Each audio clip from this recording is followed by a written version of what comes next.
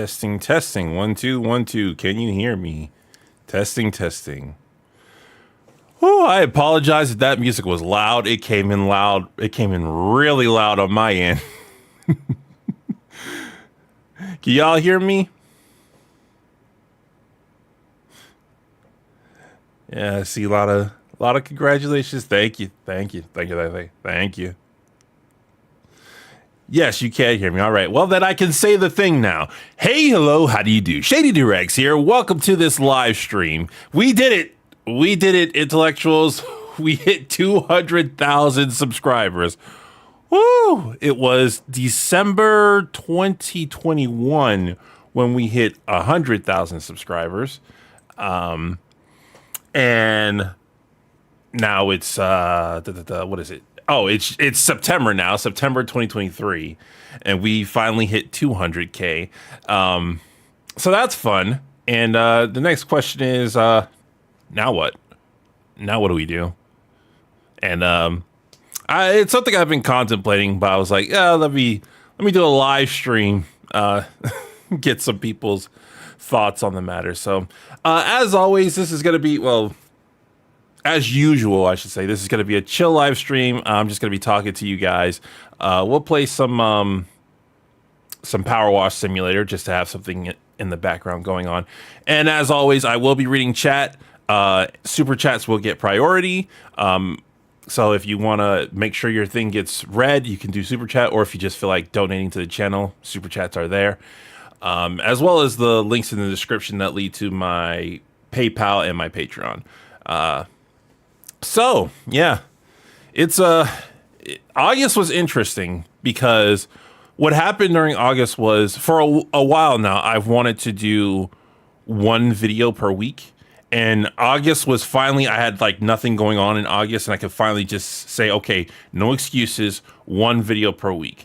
The tough part about that for me is the script writing, because I've told this story before, but the hardest part for me with videos is just getting the script to be a good script. And in order for me to write a good script, I have to mentally be in a creative mood, and I'm not always mentally in a creative mood. If I try to force it, a lot of times it doesn't come out well. So this month of August, I said no excuses. Doesn't matter if you're in a creative mood. You have to get a video out per week. And what I learned from that is you guys really like that because we broke a lot of records in August. More views than ever in the month of August. We didn't break records with subscribers, but we did break records with views. So more views than ever in August. But I did some of the videos that came out. I wasn't feeling them as much as I wanted to, but it's an aspect of not letting perfect be the enemy of good. Did you draw the Shady Doorags characters? No, they were drawn by. Hold on, let me look this up right quick, because I want to get his name right. I drew the original Shady Doorags character. His name was Random Person. Ryoji Sakamoto, thank you very much. Hey, Shady, you watch baseball? If so, what team? I do not watch baseball. I don't watch sports. I'm not a sports person. Let me bring this up because I am following him on Twitter. I drew the original Shady Doorags avatars, but the Neon Werewolf, that's his name, drew the current Shady Doorags. So this guy over here was drawn by the Neon Werewolf, and I'm very thankful for it because that is exactly how I want my avatar to look like. Do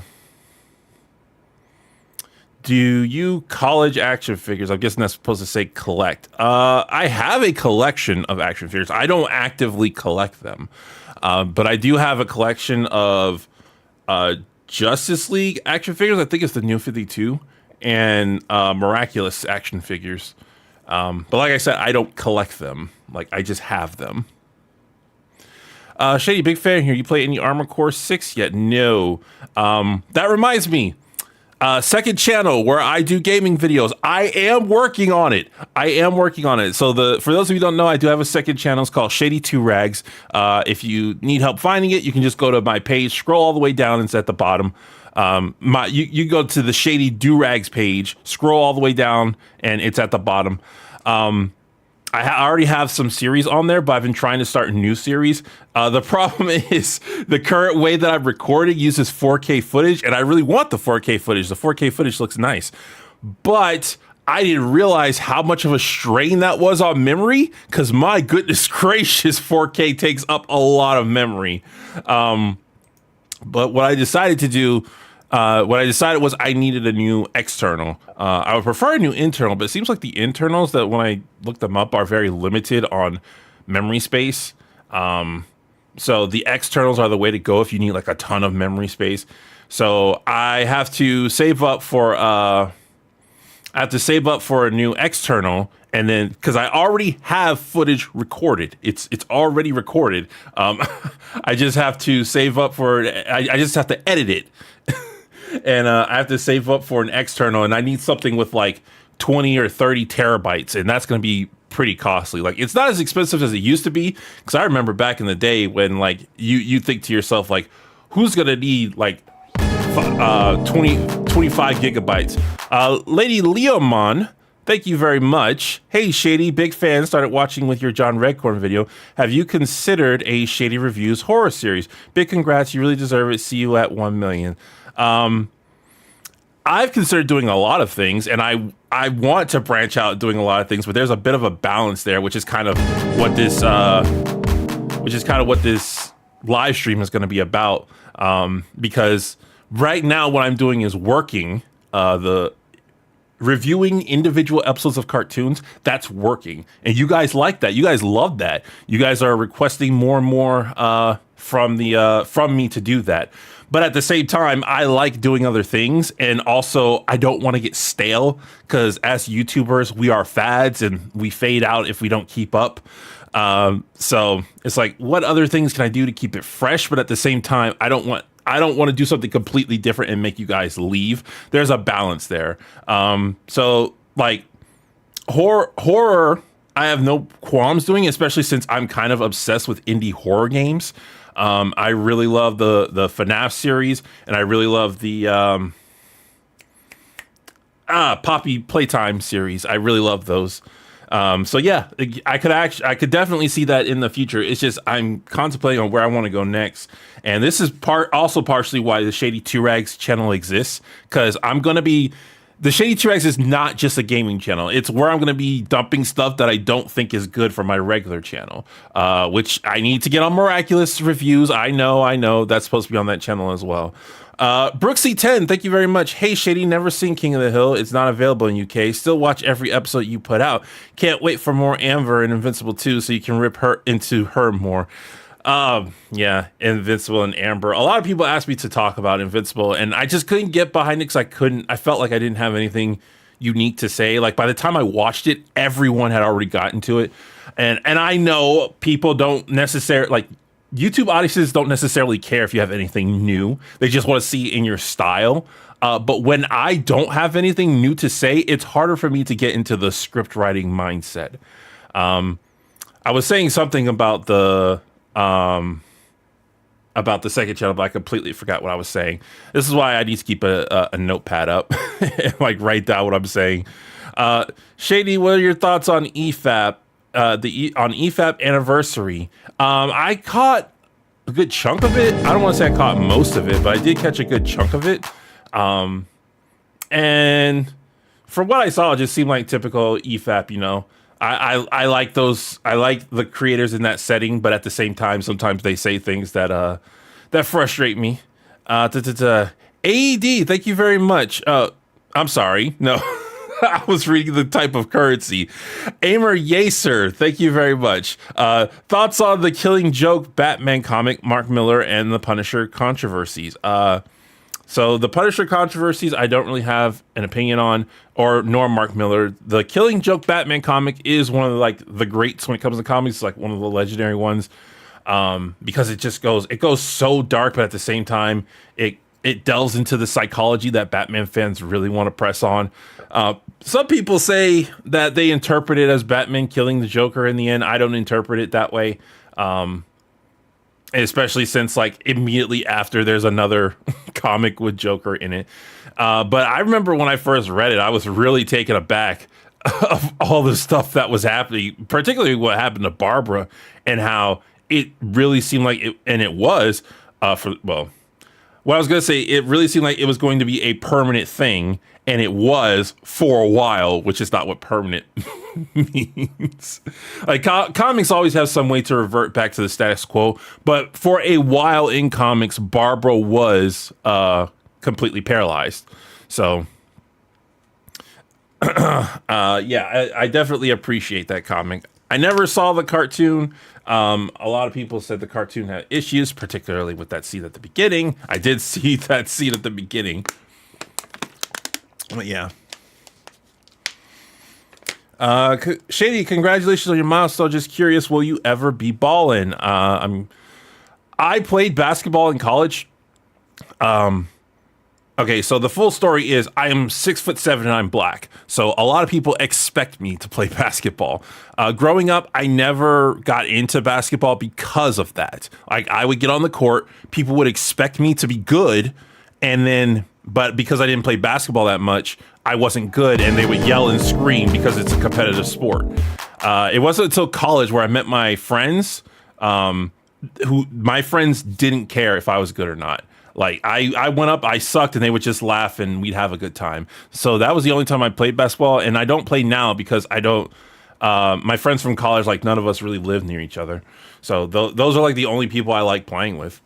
William Vasquez, thank you very much. What are your thoughts on Punisher Max? I don't have thoughts on that. Young Sinatra, thank you. You and Tariq need to do a collab swap or something. Tariq. Oh, Toonrific. Okay, I was like, that name rings a bell too. Toonrific. So I appreciate Tariq's content. I really like his content. I think he's very funny. I don't know if him and me like go together so well because we have very different opinions on how to approach certain media. Like, I don't want to say I think he's wrong on a lot of stuff, but our opinions differ, and you can really see it in a lot of stuff, especially when we talk about Black culture. His views on Black culture are very different from my views. That might be a good like collision thing, but it makes me wonder like how well ours would mesh together, our styles would mesh together. Daniel Alberto, thank you very much. Hey Shady, I saw the Blue Beetle. It's bad. Speaking as a first generation Mexican American, the family was culturally inaccurate and made into a joke. Well, I haven't seen it, but from what you just said, a lot of things about superhero movies today feel like they have to be jokes, and it's kind of annoying. It's why Logan and the Joker were very refreshing, because they were taken very seriously. But Marvel and DC feel like they have to make superheroes into jokes now. And there's nothing wrong with joking in superheroes. I mean, especially the Blue Beetle. The Blue Beetle is not like a super serious character from what I've seen. Like the original was. The original, I shouldn't even call him the original. I think he was the second Blue Beetle. But the Mexican Blue Beetle was like, he was supposed to be like the sidekick kid funny type. So I don't think there's anything wrong with that. But I think people are kind of burnt out on superheroes constantly making comedic quips because all of them are doing it. When I look at cartoon Shady, all I see are really big eyes and not shades. It makes the video funnier. Yeah, it's weird to me that people see that. I can't see the eyes. Like, I get it because Jake from Adventure Time has the same type of eyes, but I don't see it. I just see sunglasses. I've always, well, I guess because I designed them that way, but I've always seen shades. How far into the X-Men lore are you in? So I read a lot of comics when I was in my teens and early college years, but I haven't really touched them since then. So I know more than the average person about a lot of things comic related, but I do not know more than the average comic book reader. So a lot of stuff gets lost on me in that regard. So X-Men, I read a pretty good amount of X-Men. Like I know the original, what was it, 5? Charles, Scott, Beast, Angel, and Marvel Girl. And I know about Phoenix and whatnot. I'm also aware of how Kitty Pryde died that one time. I don't know if she's alive right now. But yeah, I couldn't tell you I'm an expert on it. K Wright, thank you very much. What DC character is portrayed the best in comparison from comic books to TV shows, movies, etc.? That would probably be, well, okay. If you look at specific media, Batman and Superman are probably the best portrayed in the DCAU, because the DCAU, the original DCAU back in the 90s was amazing. It really nailed a lot of the characters, and I think when most people think of Batman, they think of DCAU. Superman, I would still say that's true for Superman, but not as many people. I think pretty much everyone thinks of DCAU when they think of Batman. Ryan Miller, thank you very much. El Tamazil, Latemazil. I've been meaning to ask, did you intend to make the Shady avatar look like the Tumblr Anon? I don't even know what that is. Tumblr Anon, I don't know. The inspiration for Shady Doorags came from when I wasn't Shady Doorags. I went by another name called Random Person, and I believed back then that people shouldn't reveal their identities online. It's a dangerous thing. So when I started doing videos, I covered myself up completely, and I looked like that. I had a mask, I had a do-rag, I had shades, and I wore a jacket. I also had a scarf, but I didn't think the avatar looked good with the scarf. So I designed my avatar to kind of match that, but I also took inspiration from Spider-Man. I would say 95 inspiration from Spider-Man and like 5% inspiration from the Game Grumps. Now, this one right here doesn't look anything like the Game Grumps inspiration. The original Shady Doorags avatar took inspiration from the Game Grumps. But this one, yeah, he's heavily inspired based off of Spider-Man, which is why even though he's wearing shades, his eyes move. Because I've always found Spider-Man's really big eyes to be extremely expressive. And it makes editing like a lot more convenient, because with expressive eyes and not having to worry about the mouth, you can say a lot. What are you talking about? You still look like that. Well, I don't wear a mask is the thing. Like, yeah, I would say I pretty much look like him, but I don't wear a mask. I don't wear the jacket. It used to be I always put on a mask, a jacket. I had this little bag, and I'd be like, Random Person is inside here, because that's what the avatar used to be called, Random Person. I'd say Random Person is inside here, and then I would open it up, and then I would put on the mask, I put on the shades, I put on the jacket wasn't in the bag though. You could totally rock that as a superhero outfit. Yeah, he was inspired off of a superhero, so he was inspired off of Spider-Man. I do also, man, when the Neon Werewolf was designing this version of him, I was like, he has to have laces, even though he doesn't wear a hood. His jacket doesn't have a hood. He has to have laces. I've always found that funny about his character. He has no hood, but he still has laces. Hey, Shady, when you go to a comic shop, what's the first thing? Oh, geez, that comic got pushed up. What's the first thing that catches your eye? The figurines, usually. Those are usually the standout things. K Wright 17, thank you very much. Take the strings out of the Shady hoodie. No. All right, I love the shade. I love the laces. I absolutely love the laces.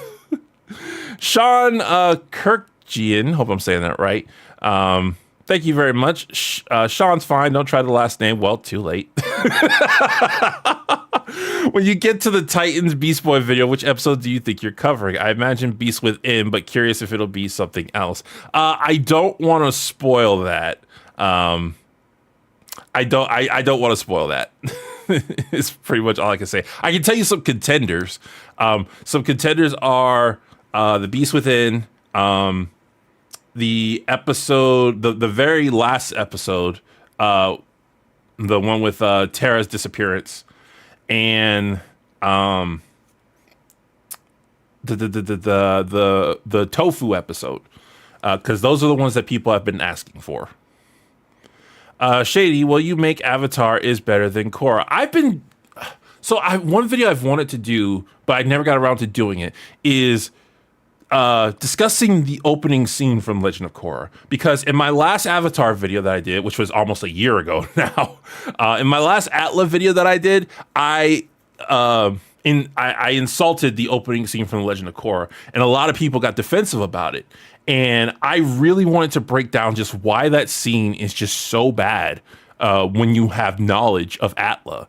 Because if you have knowledge of Atla, that whole I'm the Avatar, you got to deal with this scene, it spits in the face of a lot of things that Atla set up. And it amazes me how many people are willing to jump to that scene's defense just because it sets up Korra's character. I agree it sets up Korra's character correctly, but I think it does a lot more damage than it does good. K-Rice17, again, thank you very much. Did you feel pressured to make a Dale video for King of the Hill?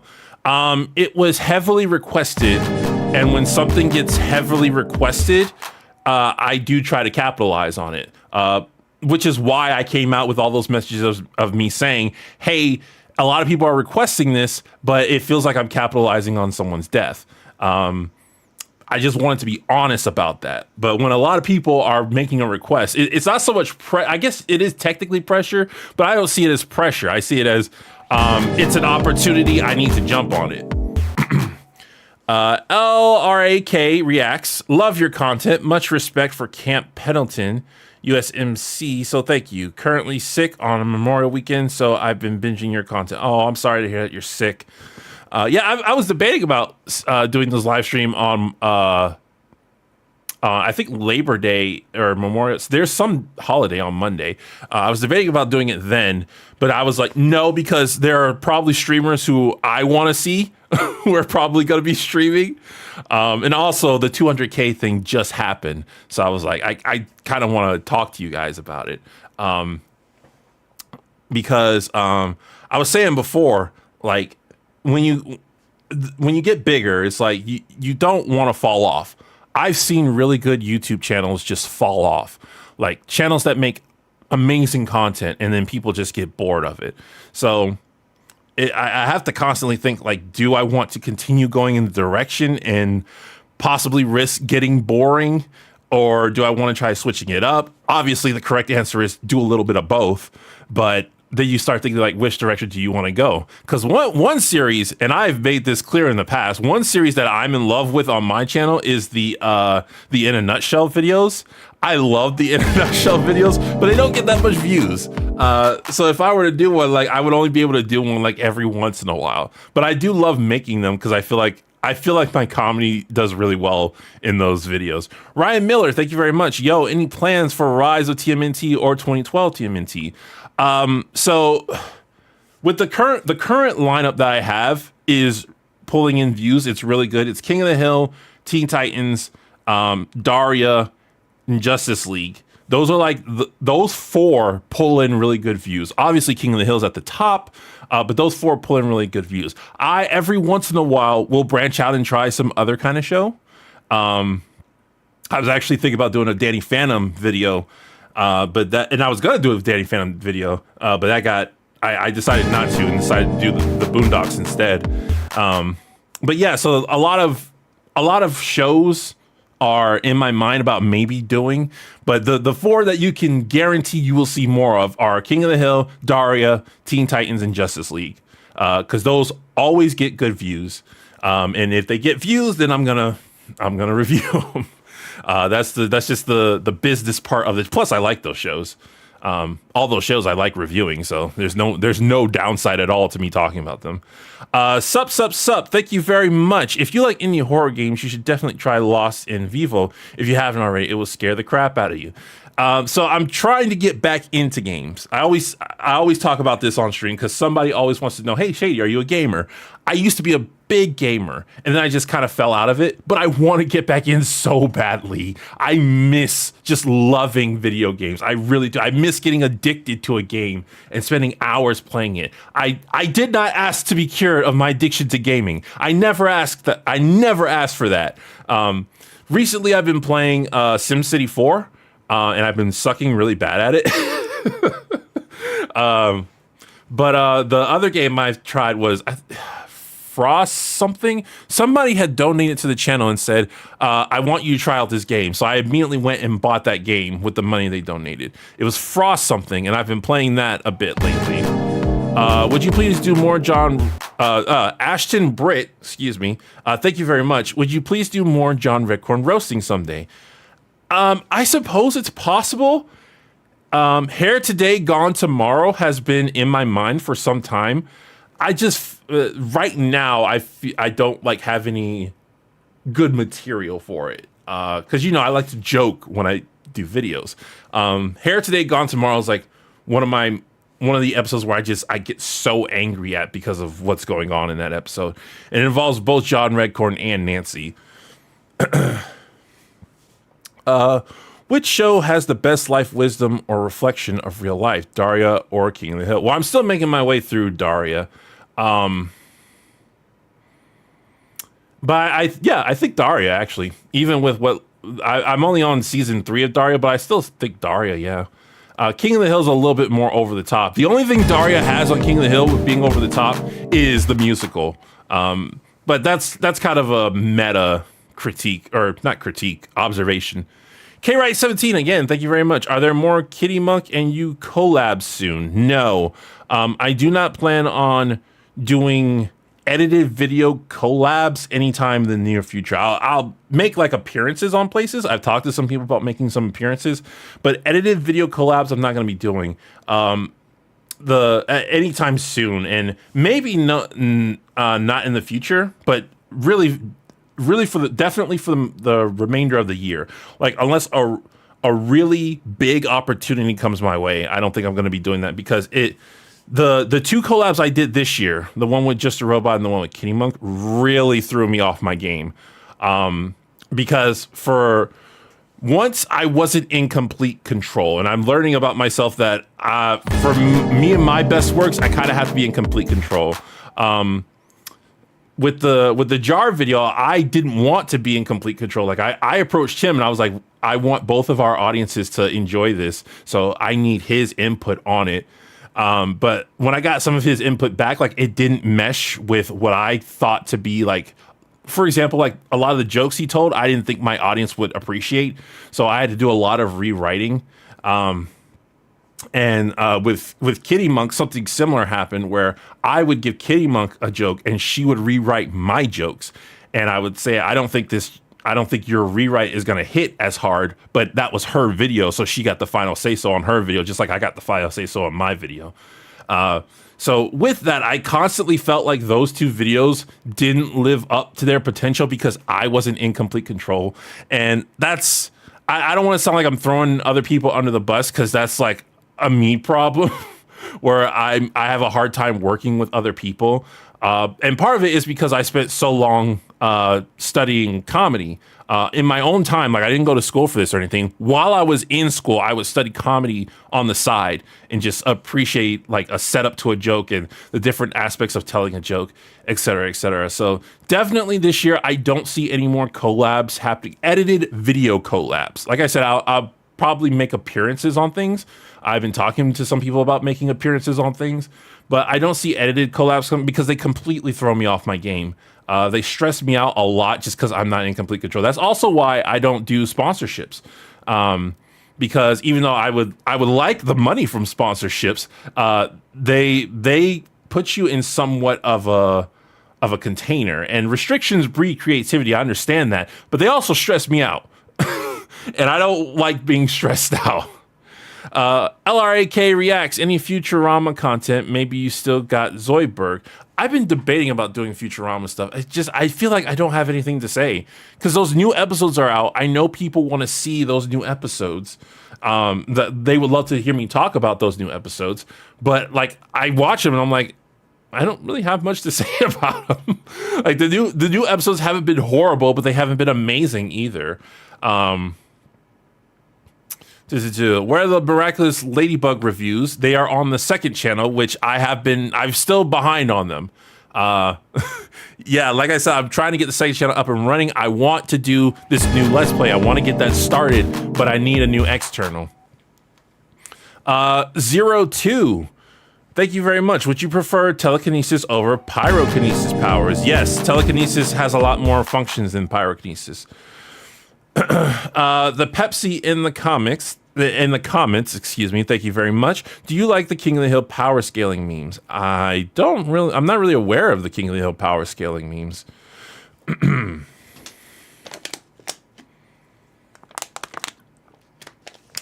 Another reason I don't do sponsors also is because a lot of them are scams, and it's very scary because some of them have, like, I've heard stories of YouTubers opening up emails from sponsors, and then the sponsors steal their channels. And I'm like, I would die if that happened. It's like, man, the money is really good with sponsors, but man, it's so scary dealing with that aspect. Do you have Don't Starve? If you don't, I have a Steam code I've been holding on to for a few years. I do not have Don't Starve. I don't think I'm the right person to give it to, though, because I'm still, like, getting back into gaming. The next game I might try is Oxygen Not Included, because I seem to be liking base builders. Shady Doorags sponsored by Raid Shadow Legends. Yeah, if only. K-Rice17, thank you very much. Once again, we don't need a stressed out Shady. Yeah, like, part of the reason I wanted to become a YouTuber is because my youth, I spent the entire time stressed out. I was stressed about a lot of things, and it was self-perpetuated stress. Like, it didn't come from other people. I stressed myself out. And once I got into my late 20s, I kind of mellowed out a bit. But I realized, like, I was finishing up college, and I realized I was like, the work environment is stressful. No, this was after college. I was in the work environment, and I realized how stressful it was, and I was like, I don't deal with this well. I don't deal with stress well. Actually, I partially learned it in college, because in college I realized that even though I was doing well in the class, my teachers a lot of my professors came to a realization that I wasn't a good test taker. Like, because I would be answering their questions in class and getting the answers correct. And then I would come to them and be like, hey, my grades are falling. Can we do something about that? And then they'd be like, what are you talking about? And then they look at my test scores and they're like, oh, so you know the material, you just get stressed out. So yeah, that's partially part of the reason why I became a YouTuber, and it's part of the reason why the collabs that I did stressed me out, just because I like to have absolute control of what's going on in my life. And when you do collabs with other people, you don't have absolute control. I don't want to say there's never going to be a collab in the future ever. It's just right now I'm trying to get the channel the channel's momentum to continue, because it's been doing really well, and I want to keep that going. And I've learned from those last two collabs that right now it's not for me. Sorry to intrude randomly, but I come to see a handsome man. Well, you've come to the right place. Gentle Jester, thank you very much. Your videos are great after a long day. Thank you. Thank you. I appreciate that. I do get kind of concerned with my videos because the magic of my videos comes from the scripts, and I do spend a lot of time on the scripts.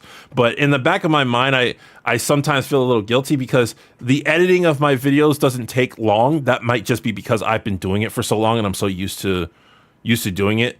But like the editing in my videos I consider them to be pretty simple. So I always feel like, am I really giving am I really putting out like effort to make good content? And if I look at how I approach scripts, the answer is definitely yes. But there's always that voice in the back of my mind that's like, could I be doing this better? Maybe, but what I'm doing, I like, and my audience likes. So, like, if it ain't broke, don't fix it. Do you think you will ever review the story of a game same as you would a show? I would love to review the story of a game. Absolutely. I've talked about this before. I would love to talk about different aspects of Fallout 4 because there's so much to talk about. It's just gathering footage for a video game is tougher than gathering footage for a TV show. And depending on how you do it, I don't really like taking other people's footage. Like I'm not gonna say like it's completely immoral, especially if you give credit, but I don't like doing that. K-Rice17, glad I could stop in. Congrats on 200K, Shady. Thank you very much, K-Rice17. You've been very generous today. What is your favorite Dragon Ball character? My favorite character is Krillin and Vegeta, especially Krillin. I love him so much. My favorite character was always Gohan throughout the whole thing. I didn't watch Super. GT was a letdown, and I didn't watch Super. But I always loved Gohan throughout pretty much all of Z. Even when he got older and he got supposedly lame, I loved Gohan. I love Great Saiyaman. I absolutely love Great Saiyaman. Love the Daria analysis videos. How far did you make it into the series so far? I just got to the episode with Tom, where they first introduced Tom, and everybody was telling me like, "Oh, Shady, you're gonna love the Tom episode." And yeah, it was fun. Daria is an interesting thing to me because a lot of people have told me like because I criticize the character Daria a lot. A lot of people have told me, Shady, this show isn't for you. You're not a teen living in the 90s. You're an adult living in the 2022s. And those people are kind of right. They're kind of wrong because they don't realize I'm not criticizing the character as a character. I'm criticizing the actions of a character. Just because I think she's doing something wrong doesn't mean I think she's doing something wrong for the story. But at the same time, I've never really related to the angstiness of teen stuff. Like even when I was a teenager, and I'll get back to that thought in a second. I want to answer these super chats. King Heracross, thank you very much. This might be a bit off topic, but have you considered doing a review of King of the Hill on Cotton's death episode? That is an episode I'd love to see your review. I mean, pretty much any King of the Hill episode is up in the air. Just depends on how much it gets requested. Jungle Bat, how often are you asked to describe to the uncultured what is a durag and how is it shady? Not really ever. Most people know what a durag is, and my character is wearing one. The only weird thing about it is I spell durag in a very niche way with the two O's. Most people spell it D-U, and most people spell it or either D-U or D-O dash rags. Doorags is kind of like, I wouldn't even like correct you if you said it's the incorrect way of spelling it. I've seen it in places, but it's very rare. Curly Cakes, thank you very much. Would you do a video on Brian and Stewie episode? No, I don't like Family Guy. It would take a lot for me to try to do something on Family Guy. Okay, I don't hate Family Guy. Like there was a time when I did hate Family Guy. I don't hate it. It's just, it's not my area. Like that's not the kind of entertainment I care for. They do a lot of things that make me uncomfortable in that show.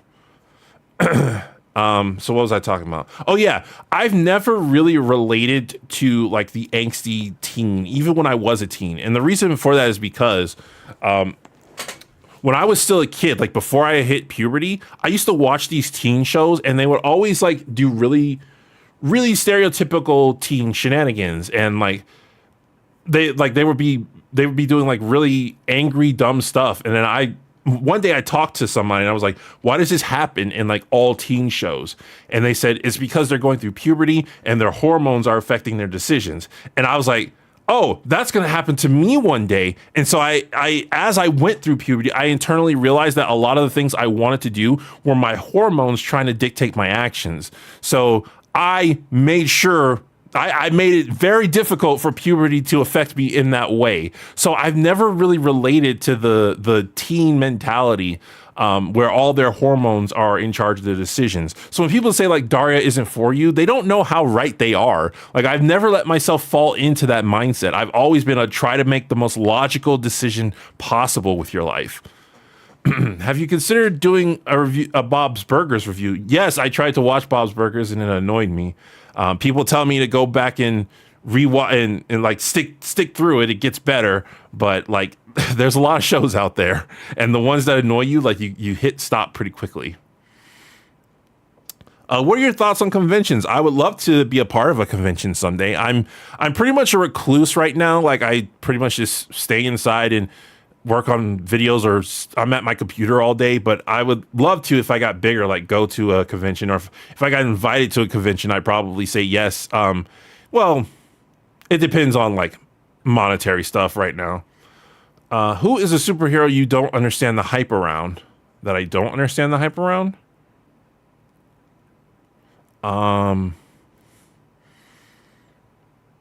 The closest I can think to that answer is, well, I understand the hype around them. It's just I don't agree with it, which is the Spider people who aren't Peter Parker, like Miles Morales and Spider-Gwen. Like, I understand the hype behind them. I don't agree with the hype behind them.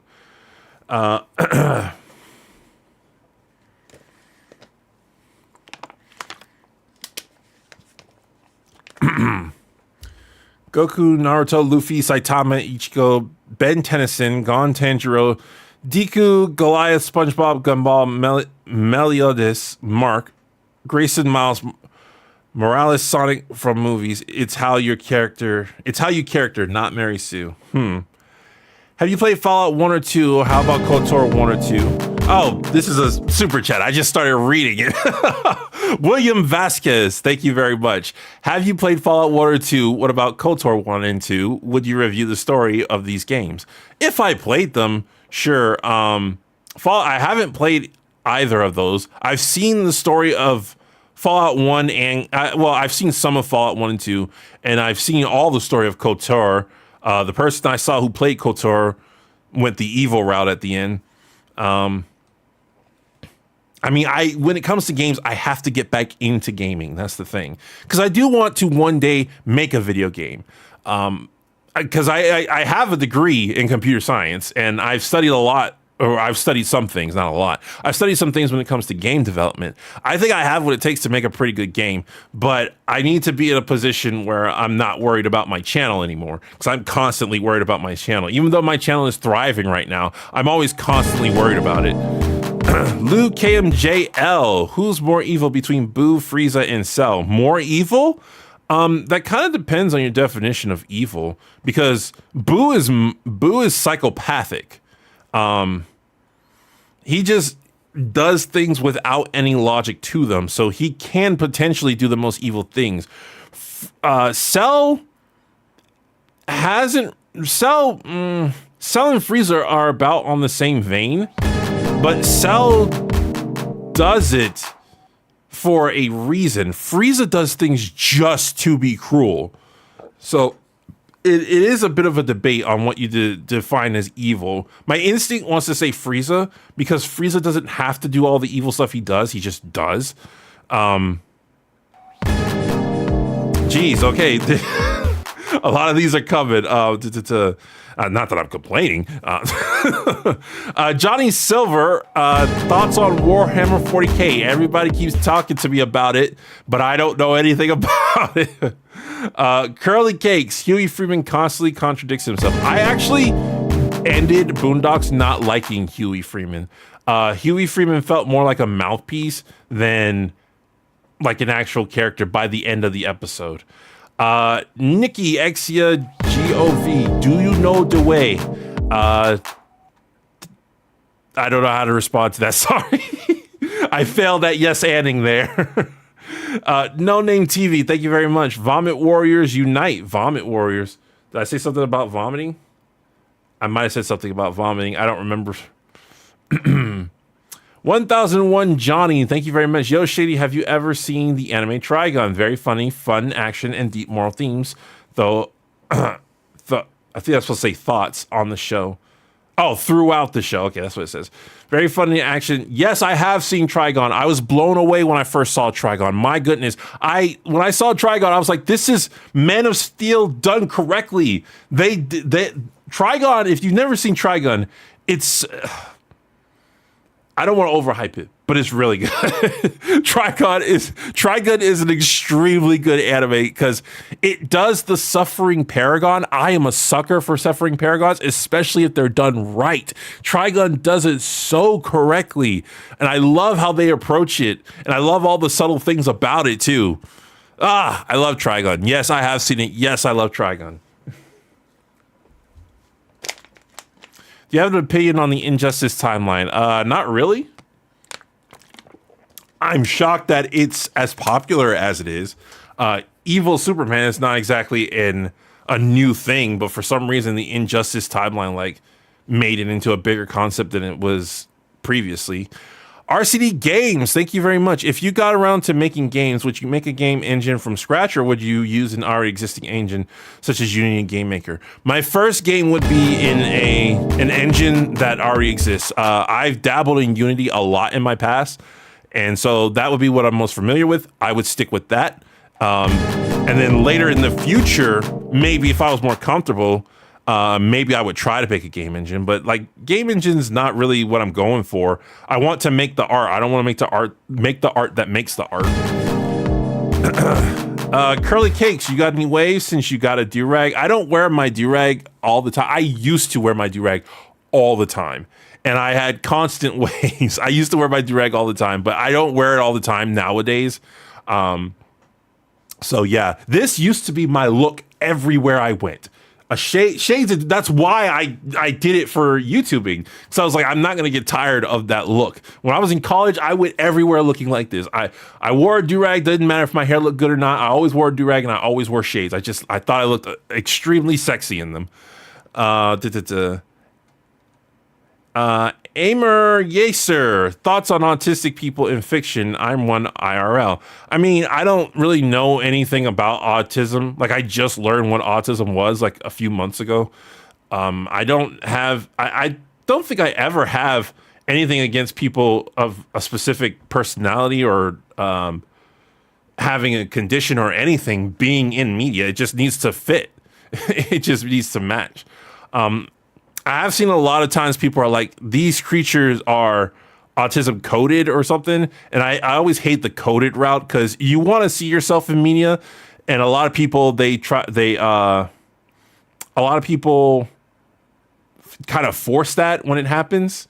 But yeah, I don't have any opinion, good or bad. Like they're just like everyone else, they can be in there. Whew. Would you do a live breakdown reaction of a King of the Hill episode? That would be more difficult because part of my editing process is making sure copyright doesn't hit me. And if I've done stuff like that before with scenes, but an entire episode would be difficult to do. Nikki Exia Gov. Okay, serious question now. Got my fun out of the way. Have you seen Record of Ragnarok anime, and do you have a favorite character and why? I've never even heard of that. Record of Ragnarok, no. I'm not a big anime person. This is something else I have to explain a lot with whenever I live stream, because there's always somebody who asks, do I watch anime? It's just like video games. I used to be heavily into anime, but nowadays I'm not. I would like to get back like video games, but I'm not as in a hurry to get back into anime as I am with video games. If Crunchyroll ever released all the episodes of Detective Conan, which is my favorite anime of all time, if they ever did that, I would easily get back into anime. Curly Cakes, what is your opinion on Andrew Tate? I don't really know anything about Andrew Tate. I know some people really like him. I know some people really hate him. I don't know anything about him. Have you seen Cowboy Bebop and what do you think of it? I've only seen bits and pieces of Cowboy Bebop. I know it's one of those like legendary animes, but I've only seen bits and pieces. When it aired when I was a kid, and my parents didn't really want me watching a lot of like adult stuff. And Cowboy Bebop specifically came on Adult Swim. Do you read One Piece? No. I watched One Piece all the way up into the Dressrosa arc, and then Dressrosa really annoyed me with its pacing, so I stopped after that.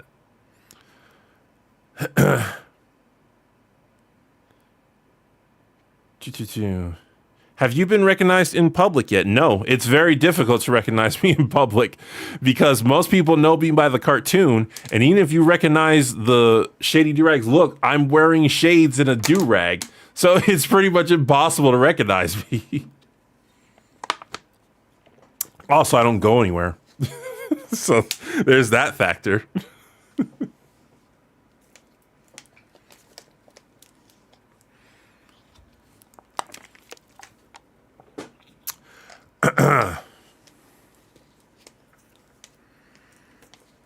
Yo, you are one of my top 3 YouTubers right now, man. I just binged all your current King of the Hill stuff. Appreciated. Appreciate it. It's kind of shocking to me that King of the Hill has lasted so long on this channel. Like I genuinely thought that that superheroes were going to replace it. But other than that Flash video, King of the Hill has still been like the king of views on this channel. The Teen Titans and the Justice League, they're doing great views, but they're not doing as well as King of the Hill. Have you seen Oppenheimer? No, I haven't. I saw Barbie. Boy, did I see Barbie. Barbie ticked me off. I'm still so mad at Barbie because I wanted to like Barbie. I was hyped for Barbie, and I went to the theater with a smile on my face thinking I was going to like it. And then it did a bunch of stuff. The movie trips over itself so much. And like the really only thing I came out like liking about it, wow, I said like 3 times in that sentence. The only thing I really came out liking from it was the character Ken. Ken seemed to be like the only good thing in that movie. Scott Raj, thank you very much. Wait, we just need to throw money at you and you'll play a game? That's good to know. Well, if I don't want to say no, because that is exactly what happened. I'm not going to make that guarantee. I will say that happened once. It could happen again, but I'm not going to make that guarantee. I just remember somebody, they really wanted to donate a game to me, but I wouldn't give them my Steam info. So they're like, okay, I'll just give you the money. I'm like, well, they gave me the money for that reason, so I'll try. I never played it on stream. I just tried it for myself in my off time. I love how cartoon Shady is. Like, what? Oh, you mean that guy. I thought you were saying you love how cartoony I am. Would you count Alfred as Bruce Wayne's stepfather? Do you know to how long he raised Bruce after his parent? Well, I would say he's more of his godfather. Because he pretty much raised Bruce. $1 billion movie that beats Fast and Furious. I never really got into the Fast and Furious series. Like, I've seen a couple movies, but they've never been like my cup of tea.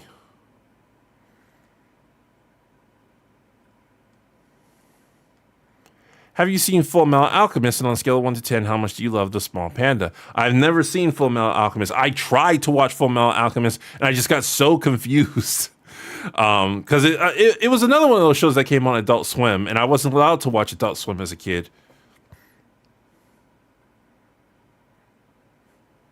Shady, who is your favorite triplet in DuckTales? The original, I don't have a favorite. They're all interchangeable. And the reboot, it's Louie. I absolutely love Huey. I like Huey, I love Louie, and I don't like Dewey. Dewey is very annoying. I recommend shows, make a review. 1 Gargoyles, 2 My Hero Academia, 3 Avengers, Earth's Mightiest Heroes, 4 Scooby-Doo Mystery Incorporated. Earth's Mightiest Heroes is on the list. Like, I feel like I need to talk about that show. It was such a good show, and I don't have a Marvel show that I'm currently talking about. So I feel like that's going to be like the best one because I loved Earth's Mightiest Heroes. Well, I loved the first season of Earth's Mightiest Heroes. I loved everything before Secret Wars, Earth's Mightiest Heroes.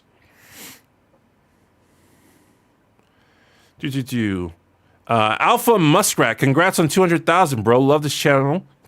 Came in around 50,000 and stayed. Thank you very much. Appreciate it. William Vasquez. A manga I recommend is Berserk, but it's a slow burn series, especially in the beginning, but it dives into pretty serious subject matters, especially with the MC guts. Also would recommend the 97 anime. Okay, noted. Berserk is one I've heard much about. It's also one of those like really famous ones that people talk about. What was wrong with Dewey? What was wrong with Dewey? Dewey did things that were just awful and wrong, and the show did not call him out on it, and it annoyed me a lot. For example, in the episode where, if you've never seen the DuckTales reboot, I'm about to spoil it.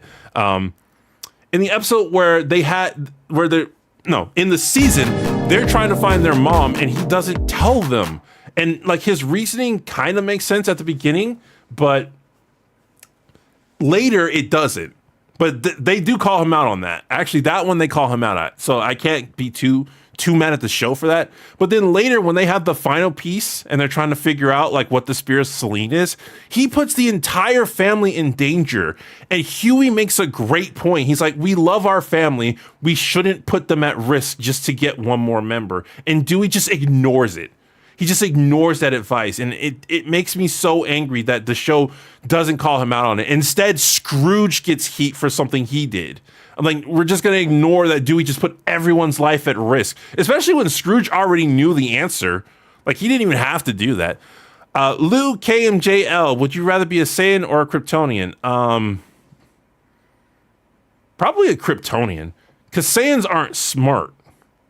I mean, Barak was a brilliant scientist. That's how smart they get. But being a Kryptonian enhances everything in your body. It's not just your durability or your strength or anything. It enhances everything. Also, being a Kryptonian, you don't have to do any work to do any of it. Being a Saiyan, you still have to train. You still have to train to like reach your potential. Kryptonian is just like you literally just sit there in the sun and you get stronger. And as long as you don't expend any of it, you keep getting stronger. The only reason Superman stays at a somewhat level that he is because he keeps using his energy. What's your thoughts on Goofy movie YMS take? Is that supposed to be a Goofy movie? I don't know what Goofy movie is. If that's supposed to be a Goofy movie, I've never seen YMS take on a Goofy movie. I love a Goofy movie. It's one of my favorite movies of all time. Top 10, definitely top 10, maybe top 5. But I absolutely love a Goofy movie. Do you consider Gohan to be the best Saiyan? He's both strong and really smart. The best Saiyan? No, that would be Goku, because Goku is the epitome of what a Saiyan should be. But Gohan is my favorite character. I think Gohan is just like, I just always found Gohan to be the coolest. Even when he was the nerdy Saiyaman, like, I like superheroes. So I always just found him to be the coolest. Theory, Kryptonians are Saiyans. Kryptonians are more akin to humans than they are Saiyans. Extremely Goofy movie thoughts. Not as good as the prequel, but still a fun movie to watch. Do you think Raditz could have taken over Earth without Goku? Yeah. Raditz's biggest threat was Piccolo when he came to Earth. And Piccolo was no match for him. Like, the only thing Piccolo had that could touch Raditz was the special beam cannon. No. Okay, here's what would have happened if... In hindsight, here's what would have happened, because Dragon Ball Multiverse talks about this. If you guys don't read Dragon Ball Multiverse, go check it out. It's really good. Dragon Ball Multiverse talks about this, and it says, in a world without Goku coming to Earth, Kami would have had to have fused with Piccolo. So if Goku didn't exist, Kami would have, and he would have been like, we know that Piccolo fused with Kami is in the Android Saga, that version of Piccolo fused with Kami was 17 levels of strong. Now, the evil King Piccolo would have been much weaker, but he still would have been, like, I want to say at least Ginyu Force. But in Multiverse, what happens is Kami wishes himself back to his prime before fusing with Piccolo to go defeat Raditz, and he easily defeats Raditz.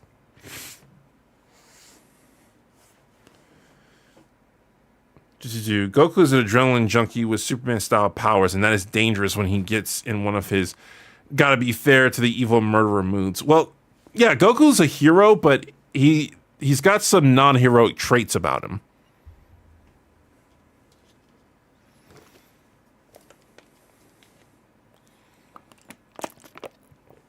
Dragon Ball Z is like the ultimate offender of power creep.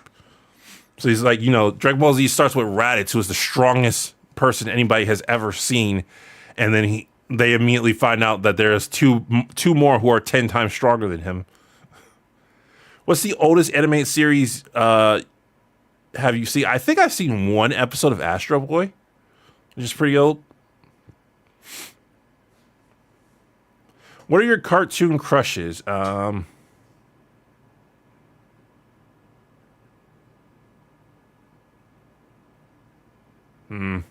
I've just discovered I'm not comfortable talking about that. I didn't know I was uncomfortable talking about that. Apparently I am, though, so I'm not gonna. Hey, Shady, congrats on the 200K subs. Any chance you can elaborate on how Sam from Danny Phantom is a poser? I've been curious ever since the Raven video. I've been thinking about doing a video on that, but I'll go ahead and talk about it here since I'm not sure if I'm actually going to go through with that video or not. Sam is one of my most hated characters of all time. Sam from Danny Phantom.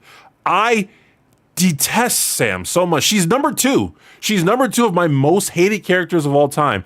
Number 1 is Chloe from Life is Strange. And I guess maybe Max if you want to throw her in there as well. But yeah, I've always detested Sam. And the reason I detest Sam is because she is a hipster before it had a name. She's a poser. That's what hipsters used to be called. She's a poser. She doesn't actually care about being goth. What she cares about is being against the system. Her parents pressure her to be a part of the system so much that she goes directly against it. She even tells Danny at the end of the series that she doesn't like that he's just a normal person. She liked Danny Phantom because Danny Phantom was cool. That is an awful thing to say to someone. Like, and now that Danny is just Danny Fenton, she doesn't want to be his. She doesn't like hanging out with him anymore. That is such an awful thing to do. Sam shows throughout the show that she is not actually goth. She just goes against the grain. It's like I talked about in that video with Raven. There are people who they find the current subculture that is going against the grain, and they join it because they want to, because they feel like an outcast. And like Tucker and Danny aren't like the best characters, but Danny is a lot more forgiven because every episode is about how Danny needs to improve. Tucker is a bit more forgiving, even though Tucker arguably does a lot worse stuff than Sam. Like Tucker is a huge creep, but Tucker gets a bit of more slack because the episode usually calls him out on his stuff, and because back in the 2000s, one of the cliches of guys was that they were just disgusting creeps, and you kind of just accepted it back then. You kind of just accepted that cliche, even though it didn't necessarily match the real life aspect of being a guy, because guys didn't care back then how they were portrayed. It was like, oh, okay, you want to portray them as creeps and stuff, it's like whatever. To be fair, I think that's more due to bad writing, which is part of the course for Danny Phantom. There, I said it. Danny Phantom had bad writing after season I would say the final season, season 3. Season 3 is where Danny Phantom's bad writing came into play. But there is a lot of bad writing involving Sam. What's his name? Rebel Taxi told me, he messaged me saying, because I said Sam was a hipster before it had a name. Rebel Taxi responded to me saying, Butch Hartman believed that goths were hipsters. So if that's true, it would make sense that his portrayal of a goth is a poser who just wants to go against the grain. But the thing is, Butch always portrayed Sam in a sympathetic light. So even if he was portraying her that way, like I don't think he was doing it to put people against her. He always portrayed her as something good. So I assume you don't like Danny Phantom as a whole that much. No, I love Danny Phantom. That's the thing. Danny Phantom's heavily inspired off of Spider-Man, and those aspects of it really make me like Danny Phantom. Like, Danny Phantom was great until season 3.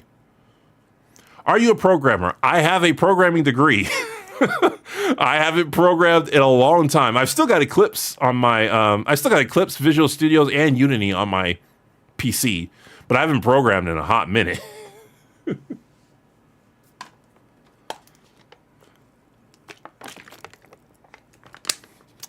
If Danny never got his powers, Sam would have lost interest in him after she got bored of his parents' ghost stuff. So they say Sam is the reason Danny became Danny Phantom, because she's the one who pressured him to check out the ghost portal. Oh yeah, that was an episode. That was a specific episode that they said that. Did you watch Xiaolin Showdown? Yes, I absolutely love Xiaolin Showdown. I both love and hate the ending of Xiaolin Showdown because the ending of Xiaolin Showdown made no sense, but at the same time, it was so cool. I did not care at the time. Luke KMJL, thoughts on Death Battle. So right now I really like Death Battle, but there was a time where I was just livid at Death Battle, and that was because of the Gara versus Toph fight. The Gara versus Toph fight is one of Death Battle's worst fights ever. They get that so wrong. I think the worst fight is probably Ben 10 versus Green Lantern. But the Gara versus Toph fight really ticked me off personally, because those were two characters I knew really well, and I'm like, this is a stomp. Like, Toph stands no chance against Gara, and then they had Toph beat Gara, and their explanation was completely faulty. I was livid. Hi, Shady. First time catching a stream. I found your channel a few weeks ago, and I've been binging it. Love your content, and you got me into saying Auf Wiedersehen. I hope you say it correctly, because I cannot pronounce that word to save my life. Auf Wiedersehen. I can't say it. And people who speak German get so mad at me because they're like, you're saying it wrong. I'm like, I know. I'm trying to say it right. I do Google the Google speech lady. I listen to her say it, and then I never know. I can never get it to come out right. And I listen to that song because my ending is an homage to a song from The Sound of Music. I listen to that song all the time. It's on my Spotify. It comes on all the time. And I can never get it right. Okay, so I'm going to switch over to some gaming. I'm still going to answer questions, so feel free to ask questions, but I'm just going to give you guys something different to look at. And we're going to play some Power Wash. This is you. Will you collaborate with Just a Robot to debunk Little Mermaid? Black, get over it. Like I said earlier, I'm probably not going to do any collabs in the near future.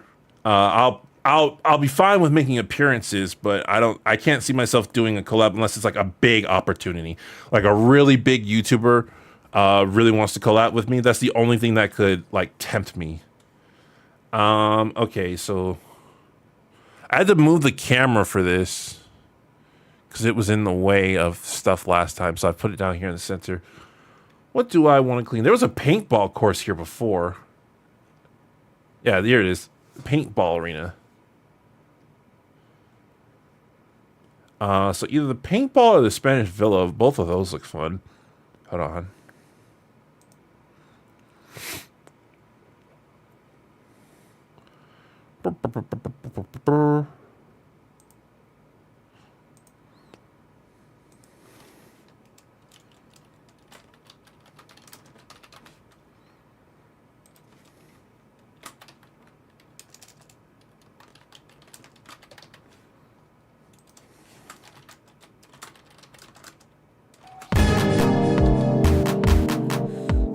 Okay, I'll get to that in a second. All right, you guys choose because I'm not sure. What should I clean?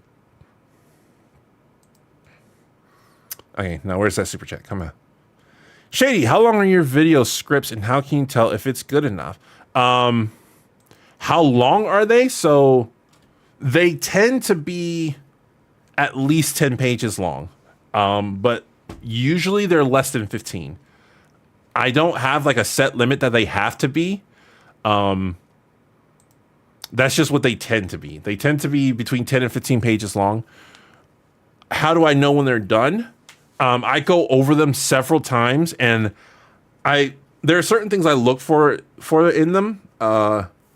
Jokes that I think are hilarious, which is just my own opinion because of what I've studied with jokes.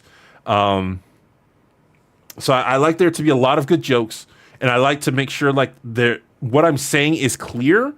And I like to make sure there's a lot of review. So what I mean by that is you can get bogged down into too much summarizing. And you don't want to do that because your audience wants to come to hear your opinion. They don't want to come to hear you describing the story. So when I make sure there's a lot of my opinion and I make sure it's clear, there's a lot of decent jokes as well. That tends to be how I feel like when something is done. Also, a lot of times I go into a video with a message in mind, and I'm like, when I'm done, I'm like, did I get that message out?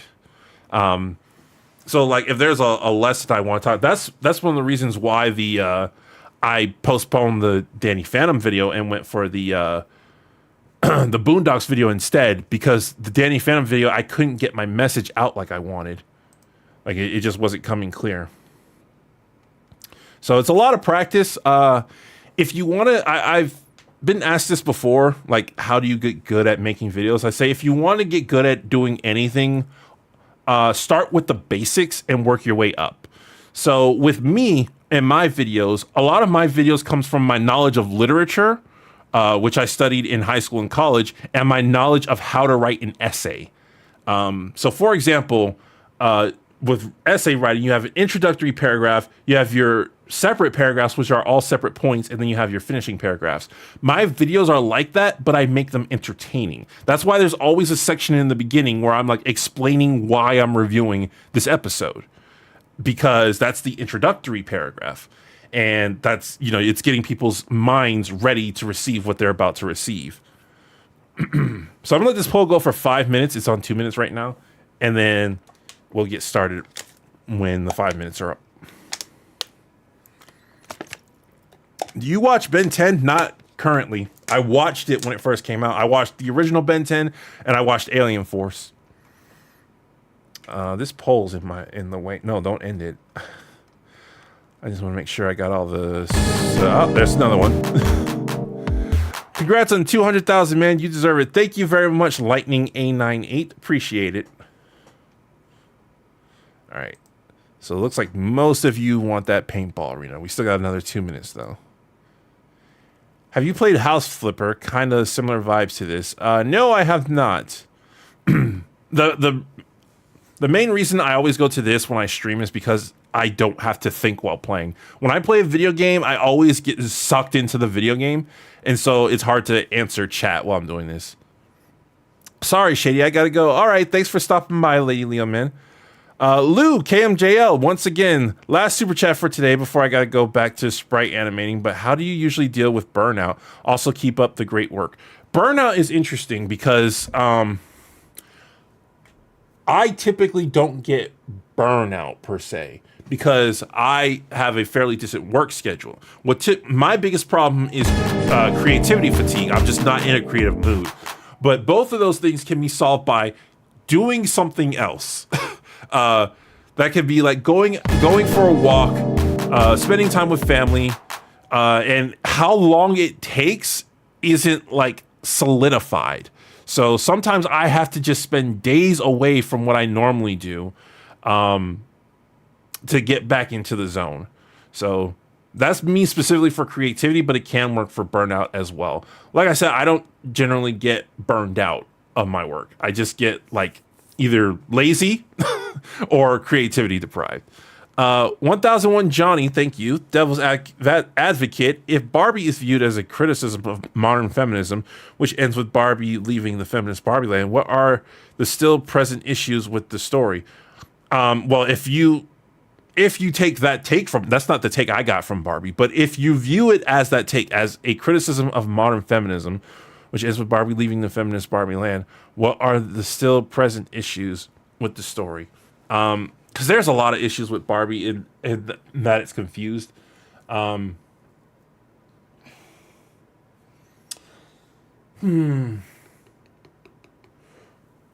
If Barbie is viewed as a criticism of modern feminism, which ends with Barbie leaving the feminist Barbie land, what are the still present issues with that story? The present, okay, so answering that question specifically, the issue would be that they are also constantly presenting,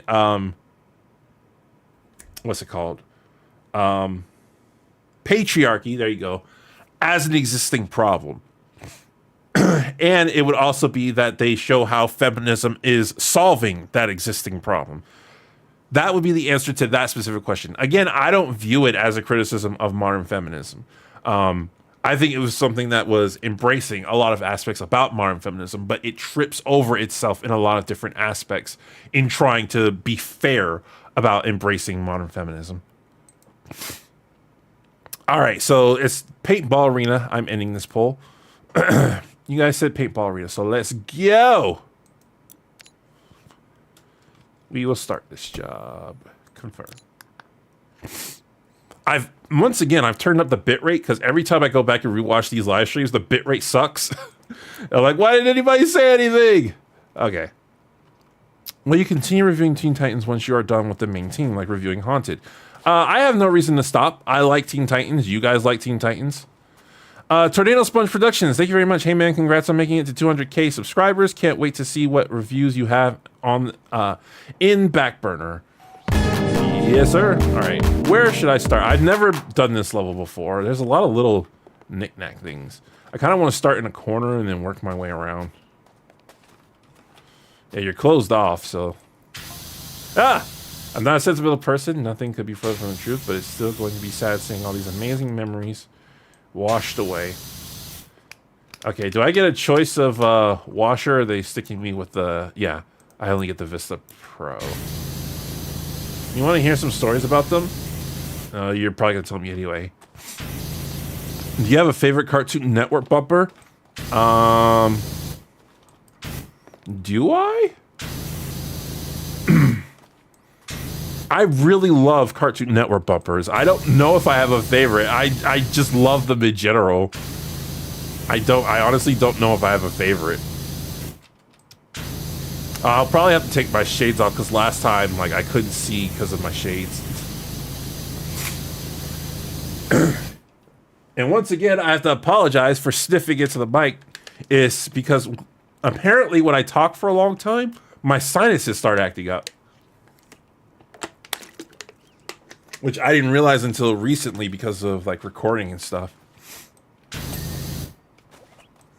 But yeah, there's nothing wrong with me. I'm not sick or allergies or anything like that. It's just lots of talking makes my sinuses act up.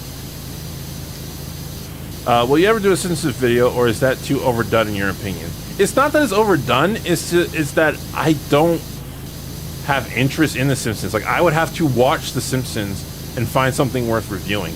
But The Simpsons is such an intimidating show. Like, there's so many episodes. It's like, on my downtime, I would have to watch episodes. And when you're watching something, you could be watching something else. So there's no guarantee that I'm going to find something within The Simpsons that I feel like is worth reviewing. When there is a guarantee that I could watch something of, like, Justice League or Teen Titans, a show that I already want to review, and find something worth reviewing.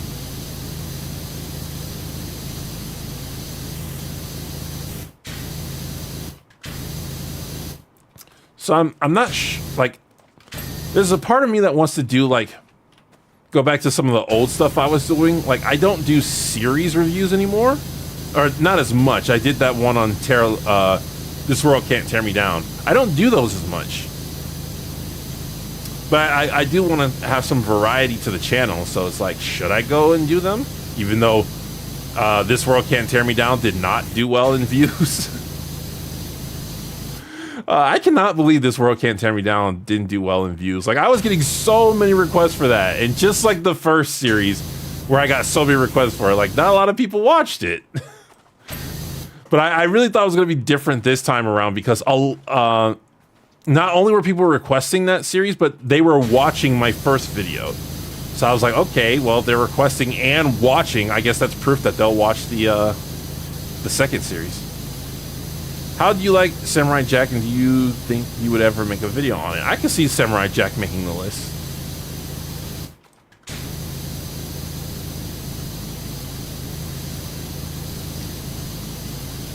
I remember a while ago, I was saying, like, back when I reviewed BoJack Horseman, I was like, man, I wish I could review, like, old shows, but my audience wouldn't want that because they want me to review current shows. And now I'm like the complete opposite. I mostly review old shows. And I'm looking at modern shows. I'm like, I wonder if I could review modern shows and my audience would like it.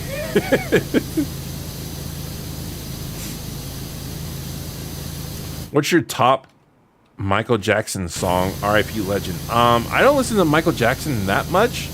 My top song from him?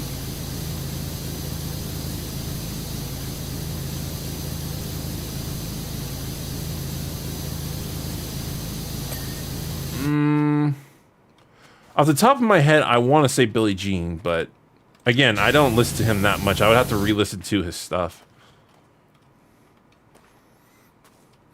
Are you making bank off of YouTube? I'm making enough money to do YouTube for a living.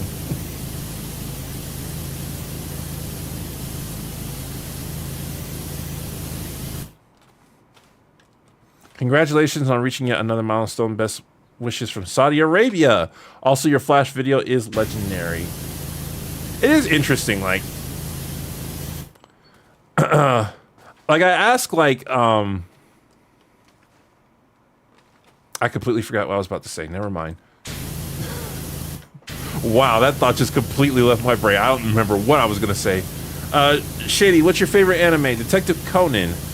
Shady Doorags, are there any characters in Daria that you dislike? I don't really like Jake. Like, I want to like Jake because he really loves his family, but he does a lot of things that annoy me.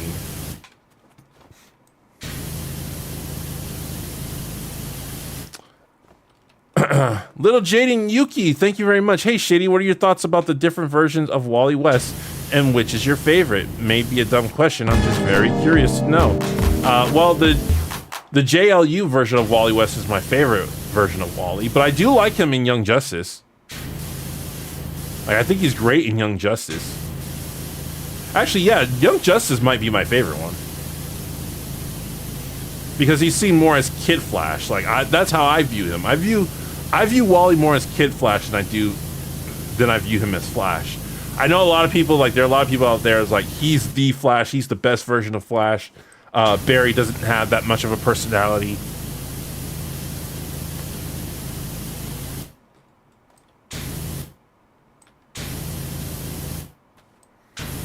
You frying chicken there, Shady? Haha, Jakey. Just kidding. You pee real loud. I like that. Hey, I didn't know that mean. Oh, how's the audio? Is it too loud? Let me know and I'll turn it down. I keep forgetting y'all's audio is different from mine. And when I started the stream, the music was super loud on my end. I hope I didn't destroy anybody's ears.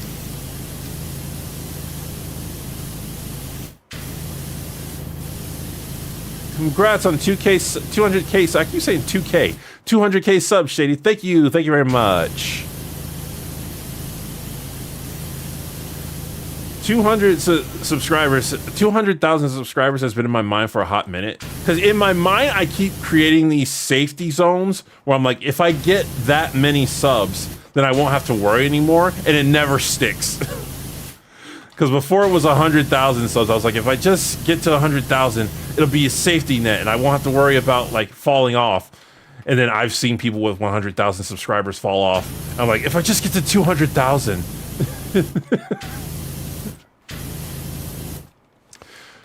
Would you voice a character in Young Justice or Justice League if given the chance? I would jump at the opportunity to voice a superhero.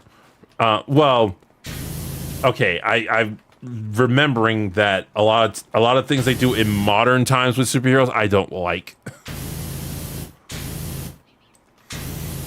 But Young Justice or like JLA JLA JLU, if I felt like they were gonna do it right, I would jump at that opportunity. What's your snack of choice? I'm a chocoholic. I really love chocolate. I'm trying to eat less of it now.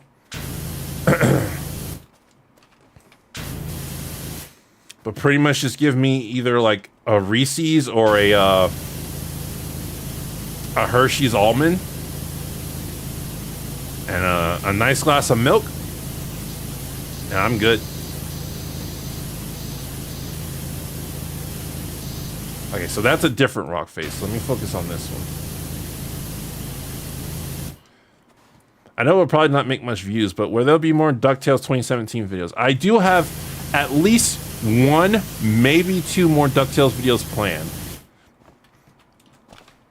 But yeah, the first one didn't get that many views, but like just because the first one doesn't get views doesn't mean the entire series won't.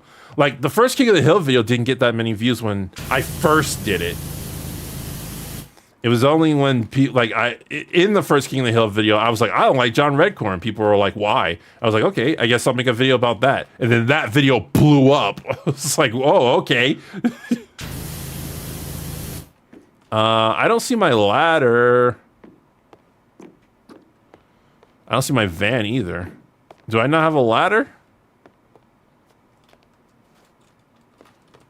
I don't see it. Oh, there's my van. Here's my step ladder. Do I not get my regular ladder? Okay, well, I guess I'm dealing with you. Did you know that there's a weed flavor called Blurpleberry, aka a popular flavor for Kids Next Door? Blurpleberry I recognize because of Kids Next Door, probably.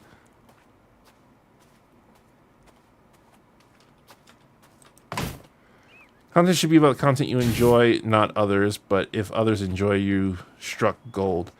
Well, there's a balance between doing what you want and doing what makes the business thrive. That's with any business that you enjoy doing. That's with any dream job, I should say. Are you going to review the new Proud Family? I don't want to. I really don't want okay, see, the original Proud Family annoyed me. And this new version is, a lot of people say, is even more egregious. Like,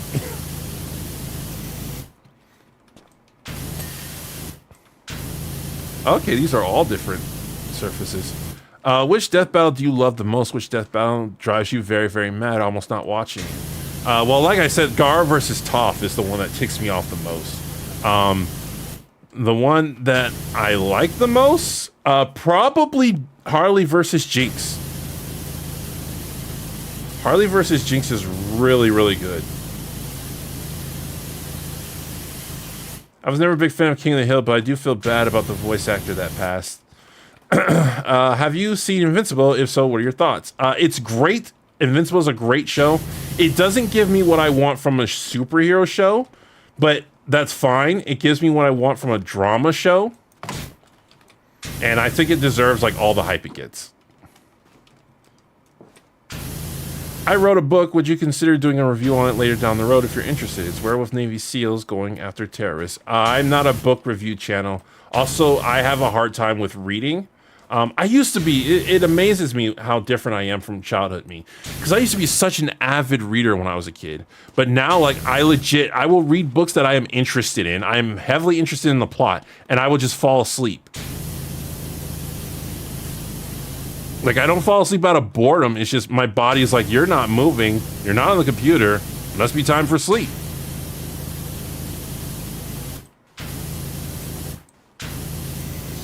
Have you played BioShock? No, I have not played BioShock. Have you watched Young Justice and did you like it? Yes, I've seen Young Justice and yes, I liked it. I actually loved Young Justice. Robin's laugh gave me life. Though I felt like Robin... I felt like Robin, I don't know, he didn't feel like Robin to me, but that's because the Robin I know comes from Teen Titans, and the Robin from Teen Titans acts way more serious than Grayson is known to behave. Like, Grayson can get serious, but not around Batman. Cole Dang, thank you very much. Congrats on 200K. Love your video. Love your King of the Hill. Are you planning on expanding on this stuff like video games discussion and analysis? I would like to. I don't want to say I'm planning on it, but I would like to. On my second channel, I do play video games. Seal, thank you very much. Congratulations on 200,000. Appreciated. Okay, I'm done with that one. So, you know.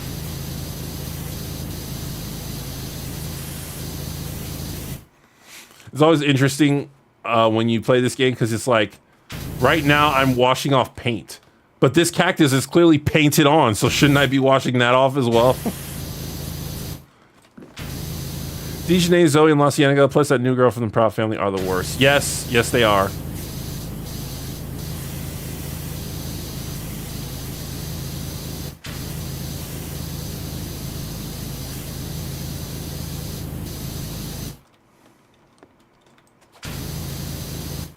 Maybe Robin is not serious around Batman because he feels comfortable and secure around him. Yes, that is it. So one thing I've said all the time, I've said this for a long time, is when you get around your old mentor, you start acting like your old self.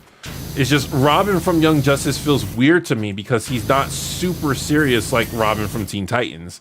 And I don't want to say that's out of character because Robin from Young Justice is a fresh from Batman Robin, or Grayson, I should say. It's a fresh from Batman Grayson. So he's still got that, like, playfulness about him.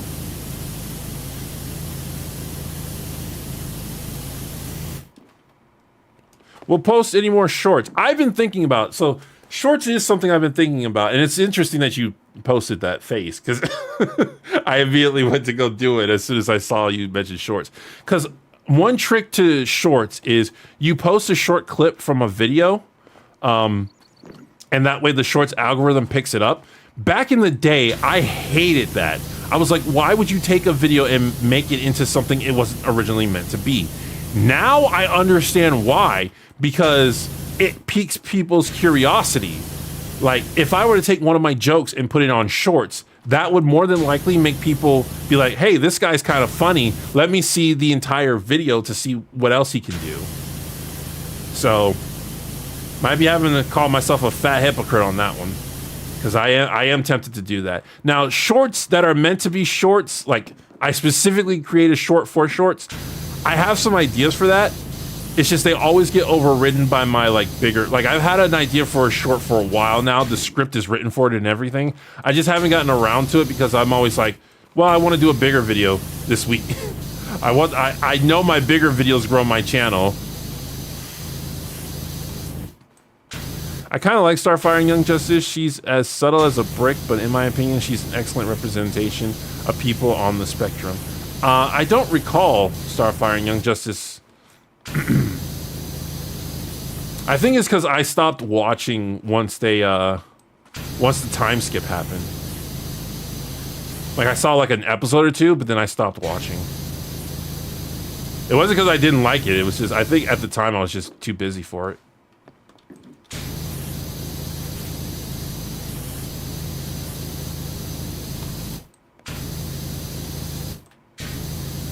Your Zeus short still makes me laugh. Yeah. Yeah. Yeah, I'm kind of upset that I missed out on Vine, because I think I would have been good at Vine. Of course, TikTok is a thing, but I'm very superstitious of TikTok. All that controversy that surrounds it. But that's why shorts are there. I should do shorts. I really should do shorts. Like, I'm pretty sure I'd be good at it. Most overrated superhero movie to you? Well, right now, I feel like, oh, no, never mind. That's an easy one. No Way Home. No Way Home annoys me so much. It's way too overrated. Like, No Way Home has so many story problems, and people just ignore it because, oh, it's got nostalgic actors in it.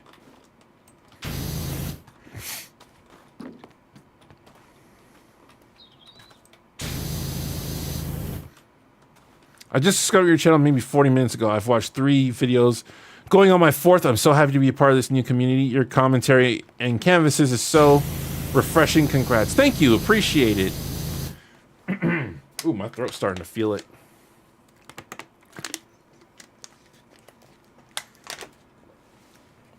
Whew.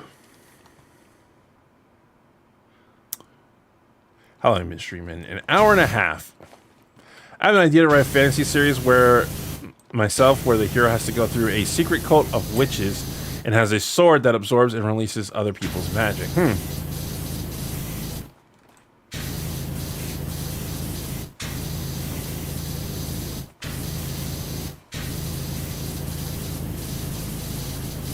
Are you an avid manga reader? No.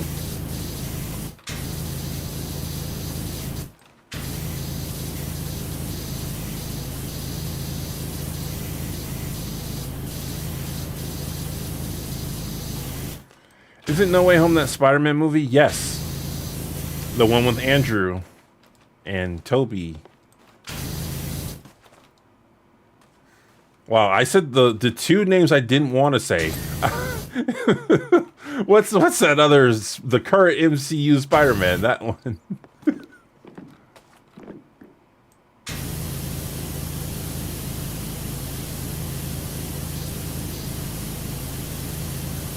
No Way Home is the most MCU movie ever. Only dumb cameos and nostalgia with some memes sprinkled between. I mean, I would say the most MCU movie is Endgame.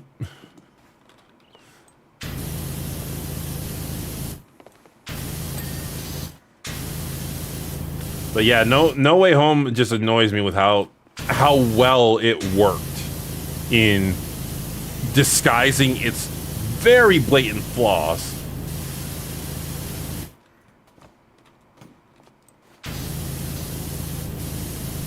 $200,000 subscribers should give them all $100. Well, I don't have $2 billion. Do you like Black Dynamite show and movie? Thank you, Jesse Springer. Excuse me. Didn't mean to do that. Never heard of it. No.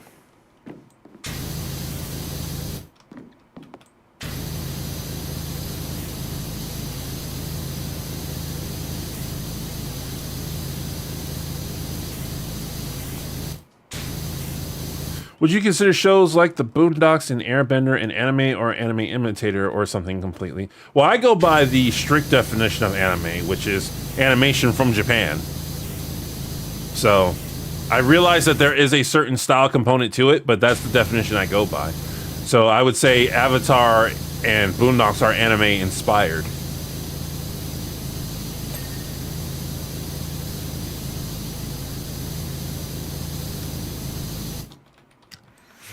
Like, if somebody says, like, oh, this cartoon, which clearly looks like an anime, is an anime, but it was animated in America, I'm not going to argue too much, but I am going to disagree.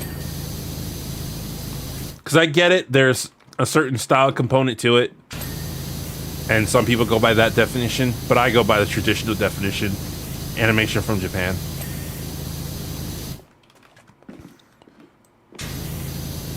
Well, Shady, you never seriously heard of Black Dynamite? Now, why would you assume I've heard of Black Dynamite? What you trying to say? What you trying to say?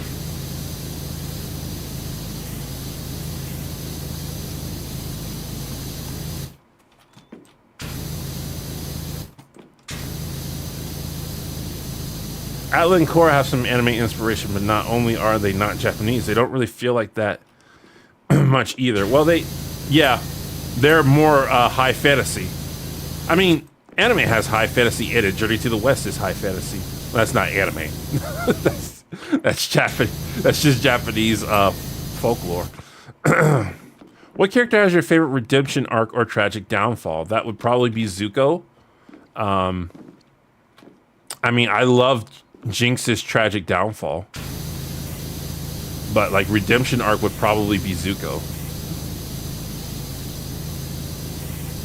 Oh, Azula has a tragic downfall. I love Azula's tragic downfall.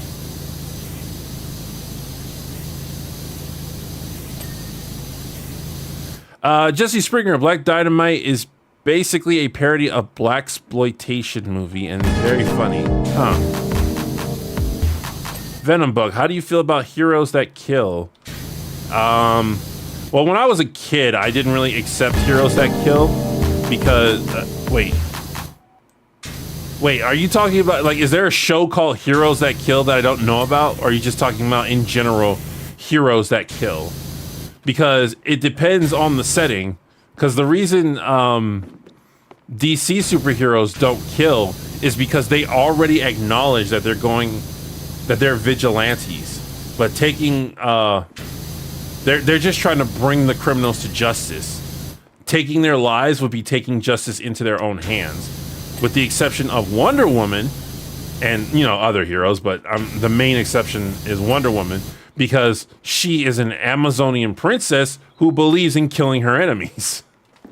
So she will absolutely kill. She doesn't kill as a courtesy to the American government, but if there is somebody who is a big enough threat that she thinks prison won't do the job well, she will kill them. She killed Max Lord. Of course, this is all assuming you're not talking about a show called Heroes That Kill. Because if it's a show that's called that, I've never heard of it. For how long will this stream go on? I do not have a plan.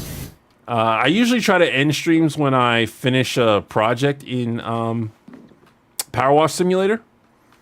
But that's not guaranteed because sometimes my throat just can't take it anymore. You know, sometimes you get tired and whatnot. It's mainly until I get tired. It's the main thing.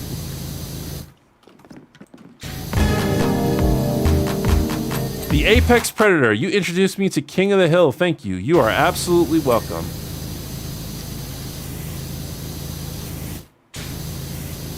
It is interesting just how much people are finding enjoyment from King of the Hill today.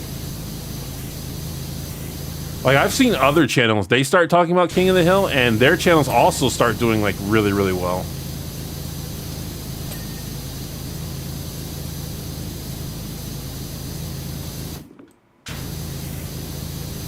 Do you like Scarecrow's look in Arkham Knight? I've only played Arkham Asylum. Rude, thank you very much. Weenie, what? Weenie Bellini? What? Weenie Boobalini, okay. Thank you very much for the donation, though. Appreciate it. Binging King of the Hill currently. Well, it is very funny. I talk about this in the... well, I have talked about this in the Discord. I haven't been on my Discord as much as I thought I was going to be. But I've talked about this in my Discord where it's like... I have seen like all of Futurama, all of Rick and Morty. I've seen all of a lot of shows. I have not seen all of King of the Hill, even though I have access to every single episode. What's your favorite screw you moment to any antagonist in a story? The one I can think of right off the top of my head is from, what's that anime called?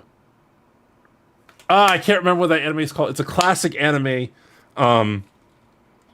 It's about drills. Come on, help me out, chat. What's it called? It's an anime about drills and spirals. Jesse Springer, what about the Elite from Superman? What separates that from Red Hood or Spectre?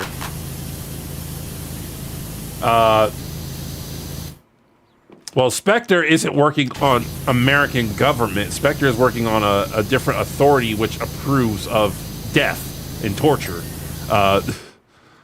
The difference between the Elite and Red Hood is that the Elite decided to go up against Superman. The Red Hood decided to go... Gurren Lagann, thank you. Yes, Gurren Lagann. The Hood decided to go up against Batman. But yes, Gurren Lagann.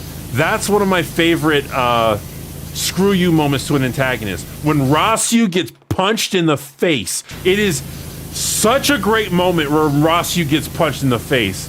Let's see you grit those teeth. Ah, my throat. I've hurt my throat. Right, I get so much dopamine from that moment. Let's see you grip those teeth. Grit. That's what he says.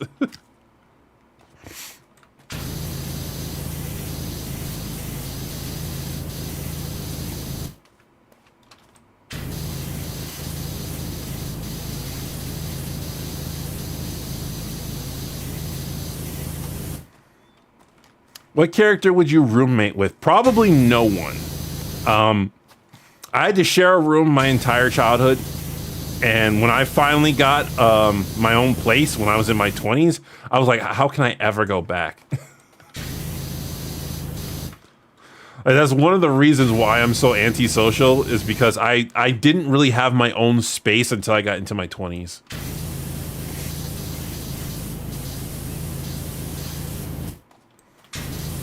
And as an introvert, that could be a big thing. See that purple blob just on top of the corner of the cactus? Nope.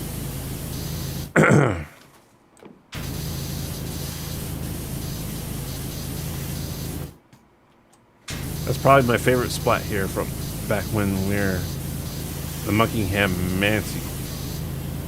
You misspelled we're. Or we were. You just didn't type we. That's what it was.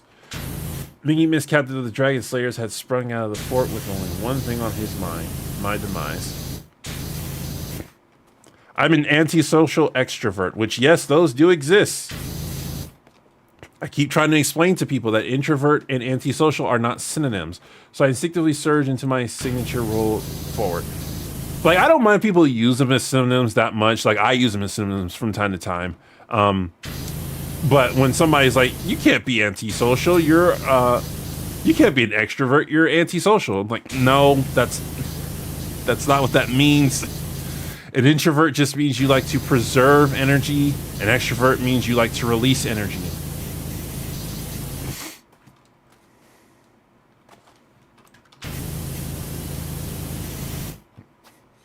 Sing K. John Redcorn appears in front of you IRL. What would you say to him? I would say, you look like John Redcorn. Actually, no. Unless, if he was in my apartment, I'd be like, what are you doing in my apartment? Get out of my apartment. If I was just at the supermarket, I wouldn't say anything to him. I'd be like, whoa, where'd you come from? Now, if I 100% knew it was John Redcorn, I wouldn't say anything. If I 100% knew it was John Redcorn and I wasn't fascinated by the fact that that a cartoon character just appeared out of nowhere, I wouldn't say anything.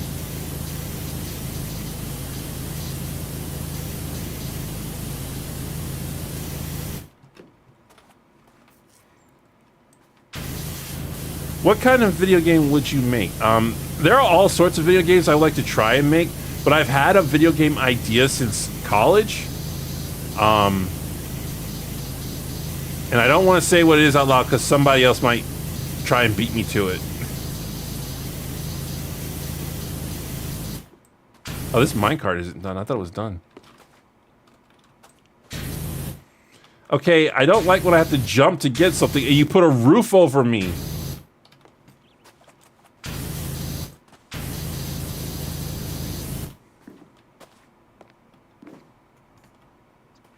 Can I push this cart?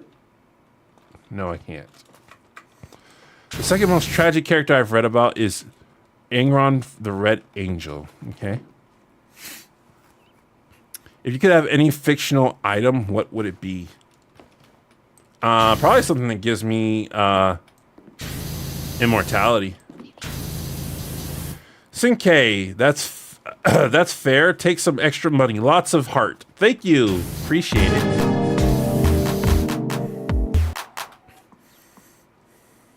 Have you played One Shot? Okay, I'm going to take a little break here just to, like, get my sinuses under control, but I'll be back.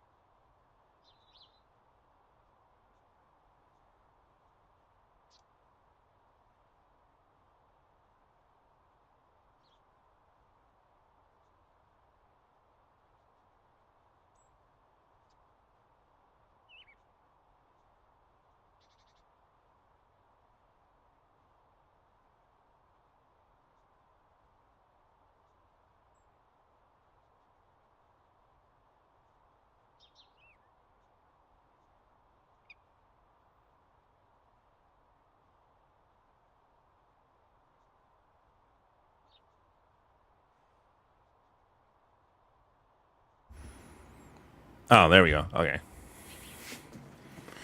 All right, I'm back. Hopefully my sinuses will bear with me to the end of the stream.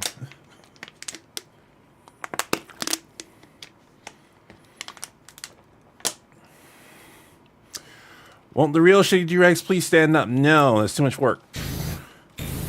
Gotta get this stupid minecart washed.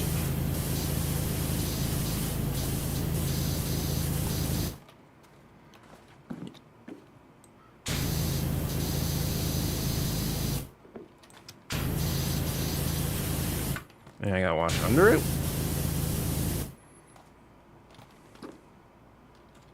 Oh, these things. Okay.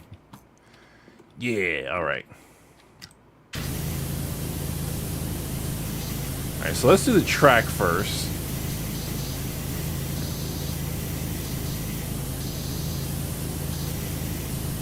What if Miguel is wrong? It's not his fault the universe collapsed. Miguel's universe should not rot. With Peter be there, and Earth 42 should... Ah, man, I have a lot of issues with how Into the Spider-Verse tackles a lot of its problems. Like, there's a lot of cliches that it seems to be hitting. And I'm not looking forward to see how they play out, but I need to see how they play out before I'm like, ooh, this movie takes this approach that I don't like. Hey man, I catch and watch a lot of your content, and when I get the chance, but it's awesome catching you on an EFAP stream. Yeah, I'm in their chat a lot. Okay, so one thing I try to, one thing a lot of people don't get about me is that I'm on YouTube all the time. I'm constantly on YouTube. So you'll see me in comment sections and stuff like that, and then people are like, whoa, Shady, what are you doing here? I'm like, this is basically where I live. I'm always on YouTube doing something. That's why I have to like force myself to take breaks, because even just being on YouTube, even as a viewer, like can stifle me creatively. So I have to like force myself to like get away. Hey Shady, can you draw? I haven't drawn in a while. There should be a link to my DeviantArt in the description, but like I haven't done anything on that account. I just mainly look at other art.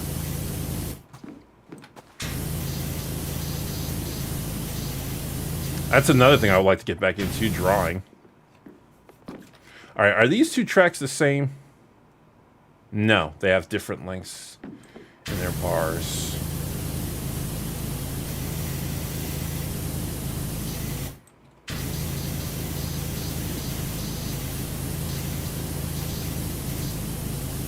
I see you in the comments, I'm a flip. Well, I'm in a lot of places, in a lot of people's comments.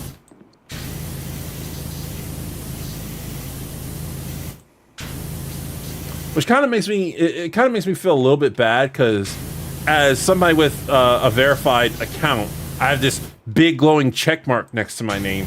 So a lot of times I take attention away from what's going on. But I've never felt bad when a big YouTuber does that on mine. In fact, I actually love when a big YouTuber like pays my channel a visit. So.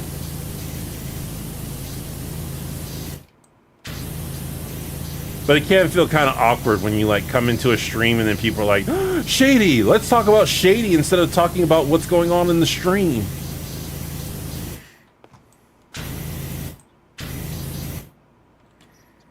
Okay, so these tracks. Am I really gonna have to wash them like this? What just pinged? Oh, the wheel.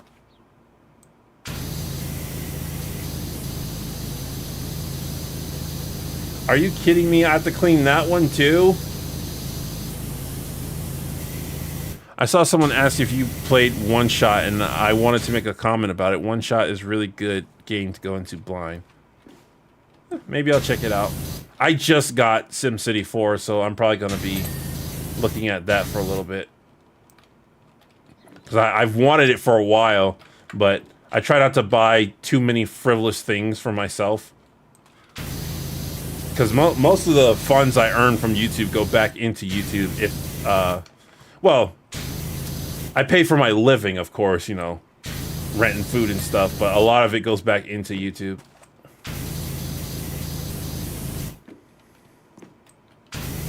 Do we think Nux helped boost? My numbers didn't go up that much after Nux did his thing. And the thing about the Nux thing, I kind of wanted to talk about that, and I completely forgot to talk about it. Ambidexwing, thank you very much. $2 because I think you're Samuel Jackson cool. I don't get the joke, but I appreciate the donation either way. But the Nux thing, like, maybe there was a slight boost, but I didn't see it. Something keeps tickling my nose. But the thing about the Nux thing was, like, I don't really... okay, so when it comes to Nux, let me just say this outright. I don't necessarily have a problem with what Nux did, but when it comes to any type of, like, reaction content, I'm very weary, because to me, a lot of times, it feels like stealing content.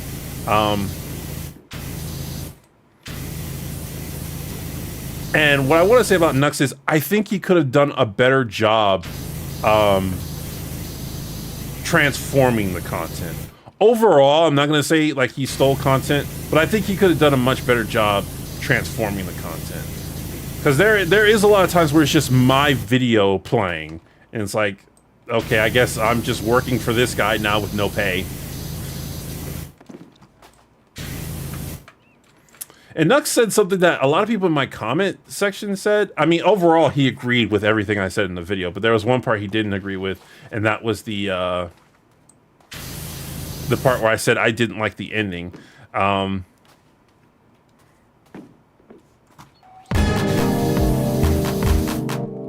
Let me read this first. Hey, hello, how do you do? And if you do a review on a story for a game in the future, I request Iconoclast. It's a Metroidvania style game I think you'd enjoy, but no pressure. Do what you do best, sir. Thank you very much, Kiba2. Yeah, so Nux said that he didn't like what he disagreed with me about how the Titans should have handled it at the end. A lot of people say that. They're like, and the reason they give is they're kids. Like, why should they be expected to take the high road in this situation? And I'm like, I was praising Starfire throughout the entire episode for taking the high road. These kids, it's not their responsibility to save the world, but we praise them for saving the world. But when they don't step up to the plate, I'm just supposed to like look the other way. Like I even said in the video, like I'm not saying they did anything wrong. I just think they missed an opportunity to do something right. And people are like, well, they're kids, so we should just look the other way, even though we praise them when they do something right. And I'm like, what? And Nux is like, well, what should they have done? I'm like, I said what they should have done in the video. I said that they should reword what they said to make it to acknowledge that there was progress made, but it's not enough. Because their current diction made it sound like he was a lost cause. Any awesome Platinum Bros, any YouTuber you'd like to co-op with? There are a lot of YouTubers I'd like to co-op with. Not currently. Currently, I don't want to do any edited video co-ops. I'm fine with like making appearances, but edited video co-ops, like me and those right now are just not getting along. But I would love to co-op with Killian Experience. I don't know what we do because we do very different content, but I love Killian Experience. C-Puff Person, I would love to co-op with her.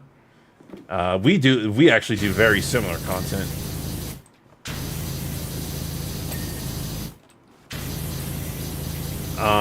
Those are probably like at the top of my list in terms of co-op.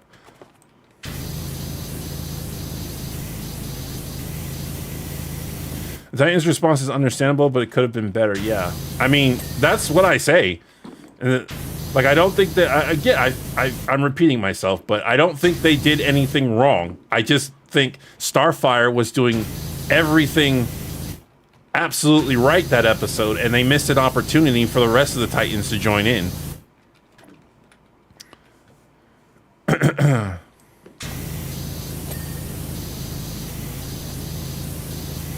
Would you go on EFAP? Yes, yes, I would absolutely go on EFAP in a heartbeat.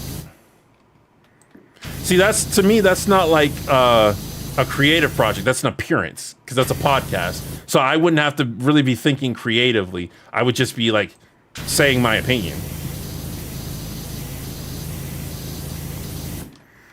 But yes, I would absolutely go on EFAP.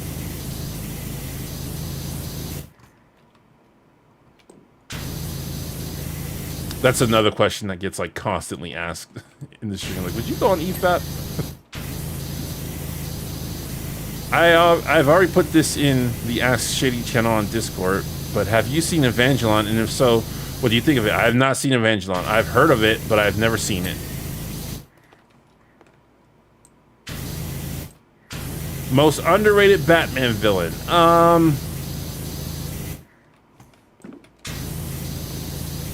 I don't think of any of Batman's villains as underrated.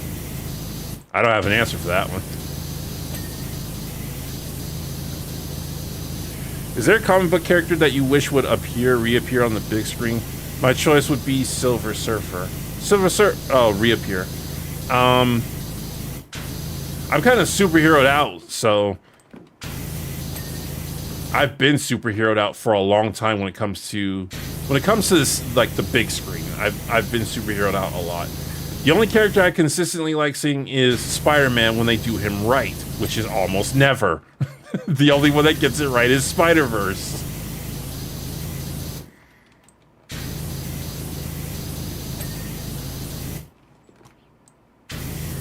How many times do you need to watch an episode for a review? Me specifically, I watch an episode. Okay, so the way I do it is I watch it once, just watching it. Then I watch it again. Like I'm like kind of half watching it because I'm doing other stuff while I watch it, but with the intent of reviewing. No.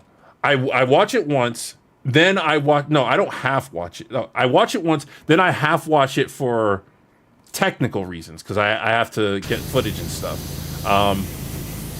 Then I watch it a third time, fully paying attention while I'm writing a script, and then while I'm editing, I watch it who knows how many times. So since the script is written, you could say 2 times. So I don't count that second time, even though I do technically watch it between my first and third time, but I don't really count that. So I would say 2 times.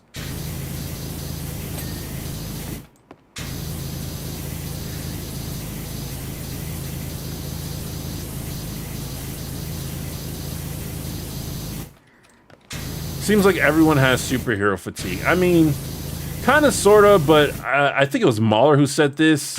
It's not as much superhero fatigue as it is bad stories fatigue.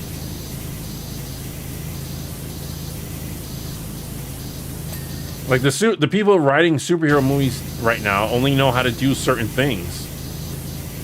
Like, I'm hyped for a Joker sequel. Because the Joker was a breath of fresh air. Although I feel like the Joker is the kind of movie that shouldn't get a sequel, but...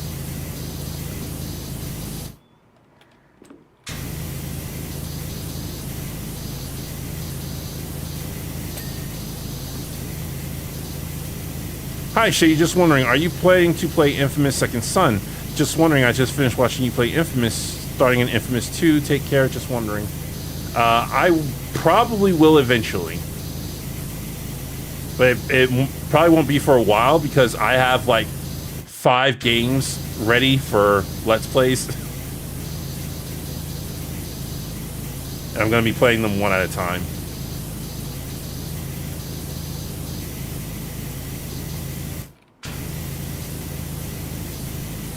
Exactly. I'll never be tired of superheroes. I'm tired of mediocre content. I don't know if I can be tired of superheroes in general. I do feel, me personally, I am tired of live action superheroes. The Joker didn't feel like superheroes. It just felt like something with superhero inspired. But I do think Mahler raises a good point. If it was him that said this, I think it was him.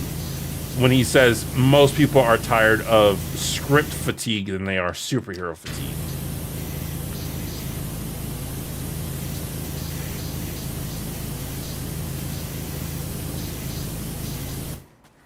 Have you watched more Cosmonaut by now? No. Why would I watch more Cosmonaut? I didn't like Cosmonaut's video that I saw. When I reviewed his content, I went and I looked up a bit more about him. And I've also seen some of his content on EFAP, but I don't want to watch more Cosmonaut. Have you ever played VR? No. I just got a modern system. It is a PS5, and that's because my my PS4 broke.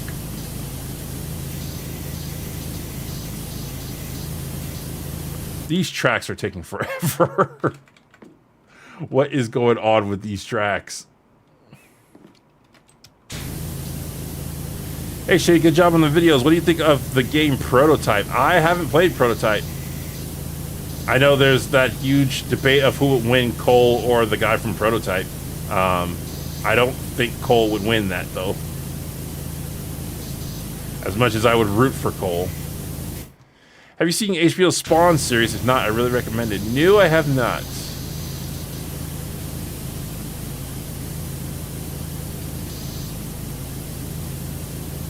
Have you watched Invincible? And if so, who do you think would win, Darkwing or Darkwing Duck? Well, Darkwing Duck plays by different rules because he's in a more cartoony universe. And a lot of times that gives characters an advantage.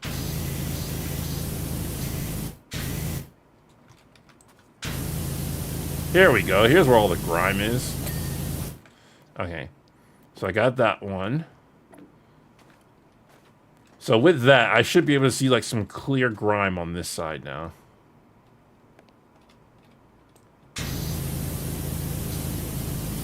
Do you like horror movies, Shady? Not really. When I was little, I hated horror movies. Now that I'm an adult, like I don't hate them, but I'm not really fond of them. Okay, so do I go through the tunnel or do I stick to this side? I think I should stick to this side. Favorite Green Lantern. My favorite Green Lantern is Hal Jordan. And I know that's like a, if you read comics, that's like a normie answer. Outside of comics, it's not a normie answer. Because everybody likes freaking Jon Stewart because he was in the cartoon. But in comics, Hal is the normie answer because he has such a stereotypical personality. Like it's more fun to say John or Guy or Kyle.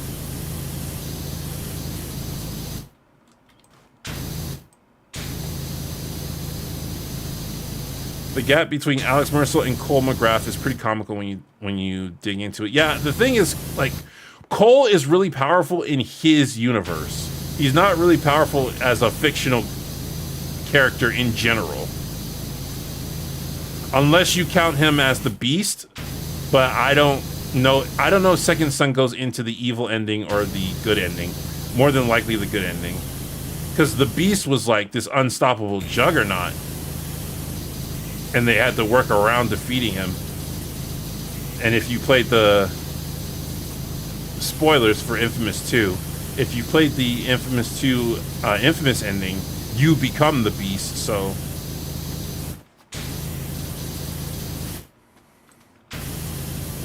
But even still, Alex just looks like Carnage, and Carnage is a pretty difficult character to beat. Have you seen Ninjago? No. It came on when I was a kid, but I never watched it.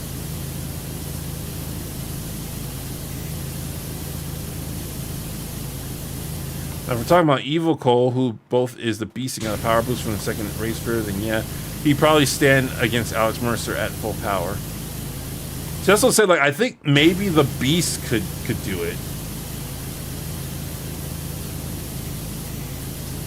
But, like, we don't know the full extent of the Beast's power. Because Infamous, as much as I love Infamous' story, like, they did do some things wrong. Which I point a lot of it out during my playthrough. But one of the things I didn't point out is just how ambiguous the Beast is. Like, he pretty much did whatever the plot required him to.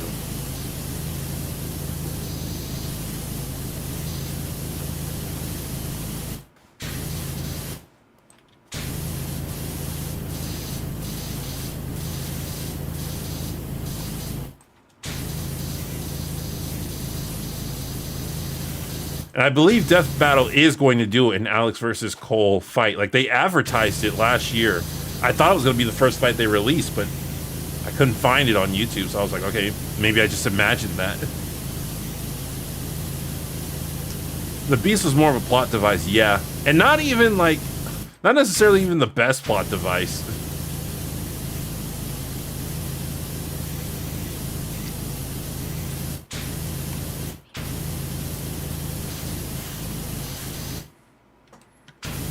Have you ever played Spider-Man Shattered Dimensions, which was the later blueprint of Spider-Verse comics? I did not know, but my brother did, and it looked so much fun. This was when I was in college, so I didn't really have access to my family's games. Well, actually, I had all the access to my family's games, but not my brother's, because those were his games.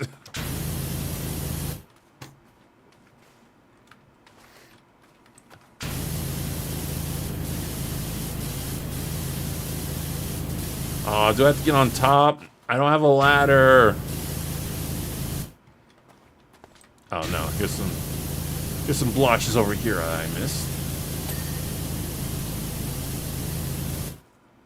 What went ding? This barrel?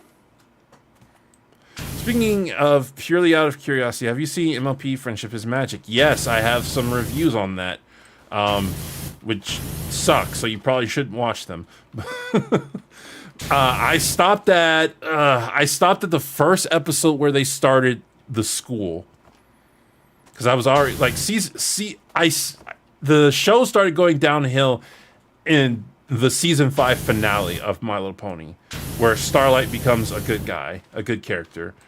Season 6 annoyed me so much, and then yeah, it had to be the start of season 7. The first episode of season 7 is where I dipped out. I was like, I can't take this anymore.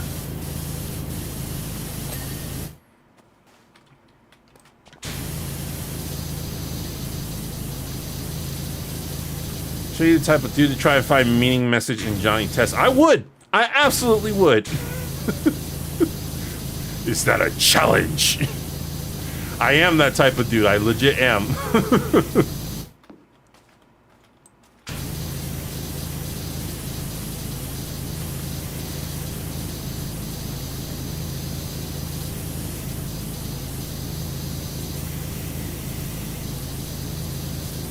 I have a feeling Claudia and Raven wouldn't get along. Raven would be concerned Claudia would use Beast Boy for dark magic, and Claudia won't, like, she is half demon.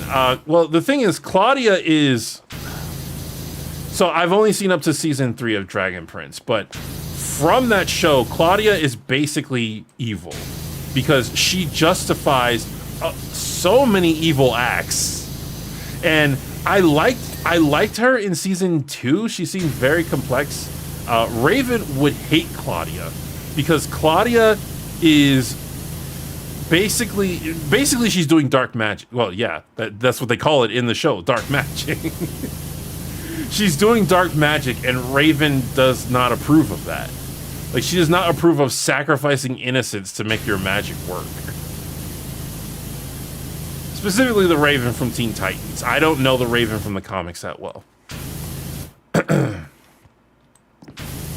But Claudia is in over her head when it comes to dark magic. Raven would not appreciate that. She got annoyed at Terra for doing that, and Terra wasn't even using magic.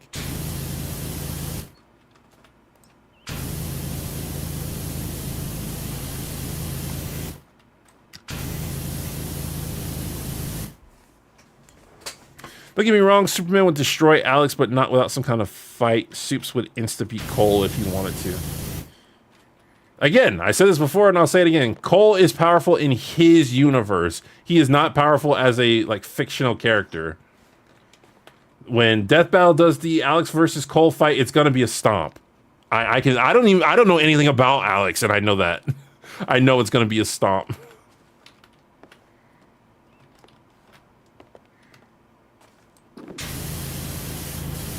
Plus, Cole didn't even have that long to get used to his powers. His powers came to him extremely quickly. Can I say I absolutely love all of your King of the Hill episodes? Yes, you can say that. Many people have. The meme of the channel is, Shady, get back in the kitchen and make a King of the Hill video. I appreciate it. I appreciate it. There we go. Rock face. Let's go ahead and clean this thing. If Superman beats Goku, yeah, Superman beats everyone. Well, that's Death Battle got that right about Superman. He's not meant to lose. Like, yes, he will lose in the comics sometimes, but that's not the point of his character. The point of Superman comics is the god of gods who just wants to help people. He can do anything. What does he do, and how does that, and what are the consequences of that?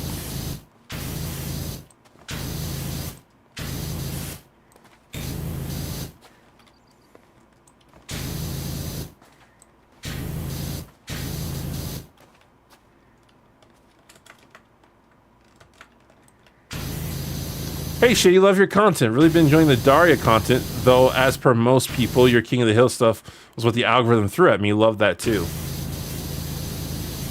I still get perplexed at King of the Hill's popularity, but ain't gonna knock it, especially since I have other stuff that people are watching now. One of the things I was scared of was that people were only gonna watch King of the Hill stuff. But with Teen Titans and Daria and Justice League, like, I'm glad I got 4 shows that I know will do well when I post them.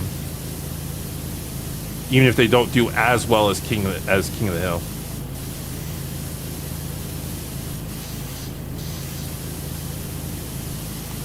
Despite all the flaws of My Adventures with Superman, I applaud the show for letting Superman be Superman. I haven't seen it. I'm kind of scared to watch it. I don't want to get angry. I'm tired of getting angry at media.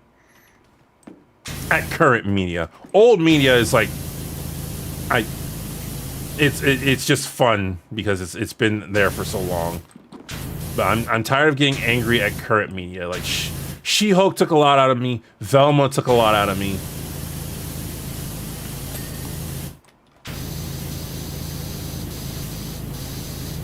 Goku isn't the end-all be-all of every anime character. I'm so tired of people acting like he's strongest anime character. He's not even the strongest in his verse.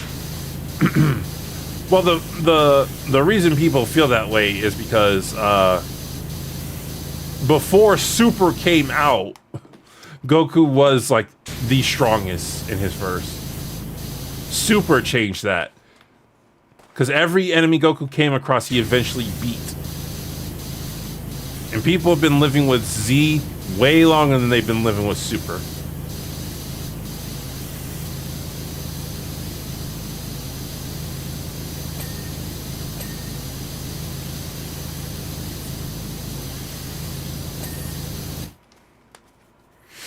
But can he beat cancer? I believe Superman survived it.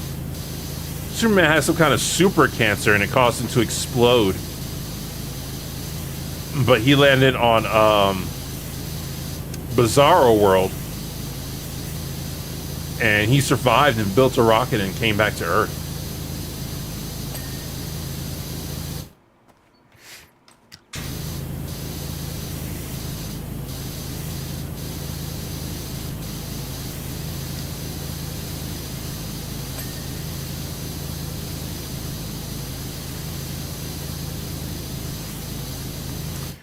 Kinda. Goku didn't actually beat Kid Buu on his own or Perfect Cell at all. That was Gohan. True. That, well, the Cell thing was supposed to be Gohan was the strongest. Like, and at the time, that's how, like, people felt that way. That Gohan was the strongest being. Because it was supposed to be, a lot of Dragon Ball Z was supposed to be the passing of the torch to Gohan. And then Toriyama just never went through with it. Cell was the time he finally went through with it, and then he immediately changed his mind. Called the Buu Saga. But when it comes to Buu,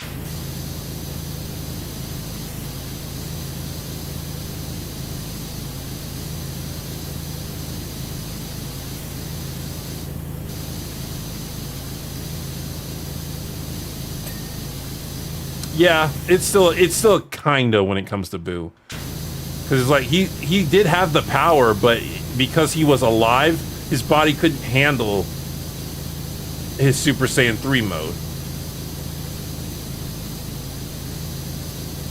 Like, it's somewhat confusing, but a lot of people will say Kid Buu is weaker than Fat Buu, who's weaker than a Super Saiyan 3.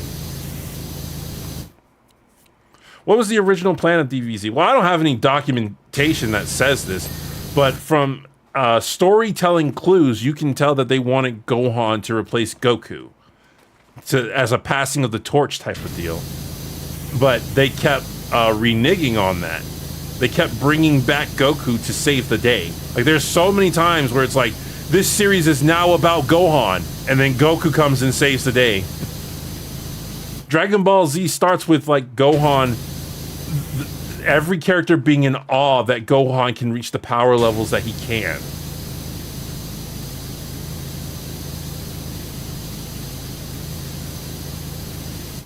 It wasn't so much Toriyama changed his mind, but that Shonen Jump staff wanted it to keep going, and he was kind of stuck. I mean, something stopped him is the point I'm getting at.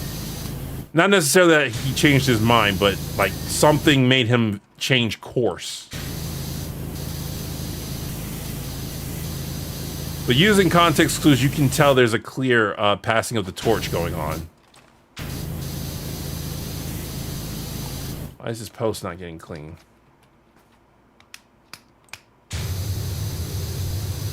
There we go.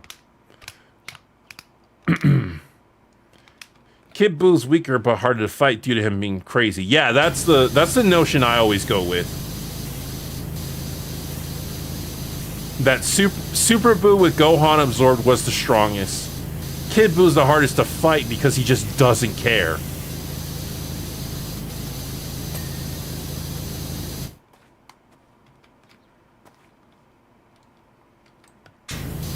Like Shady worked behind the scenes in DBZ. Shady, give us the D.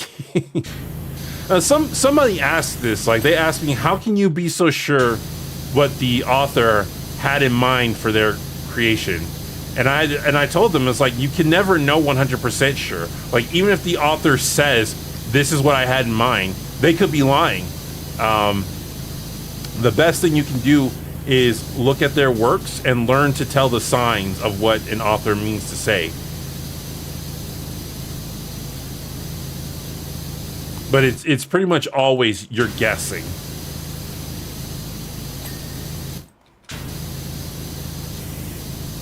That's all analyzing literature is. It's you're guessing and you're backing up your conclusion. Like how you got to your conclusion. You're backing that up with evidence. There's the beginning. Okay, so...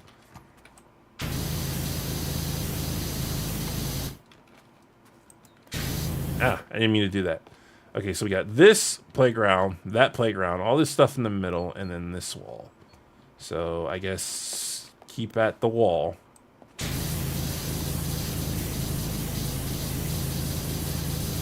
Toriyama didn't appease fans, though. He wrote what he wanted. I've heard that, too.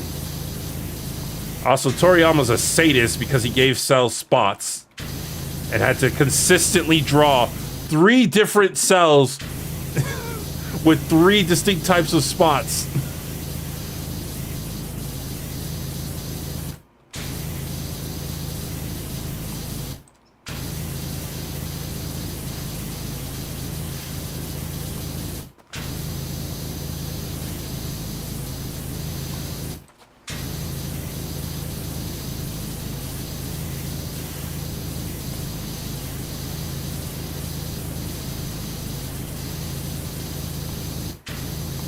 I totally see what you mean with Gohan. I don't know why they sidelined him. Maybe Goku was just more favorite.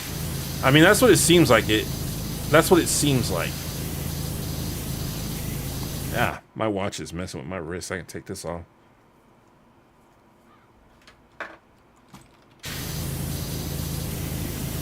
What if Pickles got pregnant and wanted to keep the baby? Would that make Mr. Peanut Butter regret more cheating on her with Diane? I mean, possibly. To me, Mr. Peanut Butter not wanting kids never made sense. It felt like they did that because BoJack Horseman is a left-leaning show, and it's a left-leaning position. And abortion is a left-leaning position, so they didn't want Mr. Peanut Butter to have a problem with it. They also wanted to subvert expectations because obviously Diane was going to want an abortion. So they were like, oh, we could do a joke at the beginning where people think we're going to say Mr. Peanut Butter doesn't want an abortion. He wants to have the kid, but then we'll subvert their expectations. Like they really, with BoJack Horseman, they really made a mistake when they had that scene where Jessica Biel says, why do you say yes to everything? And Mr. Peanut Butter says, I just get so excited at the possibilities. Because there are lots of times in the show where that's just, well, I shouldn't say lots of times. There are times in the show where that's just not true, and it makes you raise an eyebrow. I had so many epic encounters with Mickey. I don't know who that is. People would always say how evenly matched we were.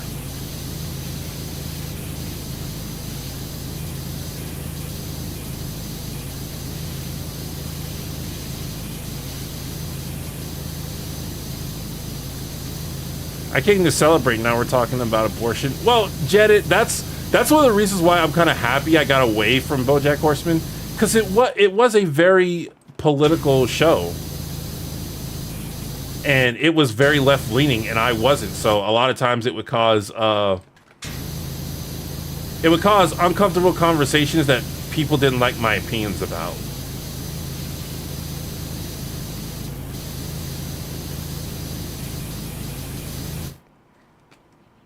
At some point, 17 and 18 were supposed to be the main villains, but the same thing.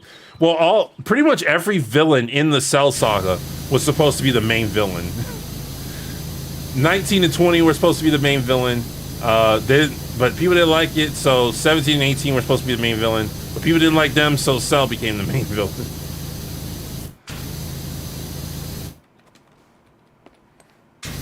I remember Fringy being very critical of BoJack Horseman. I mean, I wasn't very critical of BoJack Horseman until season 5. When season 5 came out, that's when I was like, I don't like this season. I think objectively they did things wrong. And I went on that podcast with Johnny and Tariq, and I was the odd man out there.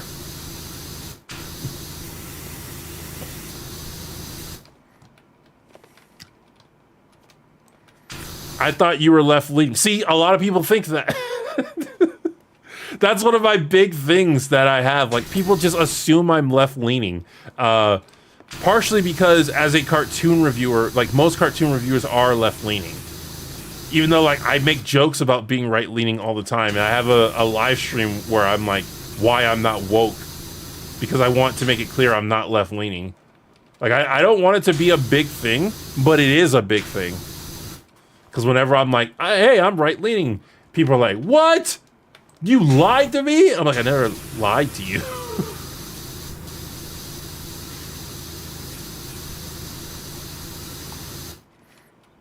The whole bit with Sextina Aquafina in that episode made me uncomfortable.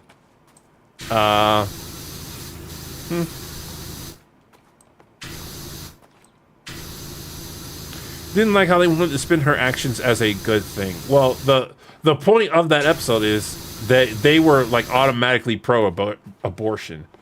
So they were trying to keep the... Hold on, let me make sure YouTube hasn't demonetized me for saying abortion a lot. Because sometimes they will. Monetization is still on, yeah. But the show itself was left-leaning, so they were already like pro-abortion. So anything that was like anti-abortion, they were just keeping in the background as a joke. That whole episode, they were just making fun of like people who were against abortion because they didn't want it to be the center topic of discussion. Like, I can't say it's a bad episode necessarily, but when you disagree with the morals, like, it comes off as uncomfortable when they just decide to ignore the morals.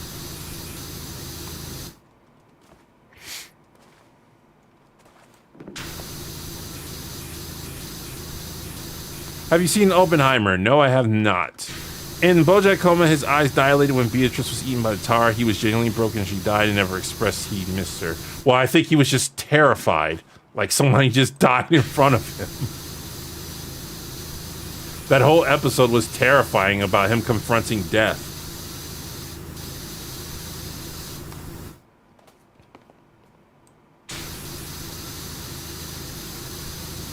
Oh, I'm using the green nozzle. No wonder it's not working. Sign. Thank you. Jeez. Yeah, the green nozzle is pretty useless in this game. Like, there's pretty much no point. The green and the white nozzle, just never use them. Stick to either this one, the red nozzle, or the yellow nozzle.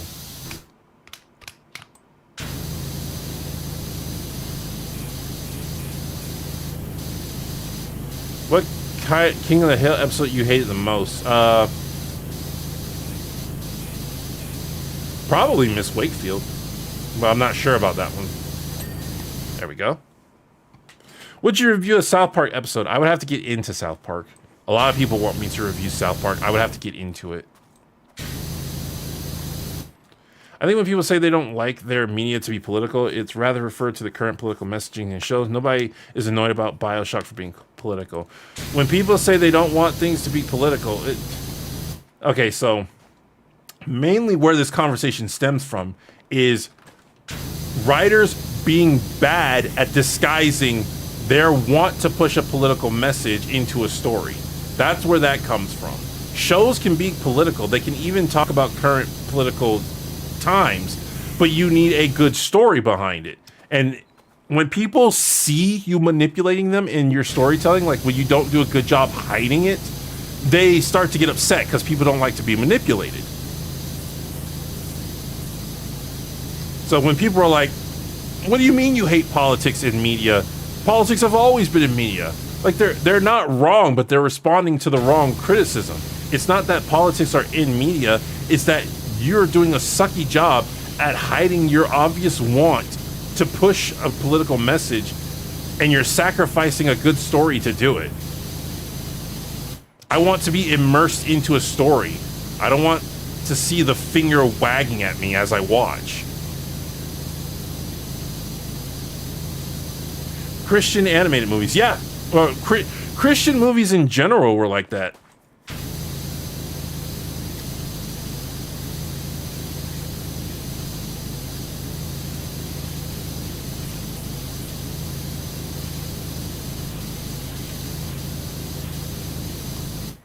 What episode you like more from the latest Rick and Morty? I like more of the ones of Dinosaur's lightsaber. The latest season was pretty good. I pretty much liked the only thing I didn't like was the whole what's that girl's name? Beth getting with herself. Like, I know why they do stuff like that, and I'm not gonna say there's no artistic merit to it, but I don't like when like they try to force uncomfortability on their audience, which was what they were doing. I know the message they were trying to say, and I know like the artistic exploration that such a message can give. But that and like giant incest baby just, those annoy me so much. I'm like, you could have told the same message in a different way. You chose to tell it in a way that made people uncomfortable. And I am upset because there's a lot of potential with Space Beth, and they just keep her on Earth. Like, Space Beth should be with Clone Rick or with Bird Person, but they just keep her on Earth. Well, they don't keep her on Earth, but we constantly see her on Earth.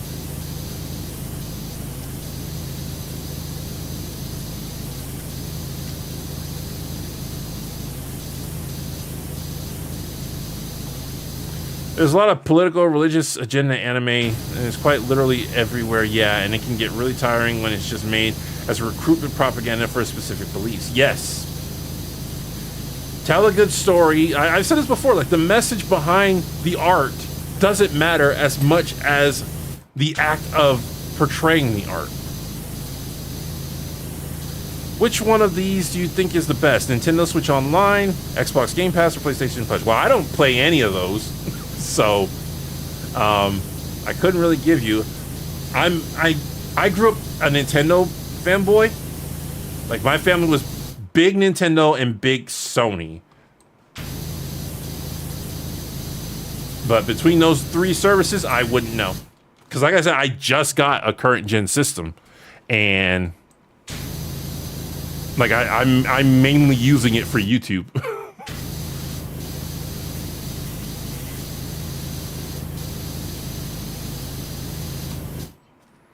Would you ever review a fan-made superhero content? In the near future, when people say, would you ever review something? There's always a possibility that I'll review something, but mainly I have to look at the near future. That's, unless there was a huge demand for it, that's not something I would review anytime soon. Okay, that's done. The door.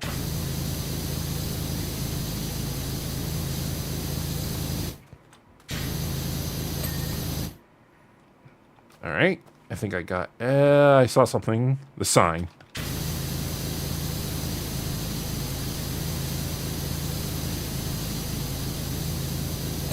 There we go. All right, that's everything. What's that? The door?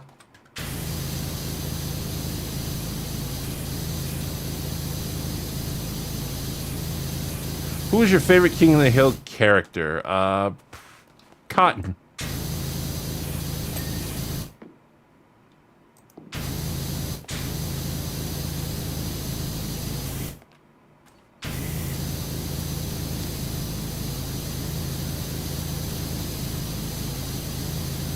Shampoo looks so good for real. Shampoo? Samurai shampoo?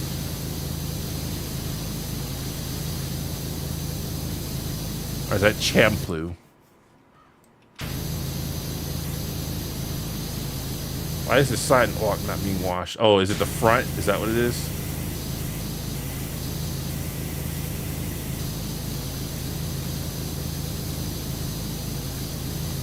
Yeah, it's the front. Okay.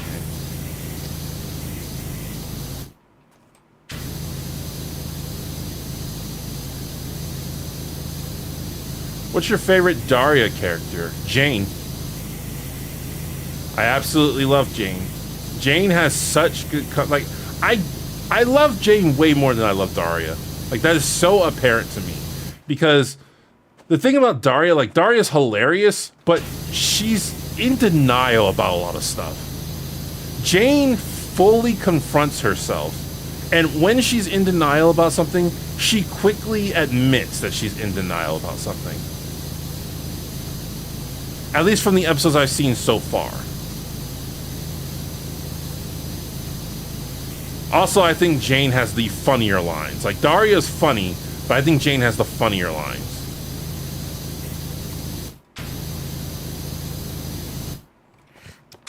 Like, one of the more interesting episodes is when Daria has to wear contacts because she's just so afraid of admitting that she has a vain side to her. Like, Jane has no problem admitting that. She'll still make fun of vanity, but she has no problem admitting that she has a vain side to her. And my goodness gracious, I really do think that Diane from BoJack Horseman was actually inspired by Daria. Like, I didn't realize it until like I got to certain episode. I was like, oh my goodness, Daria and Diane have so much in common. BoJack Horseman was not kidding when they said Diane is basically Asian Daria. Like, I thought that was just a joke, but I think they legit did base her character off of Daria. Like, they even have like long hair, glasses, and a green jacket. Like,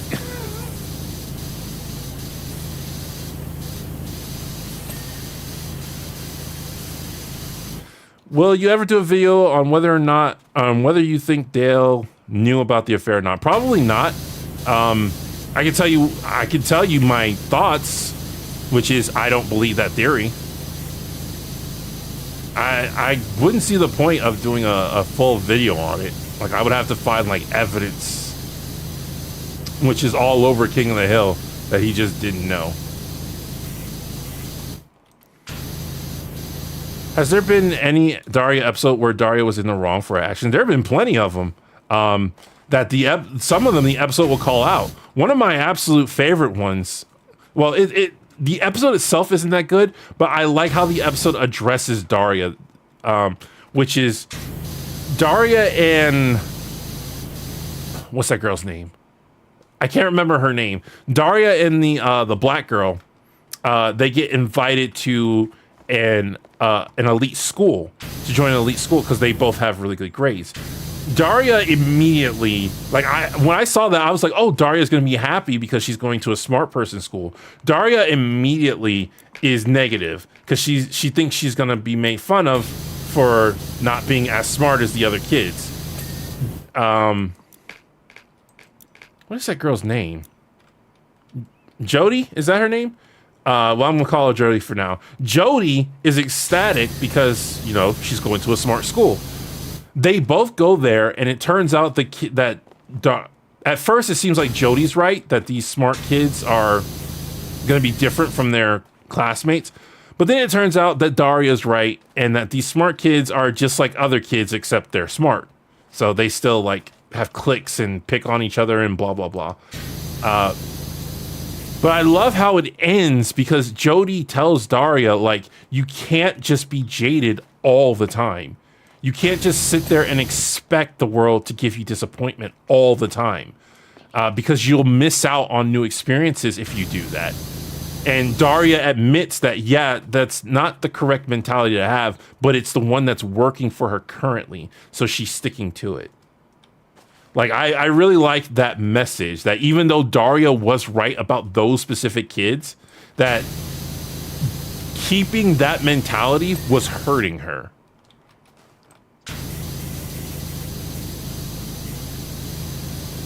But yeah, there have been episodes where I've seen Daria be in the wrong. Why did I not get this sign?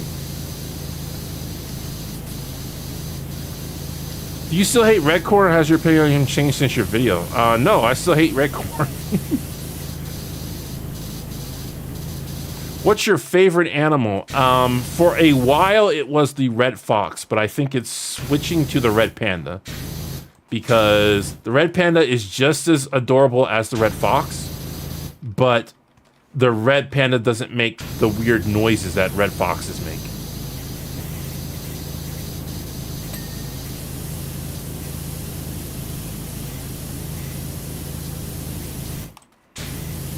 Do you like Jimmy Neutron? I love Jimmy Neutron.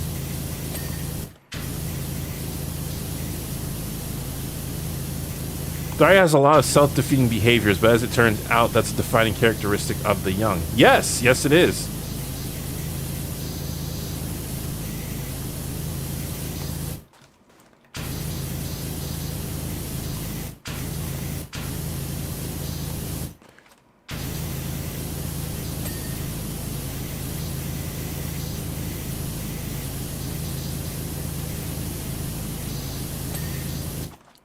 Shady, are you a furry?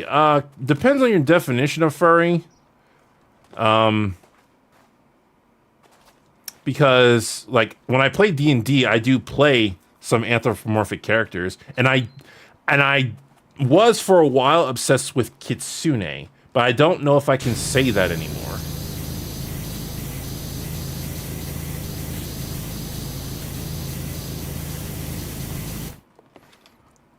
Have you seen the new Futurama? Yes, yes I have. Been seeing a lot of people complain that it's too topical. I agree, it is too topical. I was willing to let the first episode slide because I was like, this is their first episode back. They want to focus on, like, it being topical. That's fine. As long as there's no other super topical episode, it should be fine. And then they did the Bitcoin one. And I was like, yeah, they're doing it a bit too much. It's not horrible. It's not horrible. It's just, it's very noticeable.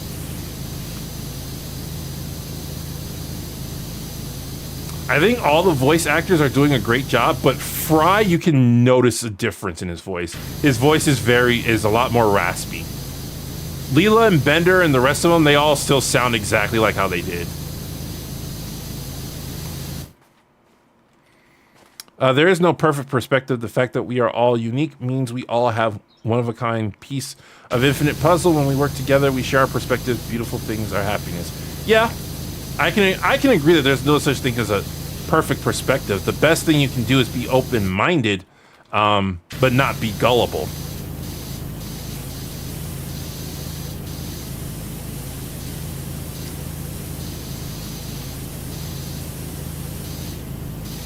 Pathfinder Kitsune or a traditional Kitsune? Well, I play Pathfinder, so it's going to be Pathfinder.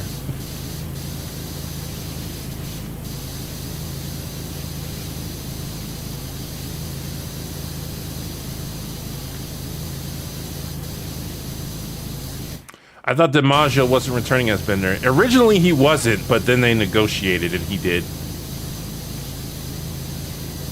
I'm gonna be honest, I haven't really enjoyed much of new Futurama episodes. I mean, they haven't been top tier Futurama episodes. They've just been kind of bleh.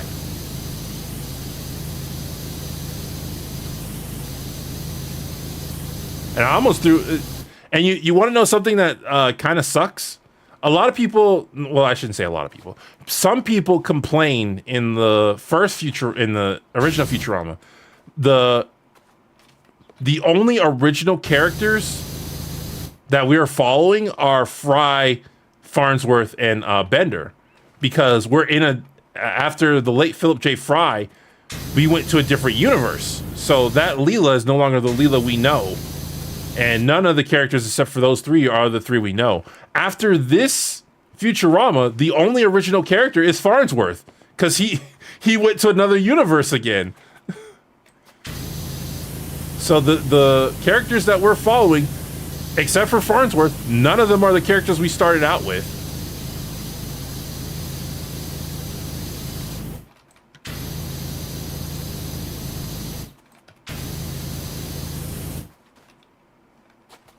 I agree with you that Game of Thrones is overrated, but still, that ending do be hitting.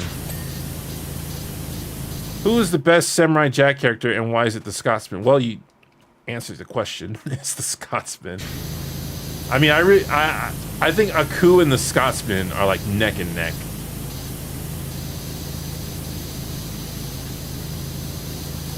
Do you like Bob's Burgers? No. I've watched a couple episodes of it, but I found it annoying. People have told me to watch more, and it'll grow on me eventually. But I haven't gotten around to watching more yet.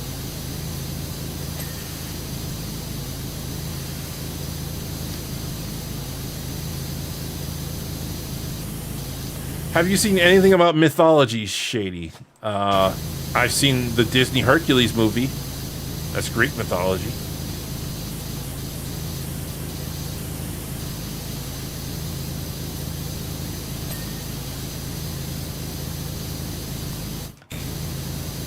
Do you like Adventure Time? I started watching Adventure Time some time back, but like I just gradually stopped. I need to get back to watching it. I'll probably do that after I finish this stream. Like I'll get something to eat and put on either Adventure Time or Steven Universe, because I was supposed to be watching both those shows. And I just kind of stopped. Steven Universe is pretty boring in the beginning.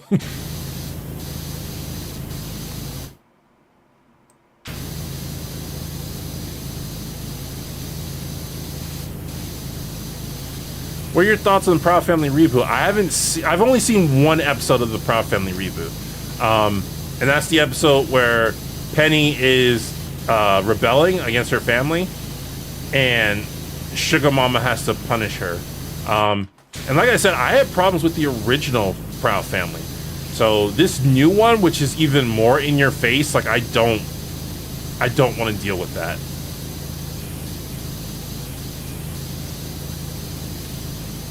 Like, I don't believe the switch from the new Proud Family, from the old Proud Family to the new Proud Family is as egregious as people have said.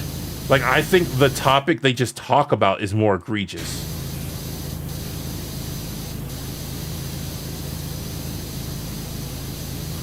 Would you want them to continue the Darkwing Duck story from DuckTales 2017? Yes. Yes, get the same launch pad and just continue that story. The only thing I don't really like about that Darkwing Duck is Goslin. Goslin from that Darkwing Duck doesn't at all act like Goslin from the original cartoon, and the original Goslin was a great character. Like they didn't need to update her like they needed to update Webby. Bullwhip Bobby Love, thank you very much. At work, so I'll catch the stream later. Congrats, Shady, 500K coming soon. Can you pop off your signature video greeting? Who made your avatar? Well, I did the greeting, but I can do it again. Hey, hello. Me. Hey, hello. How do you do? Shady Doorags here. Who made your avatar? Let me pull him up right quick. The Neon Werewolf. That's his name. The Neon Werewolf. You can find him on Twitter.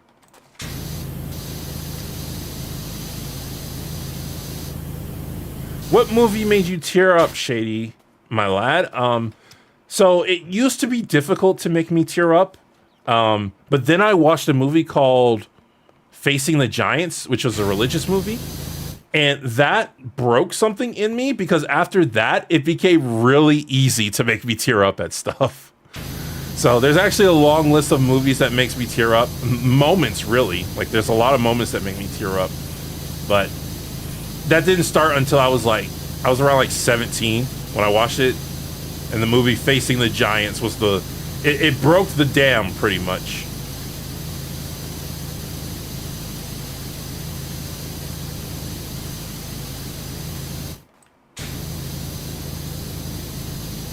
Didn't they say Darkwing show back in 2018 after the DuckTales success? There was supposed to be a Darkwing Duck show. I don't know what happened to it.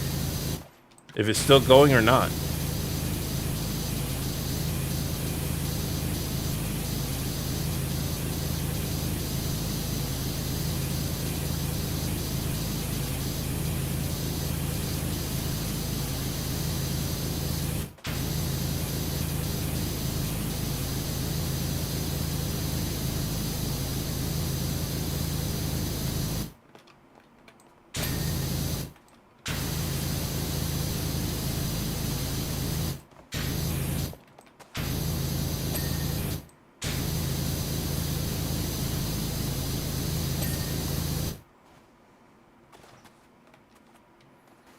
All right, so that's all the walls. Now we just got to do the interior stuff. All right, so I think I'll do all the small stuff on the floor first, and then I'll do these two big ones. Also, what happened to that King of the Hill continuation revival they announced? But nothing. It's coming. It's still on its way.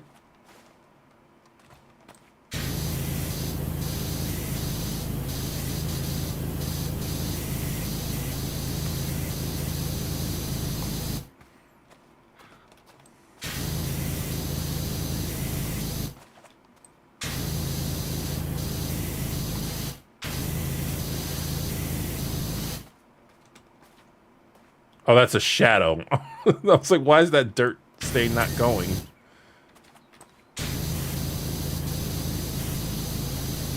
Whew. I miss paintballing.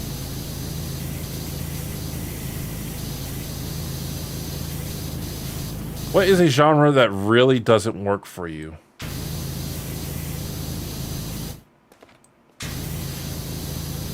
Really doesn't work for me.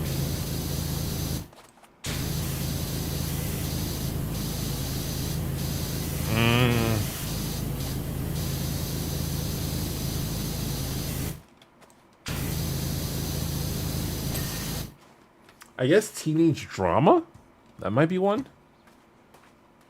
Because as I was saying earlier, I've never been able to relate to being a dramatic teenager, even when I was one.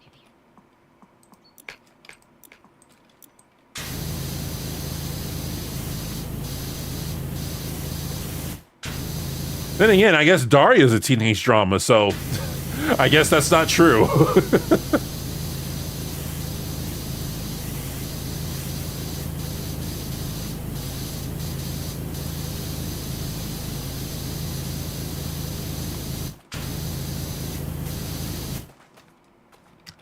And Wednesday had teenage drama, and I liked Wednesday. Yeah, I guess I'm just lying there.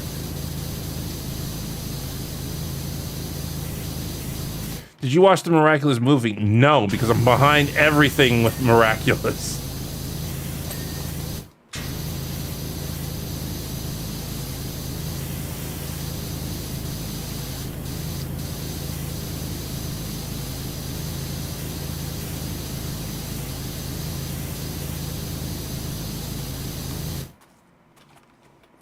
Wait, you like Wednesday? Yeah.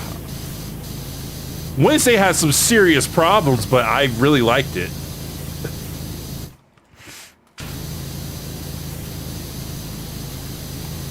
Will you continue watching Miraculous Ladybug? Eventually, when I get the second channel back up and running.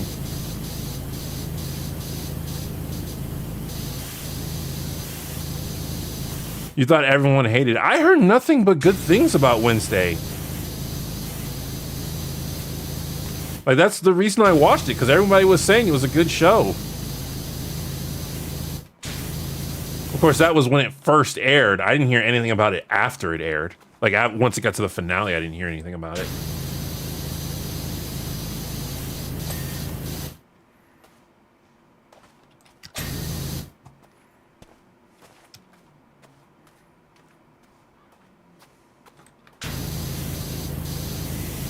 You have a second channel? Yes, it's called Shady Doorags. If you go to my main channel and you scroll all the way to the bottom, it's right there. It's basically the channel where I just post stuff.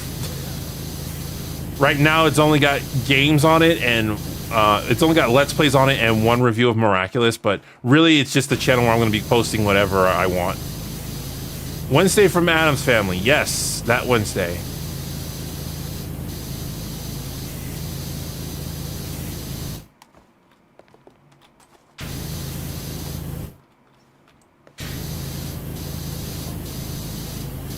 On the inner wall of Fort Blue is a purple doubler. What? Inner wall? I've probably cleaned it already. Oh, Fort Blue. So one of these forts, that one. I've taken out both minion lieutenants with a single shot, and he rage released 2 shots in the wall, which backsplashed them. Do you not post whatever you want to this channel? No, because this channel is a business channel. So I started posting whatever I wanted, but once I started to see a pattern of what people liked, I had to balance what people want to see with what I want to release. Because my Miraculous videos, for example, always make me lose subscribers for some reason. I still don't know why. But my Miraculous videos were toxic for the channel. They always did bad things to the channel.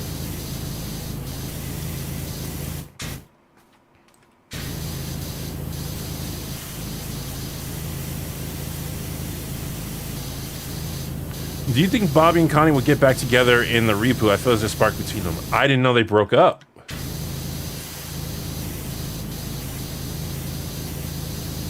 Shady, pick one king of the hill you would fight. No. I am not a fighter. I'm a philosopher.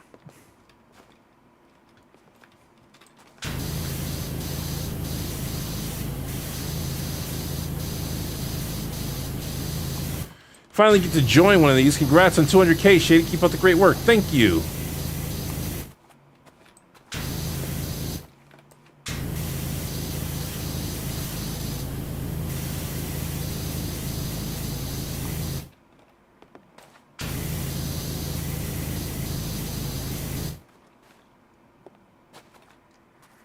Are Shady Bot's reaction random? Kind of, sort of. Actually, no, not kind of, sort of. Yes. That's a yes.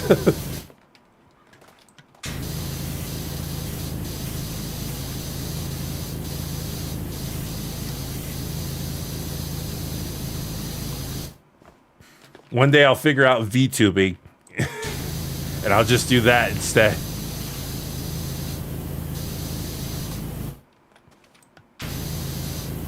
If you gave John Redcorn positive character development, would you like it or not want to see it? Depends on how it's done.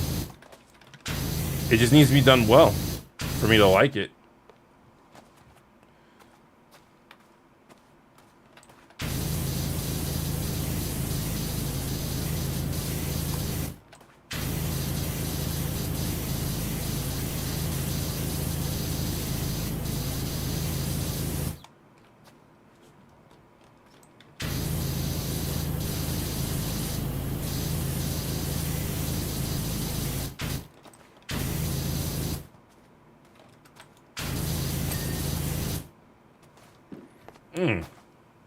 Uh-oh. My arm's getting stiff.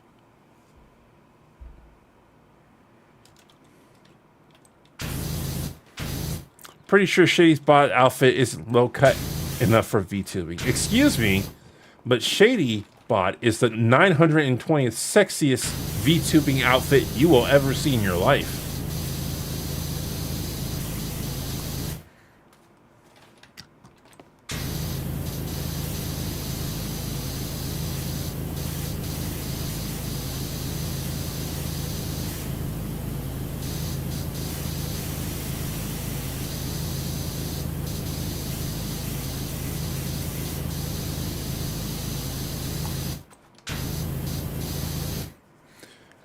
Can you talk about Max and Ruby? It was important for developing beginning skills regarding human interaction and interactions during everyday life. If I'm going to talk about a really kid show, it's probably either going to be Bluey, because people keep requesting it, or Starbeam, because I really like Starbeam.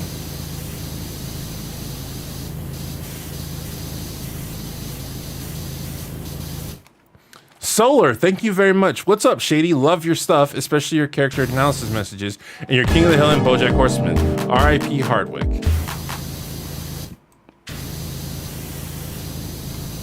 Gracious, thank you very much. Appreciate it. Short Cactus, why are you taking so long?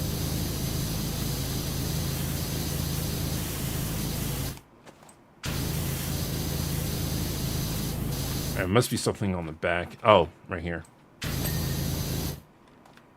All right, is that everything on the ground floor? This wheel. If you had a TV sidekick, what archetype would they be? Oh, I have a sidekick. I just haven't brought her out in a while. There's a character on the that I used to have called Ellipsis. I still have her like art everywhere.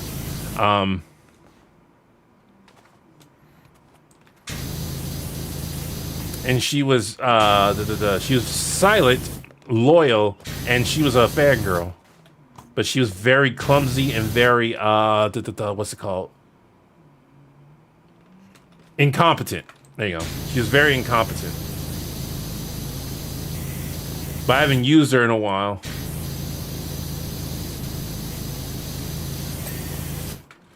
Okay, I think that's everything on the ground floor.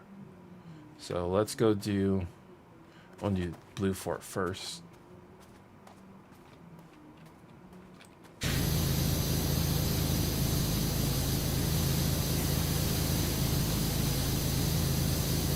What TV character would you say you are most similar to?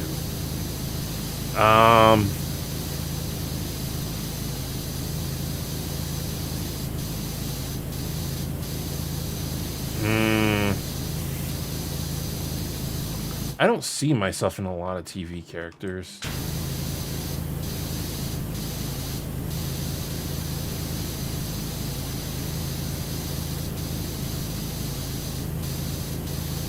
Like, there are moments where I relate to TV characters, but the character as a whole?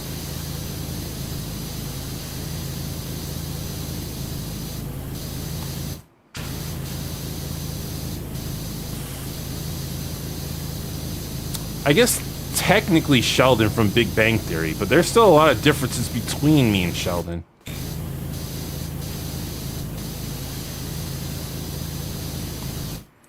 Question, what is your avatar supposed to be? Like the living embodiment of Shades and Doorags? My avatar is how I view myself.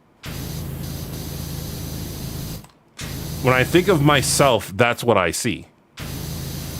Also, he looks like, he's wearing what I was wearing when I first started taking YouTube seriously. Back when I went by the name Random Person. I used to dress exactly like that. Mask and everything.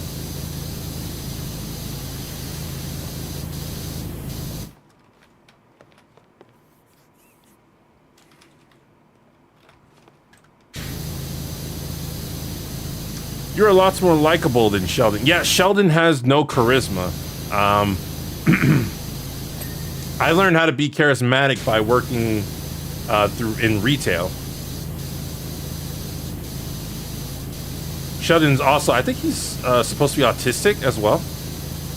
Like, he has no clue about social engagement. I'm hyper aware of social engagement.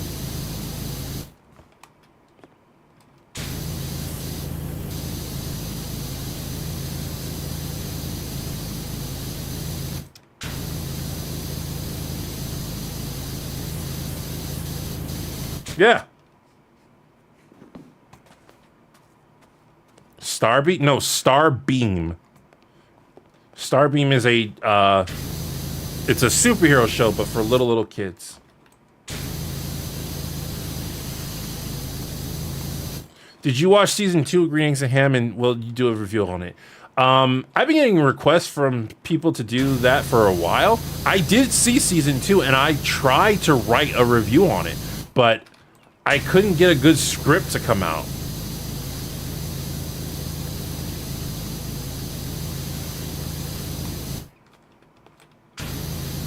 My thoughts on it essentially are, it didn't necessarily need to exist. Like, I would have preferred that same animation team do a different Dr. Seuss story than continue Green Eggs and Ham. But I got really annoyed at both EB and Sam. Like, their characters really annoyed me.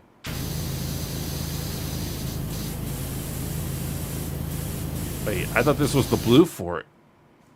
The flag looked blue with all that paint on it.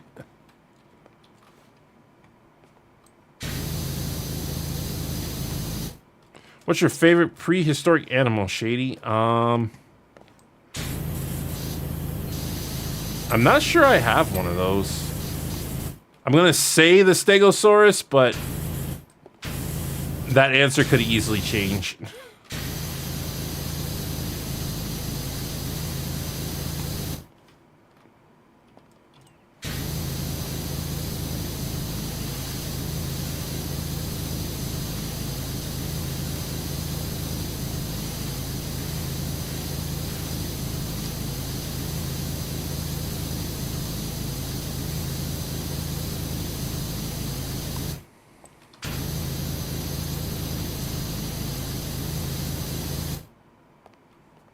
Star Beam, BEAM, is a Netflix series that teaches kids how to solve their problems. There's a superhero girl. I can't remember what her real name is, but her superhero name is Starbeam. And I really like the motto she sings when she's trying to figure out a problem. Take a moment, take a breath. I forgot what it was. It's take a moment, take a breath, something, something, and do your best.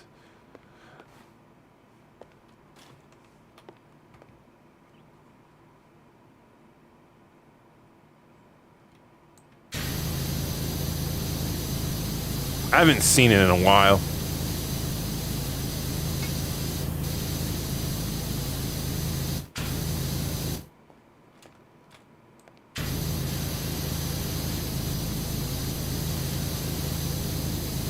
Hi, Shady. Big fan. What do you think is the core appeal of King of the Hill for you as a viewer? Like, what strikes a core with you when it really hits hard? Well, I think my fans are bigger fans of King of the Hill. I think you intellectuals are bigger fans of King of the Hill than I am.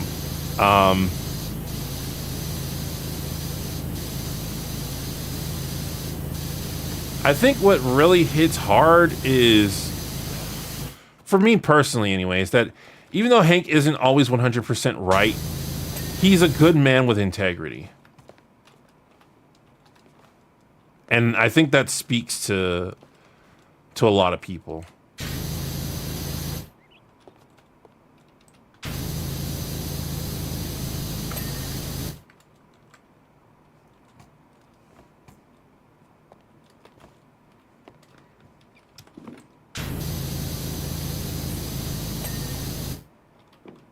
Favorite TMNT turtle? Leonardo. Jeez. I was about to say the complete wrong answer. Leonardo, he is the best turtle. It's interesting how they changed that up in Rise.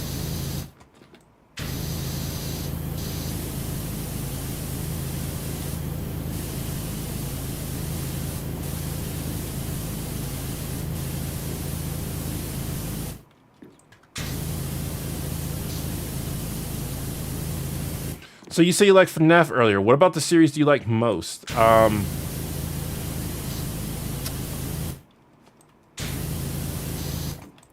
want to say the search for the lore aspect. The lore itself, like, isn't the best because they keep retconning stuff. But it's just the atmosphere of the game. Like, it feels like this world exists in another dimension. even if it is like hyper silly.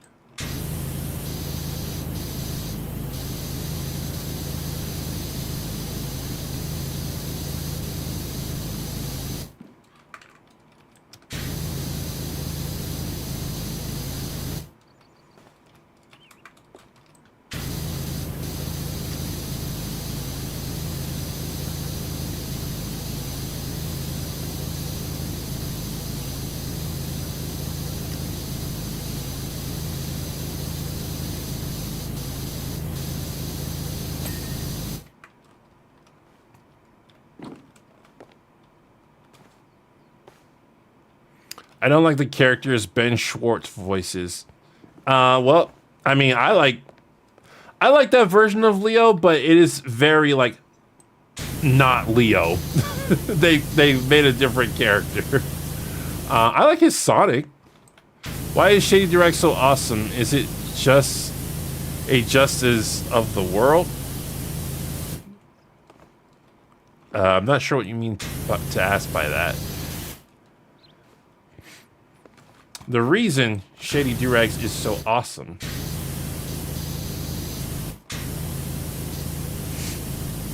is because I want it to be, and I became that thing.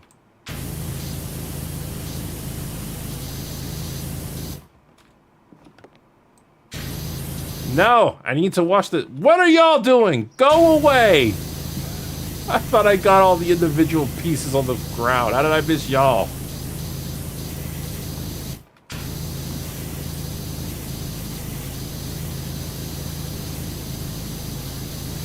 Hey Shady, you're around my age, so you might remember this. Have you seen the old show Mystic Knights of Turn?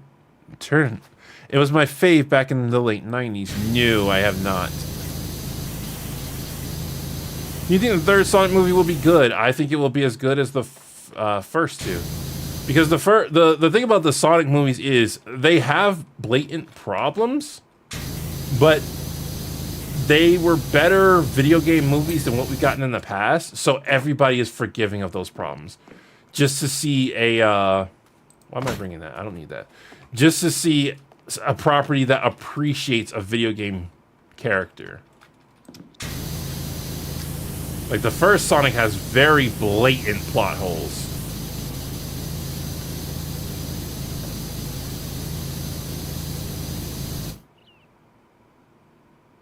Oh, it was this. Washing the wrong thing. There we go. Okay. So now I gotta do the outer.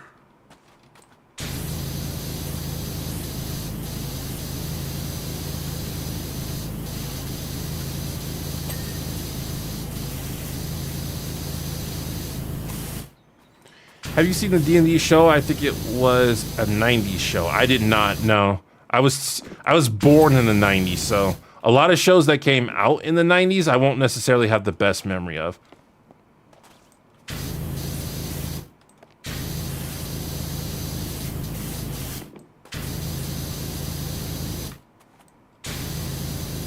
Wait, did this ping? Yeah, it did. Okay.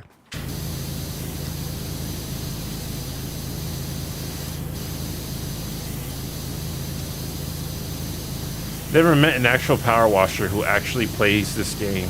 Well, me either. So I'm not an actual power washer. I mean, I'm sure there's a lot of power washer would be like, yeah, if only that happened. Like the fact that I'm spraying this and none of the paint is washing down to the floor. Like this place full of dirt, is it super muddy when I spray it with water? Not even Animaniacs? Well, Animaniacs I remember, yeah. The late 90s, yes, I do have very fond memories of a lot of stuff from the late 90s.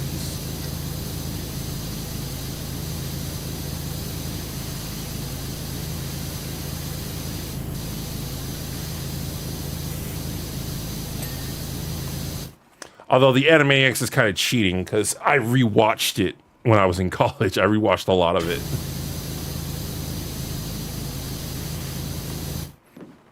Reboot is also one I have fond memories of, but I think that was a 2000 show.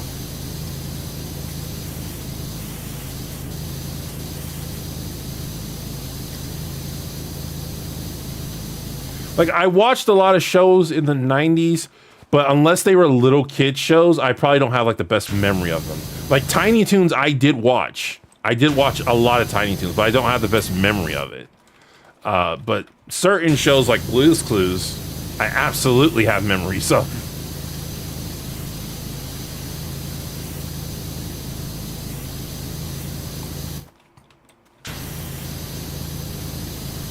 Shady, did you watch Transformers? I watched the Minicon Transformers series. I did watch Beast Wars when I was young, but I have no memory of it.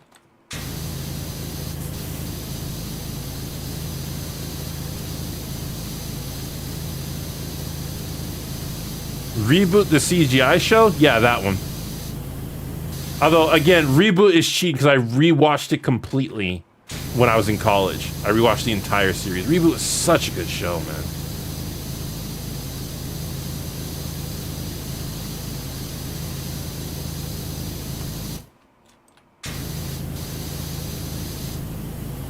Shady, are you into Pokemon? The first 2 gens of the show, the game. I was heavily into Pokemon when I was a kid. Unfortunately, I was too into it to the point that it concerned my parents. So after the first gen, they were like, yeah, no more Pokemon for you. And I didn't get involved with Pokemon until my late teens. After that.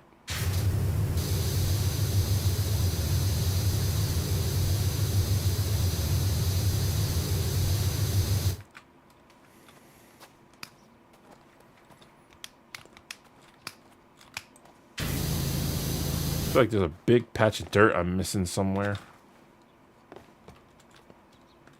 Did you watch Earthworm Jim? No, I did not.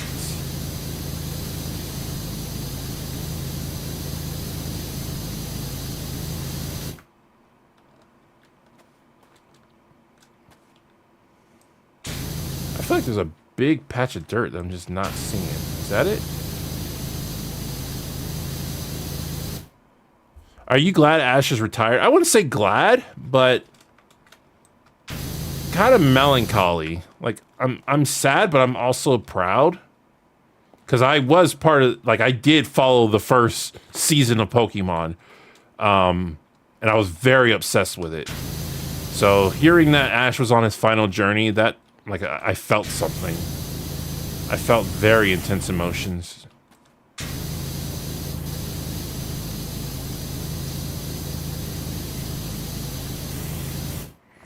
Did you ever see any of the Sonic TV shows growing up? Growing up? No. Well, no, Sonic X. I did see Sonic X growing up. When I got to college, I found Sonic Underground, and me and my friend watched it ironically.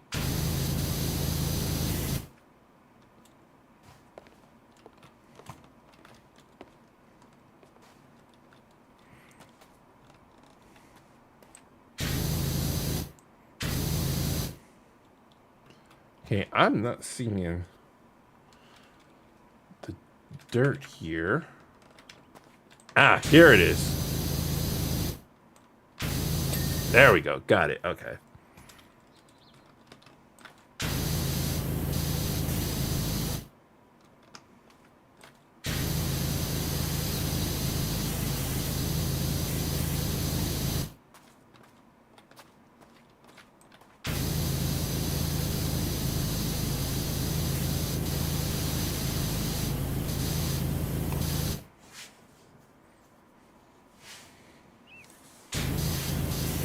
The only show I watched was Sonic Boom, which was surprising in its writing and time. I think Sonic Boom actually has, like, the best writing. I've seen clips of Sonic Boom. I'm like, nah, I kind of wish that show came out a little bit earlier.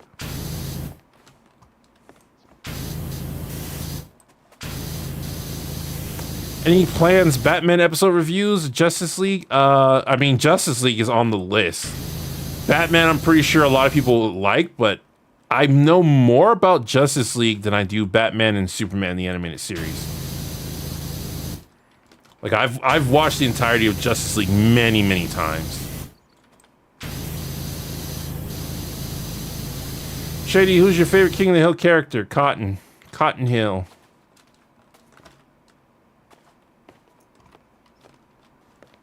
I don't see any more dirt on this thing.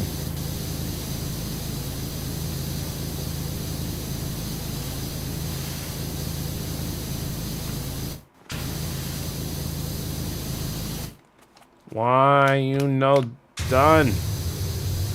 There we go. All right.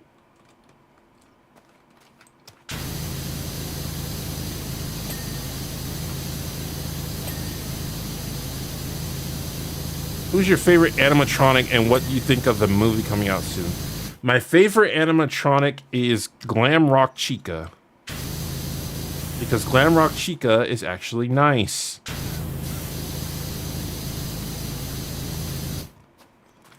I mean, Freddy's nice too, but...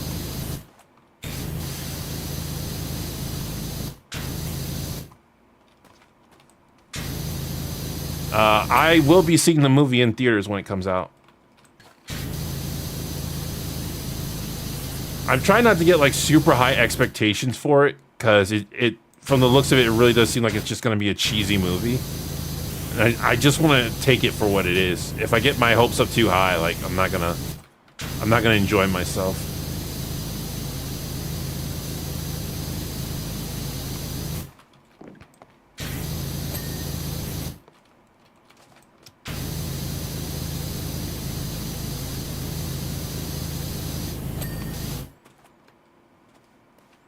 If you were a Transformer, what vehicle would you transform into? Probably a truck. A pickup truck.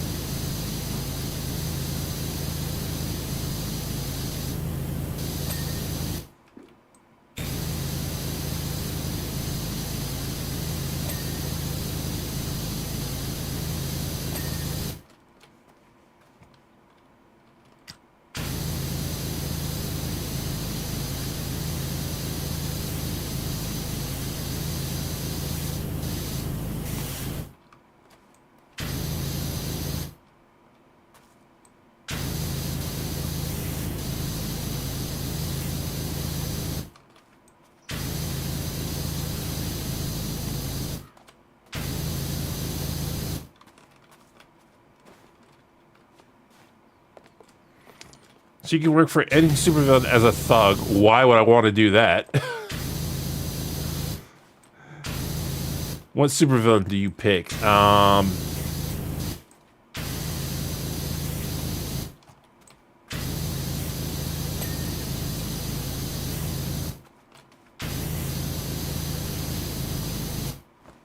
That would take a bit of thought.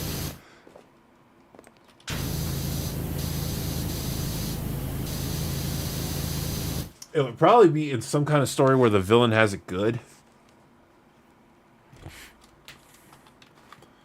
Like that rich guy from Kim Possible. Well, I don't know. He wasn't necessarily a villain.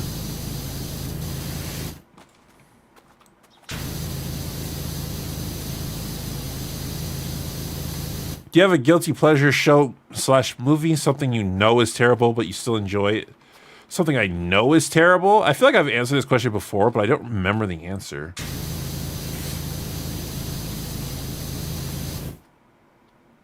that the sun? What on Earth? Well, off Earth? Do I just not have, like, the correct lighting? Like, why is the sun just a white circle in the sky?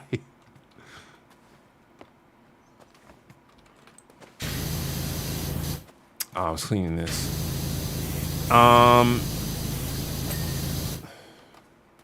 Something I know is bad, but I enjoy it anyway.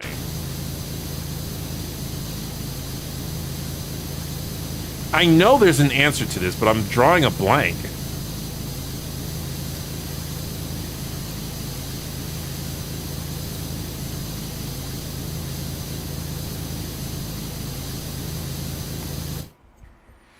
Shady, do you think Lex Luthor with prep could beat the Avengers? No. Because Kang with prep couldn't beat the Avengers.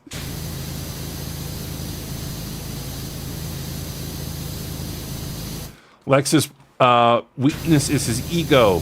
He lets his ego get in the way. Stark would shut down his tech so easily.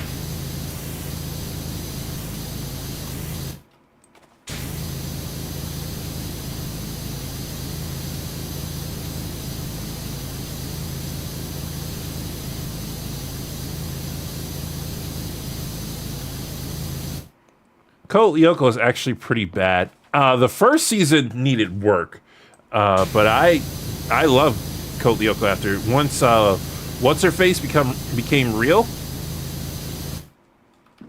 The redhead girl, once she became real, like I really liked the show after that.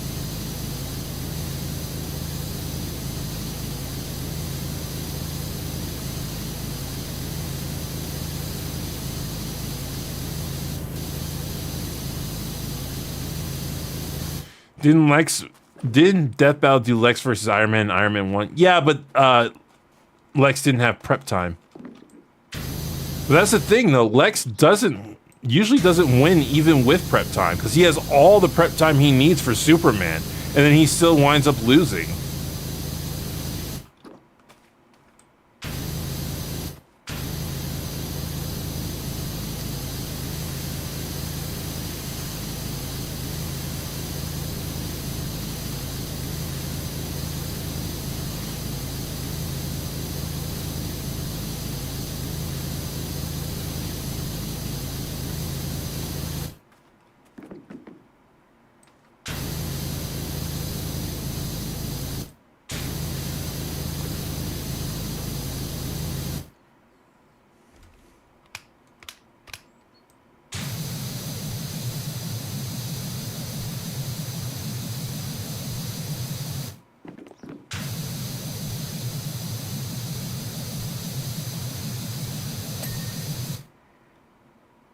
Who is the strongest Avenger? Hulk.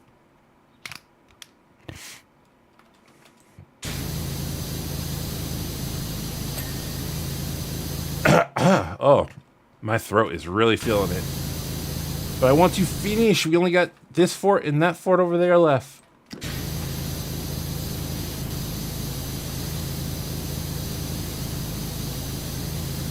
We don't talk about the pink kryptonite. Batman with prep versus the Avengers. Batman.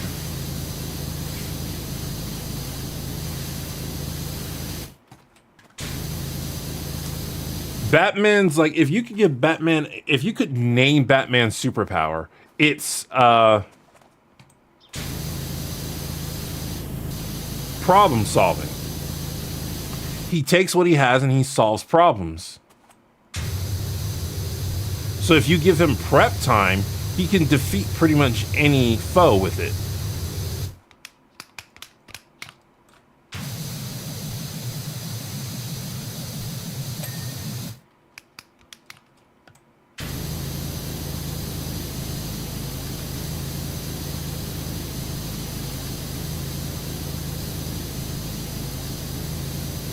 Has anyone ever made a gameplay of this game with making a Hank Hill impression? Not that I know of, but it probably exists.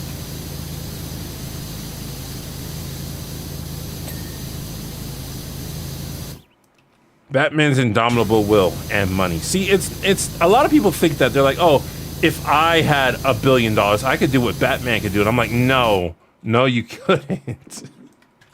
It's not just it. Like, his money gets to the gadgets, but the things you need to do what Batman does, the discipline you would need to do what Batman does is insane.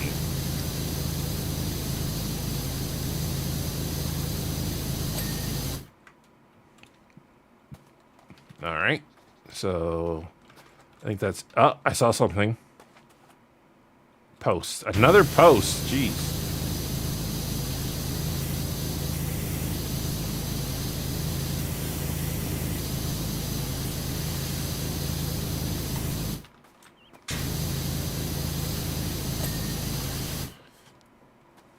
All right. Oh, this is the red fort. Wow. Okay. The whole time I thought that was the blue fort.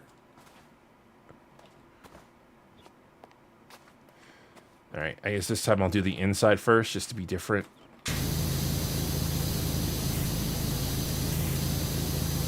What do you think of Bill? I feel he is very pathetic and he wants to be miserable because he has had women who genuinely love and care for him, but he winds up pushing them away, like Reverend Stroop. Yeah, I have a similar opinion. I'm not really a fan of Bill. I know that probably comes to a shocker to people because Bill tends to be like really nice, but I think a lot of his problems are self-caused.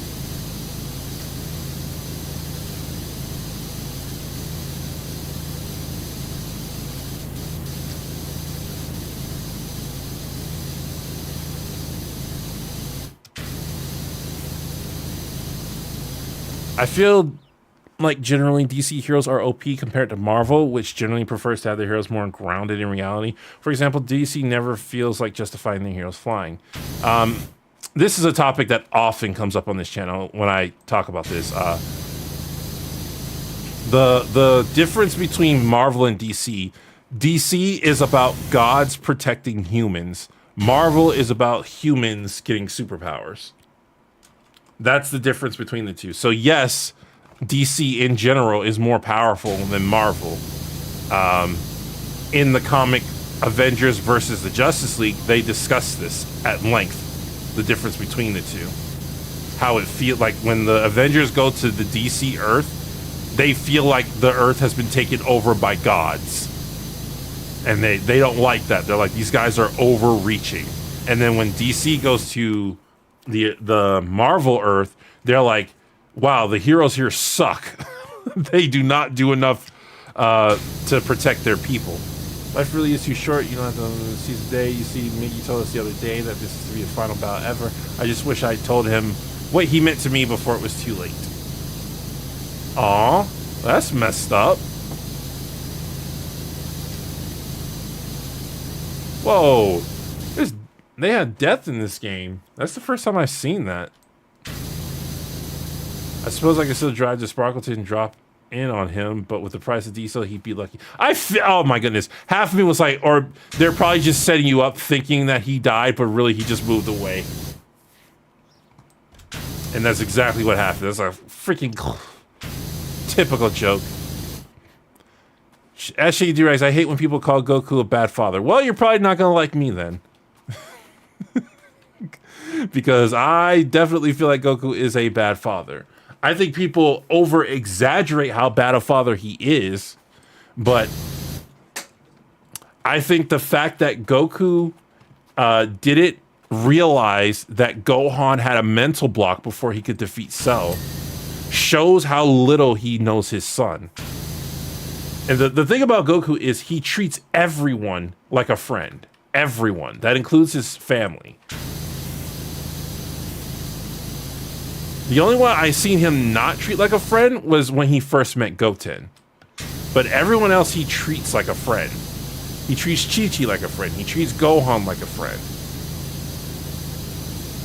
And it doesn't mean he doesn't care about them. He absolutely cares about them. But he doesn't put them on a special level. Or at least I should say special enough level. Like Chi-Chi is still on a special level, but it's not on a special enough level.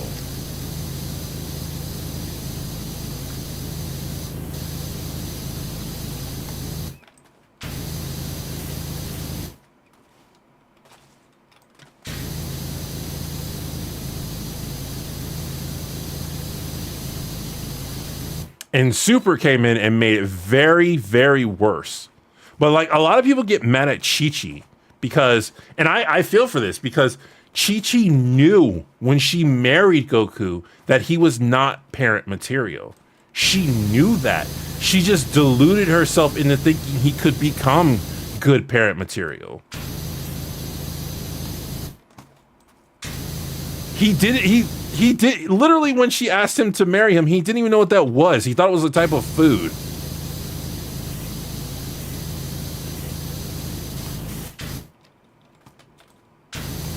Shady, pick one city in DC you stay in. I don't want to live in DC. I don't want to live in superhero places.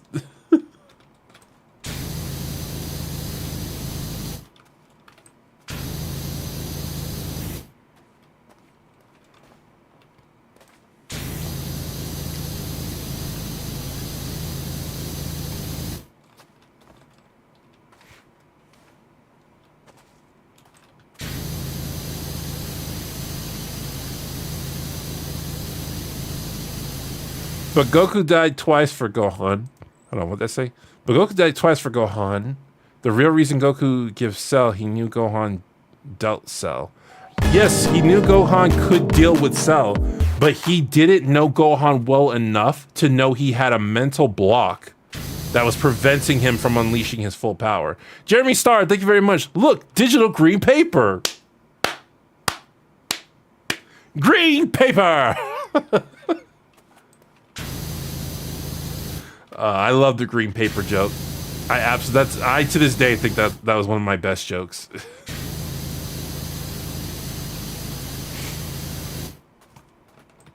You have to pick one.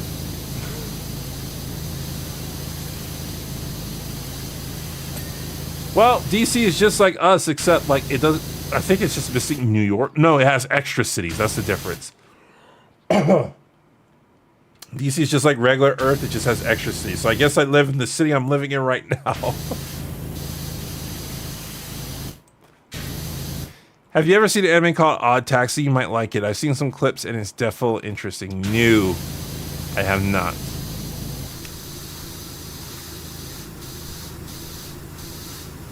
Cell, best Dragon Ball villain. See, I think objectively that might be Frieza, but like, I do like Cell more.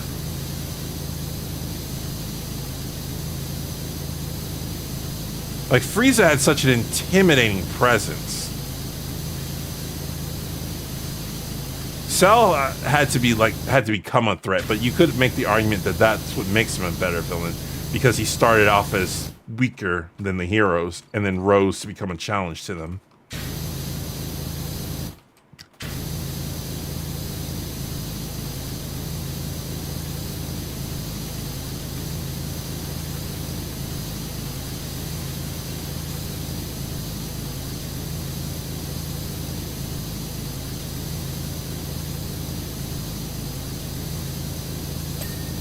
There we go.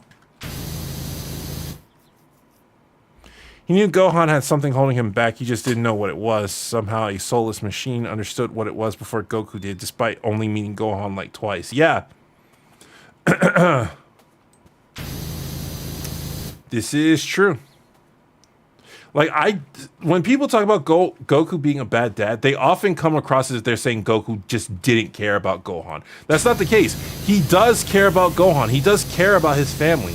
He just doesn't treat them like family. He treats them like friends, which is not something a dad and a husband should do.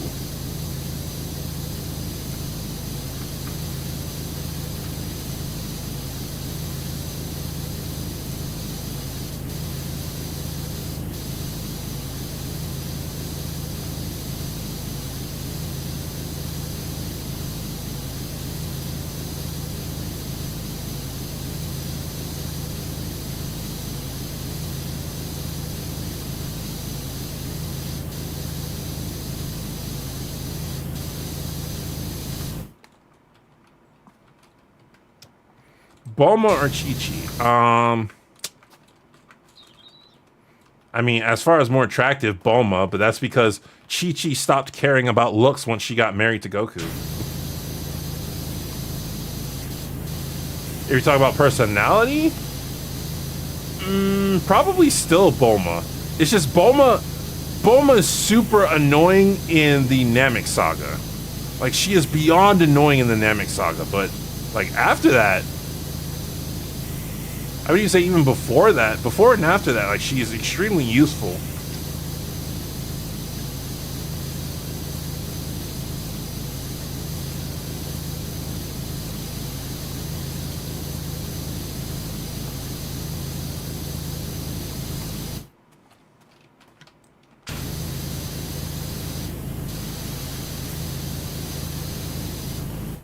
Should you pick an accent to have, British or Canadian? British, easy.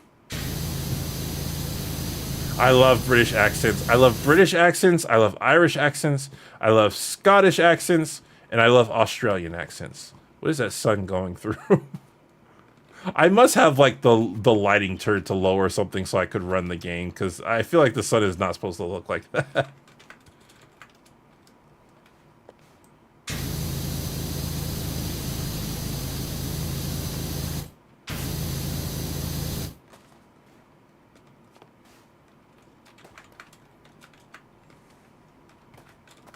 Favorite version of the Joker? I like Mark Hamill's. Well, that is the correct answer.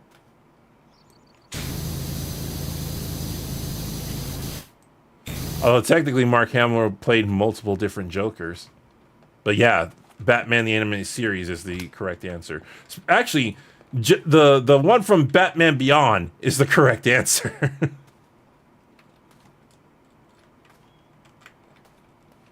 When Goku died for Gohan, Chi-Chi said it is her fault. I don't recall that. Android 18 is the best female character by far, I think. Okay, Android 18. I mean, what did she really do? Like, I get people are attracted to her physically, but she doesn't really do anything.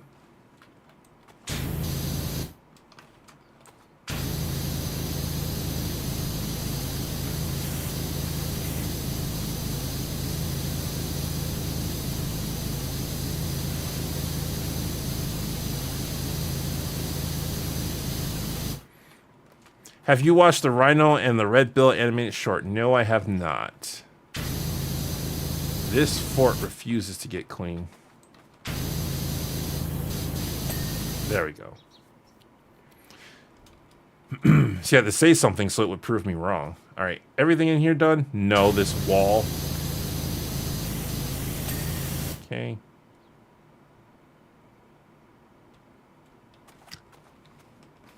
Okay, I'll come back to you. Everything under here seems to be done, though, so.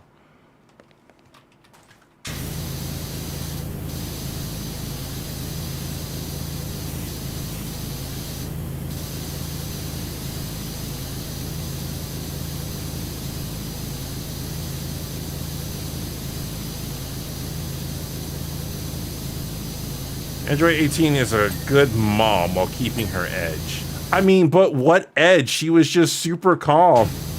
And she was kind of greedy.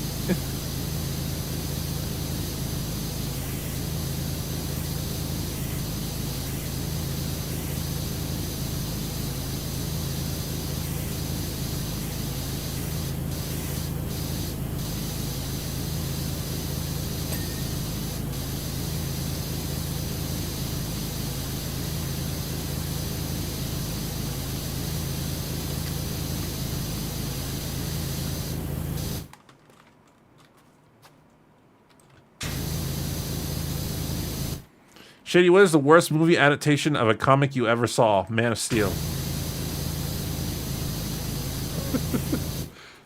Either Man of Steel or Batman v Superman. Both of them annoyed me so much. I was so mad at Man of Steel because people were defending that movie. They're like, this is a modern Superman. He has to go through tough choices. I'm like, you have never read comics, have you? Because there are so many tough choices Superman comics that did it so much better than Man of Steel. And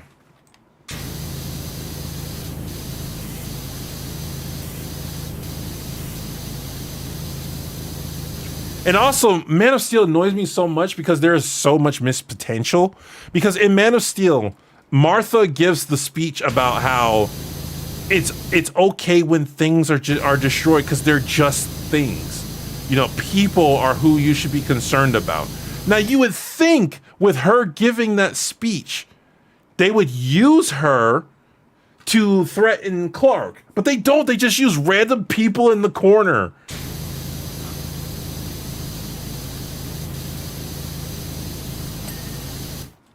And you would also think, because right before Superman has to fight Zod solo, he gives Lois a kiss. You would think Zod would grab Lois and use her.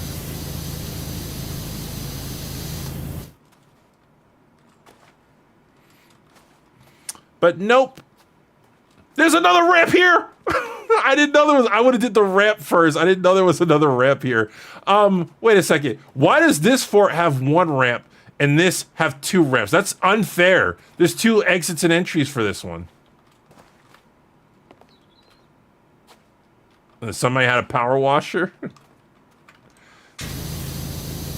Greetings, Plez gamers. This is Power Washing Simulator.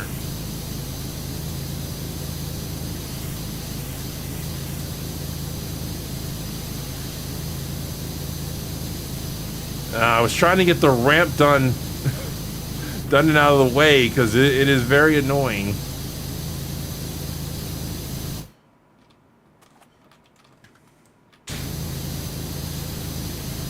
I love Vegeta. Everyone loves Vegeta.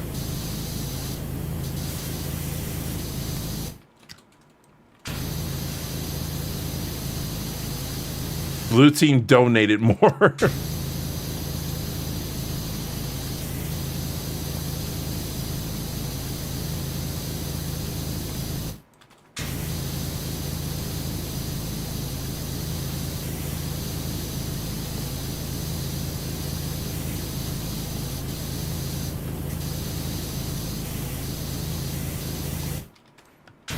You? I had a crush on Trunks when I was a kid. Everybody had a crush on Trunks when they were a kid. What kind of game is this? It's Power Wash Simulator. You wash things with the power washer. That's pretty much it. The things ding when they're clean, and you earn money. I'm past the point where I need money, so I just pretty much just doing these jobs for fun, I guess. I bought everything this game has to offer in the shop.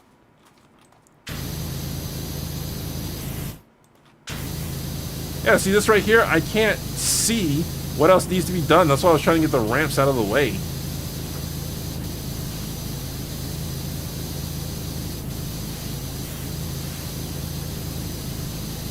What are your thoughts on DBZ Abridged? I think it ended too soon. So, DBZ Abridged, I've seen a lot of people say that, oh, the Cell Saga is where DBZ Abridged was at its peak. And I actually disagree. I think the Frieza Saga was where it was at its peak. And the reason I say that is because with the Cell Saga, they didn't make fun of themselves as much. They became more of just a dub than a parody. And that's not good for a parody. There we go. That's not good for a parody for you to be treated more like a dub. But the Frieza Saga felt like they were constantly mocking the original with really good jokes.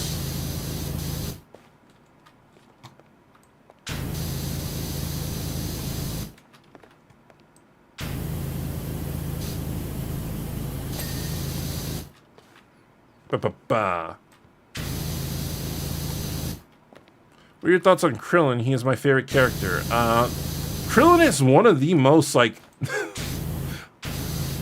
I don't want to say essential, but he's one of the most, like, pivotal characters, for lack of a better term, in the series.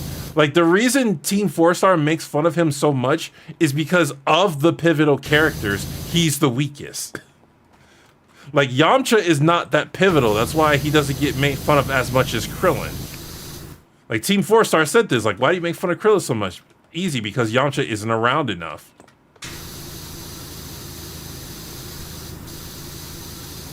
Like, I have no hatred for Krillin.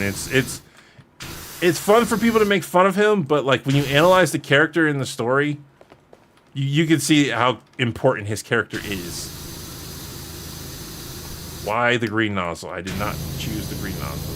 Get these posts done. I did finish that wheel, right? Yeah, okay.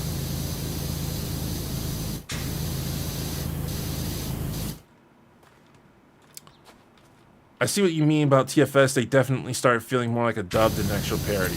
And that was their reasoning for, like, well, I shouldn't say that's the reasoning. I didn't like their reasoning for stopping. Because their reasoning was like they couldn't think of anything. Which I understand. I go through that all the time. All YouTubers, I feel, would go through that. And like, you just like, I can't make it good, so I shouldn't make it. I understand that, but at the same time, they're, like, people don't see them as YouTubers. They see them as a company. And I'm like, as a company, you kind of have to provide through your obligations. Like, they could have hired script writers.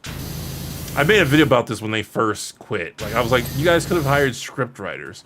I 100% understand what they're going through as a YouTuber.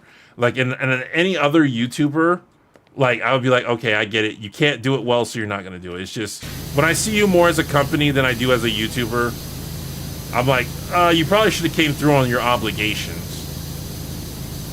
But their new stuff with HFIL is really good. Like I'm really enjoying HFIL. I get super excited whenever a new episode of that comes out. And you can tell that they have like a lot more freedom because they can do whatever they want with the animation. They don't have to rely on the old animation to make jokes.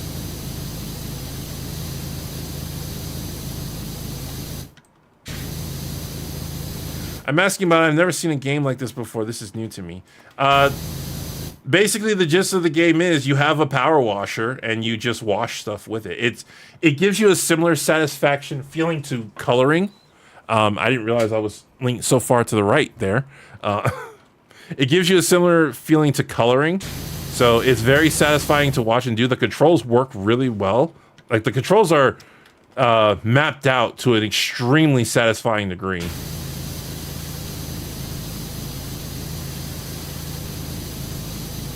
The once you finish the campaign, like there are optional levels because they keep coming out with new levels. And this is what I'm doing right now is one of the more optional levels because there is a story mode.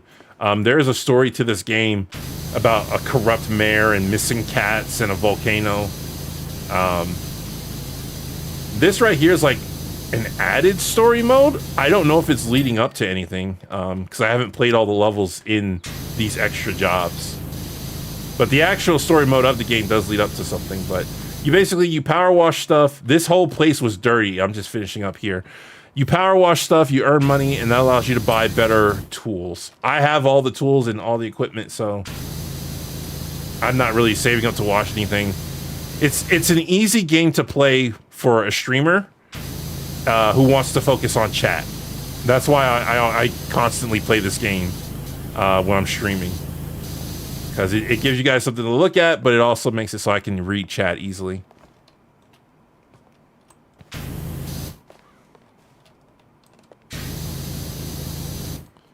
YouTubers are more like stand-up comedians or bands than companies. An artist can give a new product with new ventures in order to provide your audience for entertainment. Well, Team 4-Star, though, was a dubbing company. I think they still are.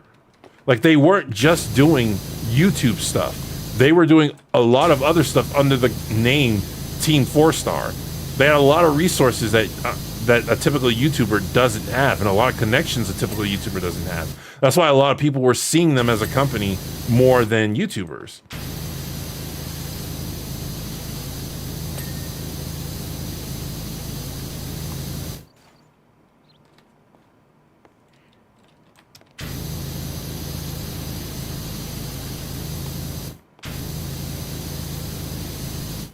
Power Washer Simulator Theory, Doorags is purple guy.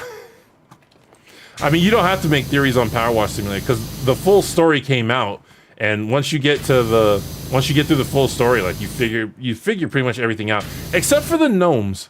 I don't think they explain the gnomes because every level, like pretty much every level has like a gnome doing something.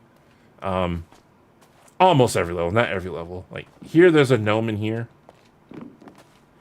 Yeah, so that's probably just Easter eggs, but if MatPat wanted to do a theory on the gnomes, he could.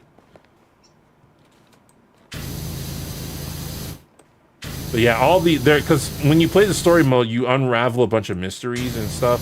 And MatPat did a game theory before the full story came out, and he was pretty much right on the money with his game theory.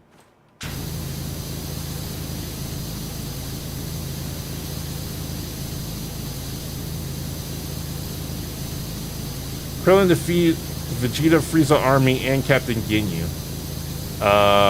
Did he defeat Vegeta?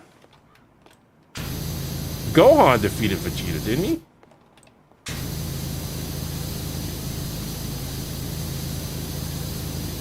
Krillin tried to defeat Vegeta, and Goku stopped him. No Name TV, thank you very much. Walking to the store at 11 p.m. on edibles.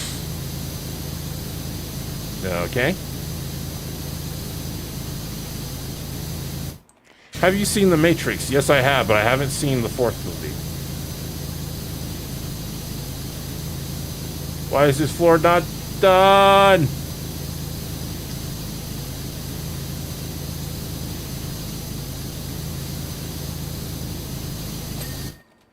Oh, I guess that wall wasn't done.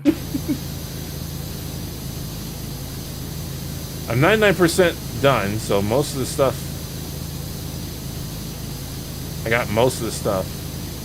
Technically, Krillin threw the spirit bomb so he could claim the win, but Gohan bounced it back. Krillin missed.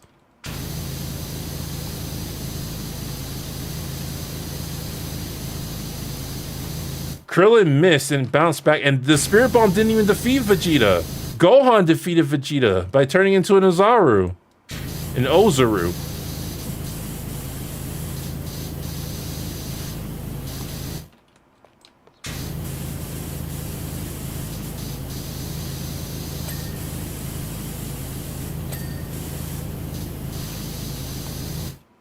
Okay. That rock face still needs to, you know, I was pretty sure I got all the rock faces, but fine. This post. Even so, if you treat a creative product like a physical product, you end up with things like The Simpsons or Family Guy, diminishing the artistic expression of. That's what. Yes, that's why I say they could have hired other writers. Like, I wasn't saying they should just do it. I was saying there are other ways they could have kept it going by, like, doing things like hiring other writers to get the jokes through. Because, yeah, you shouldn't force a product. You should learn when to say, you know what, I can't deal with the product anymore. I can't creatively deliver this product.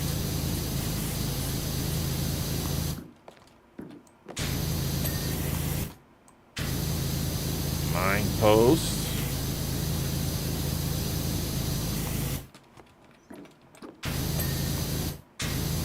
How did I miss both these mind posts? Because I got the sign and I was like, oh, okay, that whole thing's done. Oh, I guess I missed all these mind posts.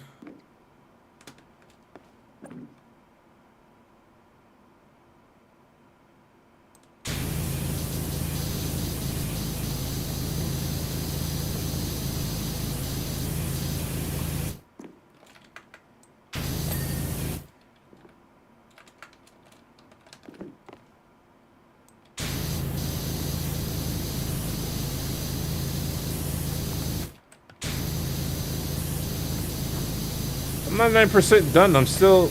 Jeez. Okay, I saw something else right here. Another mind post.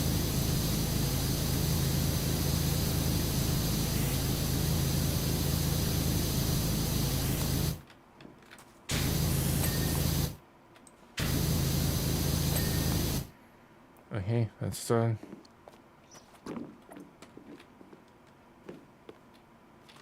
Hello?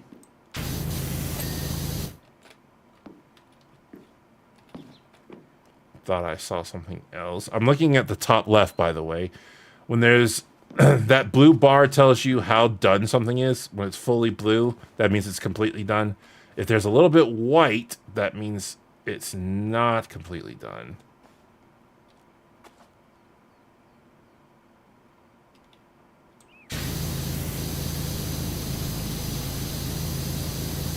Come on.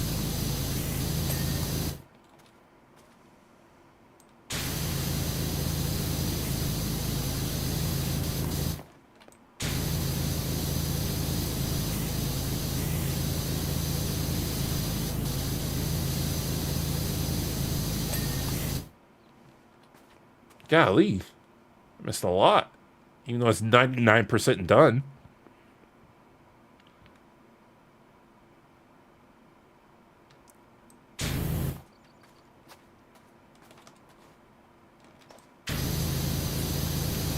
Is John Redcorn your nemesis? Well, I proclaimed it 3 years ago, so it must be true. Now, there are other characters I hate way more than John Redcorn. Why you hate Korra so much? I don't really hate Korra. There are moments in Korra that are disrespectful to the original Atla. I hate that aspect. And I hate the ruined potential Korra had. Like, the Avatar series, if it wants to continue, it has to continue past Korra. And that's annoying because Korra messed up a lot of the Atla lore.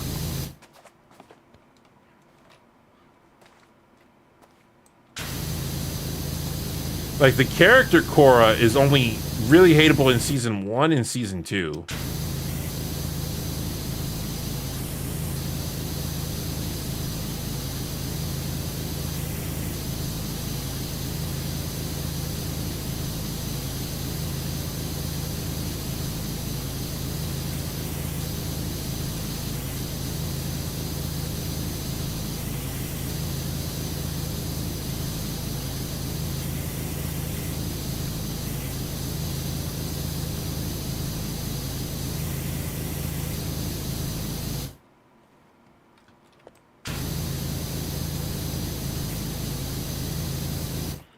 Oh my goodness, this sidewalk. Be clean.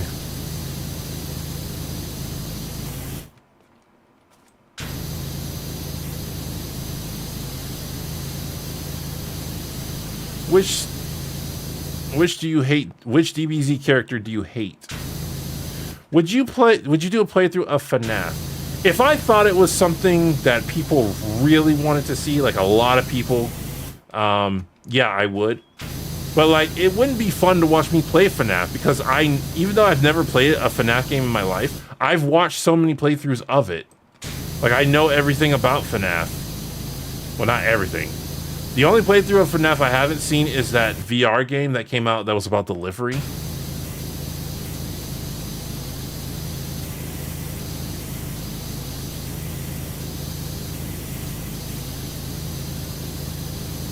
By the time not the next VR, not the next VR, but by the time the next FNAF game after VR comes out, I'll probably be doing Let's Plays more frequently, and I'll probably do that.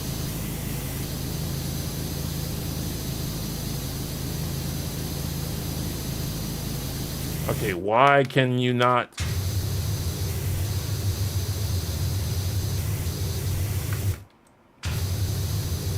There we go, jeez. Bank window.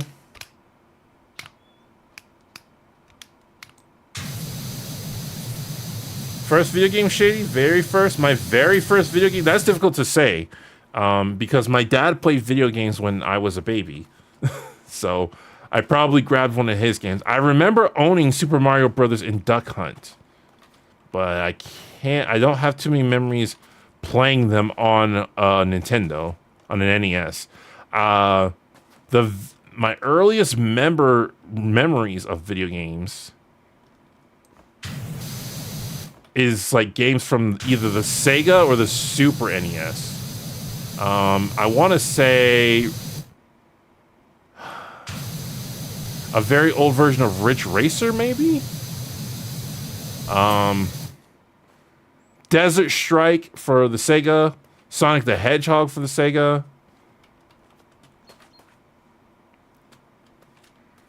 Geez, there's a lot of things I didn't clean. Hello. Fort Blue Outer Wall. Okay. I can accept that one.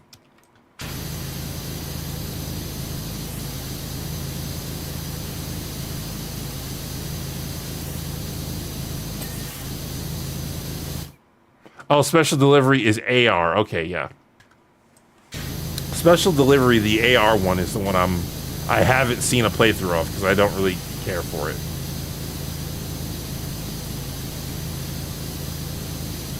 Oh, I also haven't seen the one that's not really a FNAF game, it's like an RPG.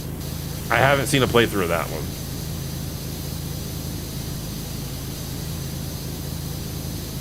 Was it FNAF World, I think? I'm quite surprised everybody hates Mulan 2020 so much. I'm not. People don't like Disney live-action remakes, and Mulan gave people plenty of reason to hate that one specifically.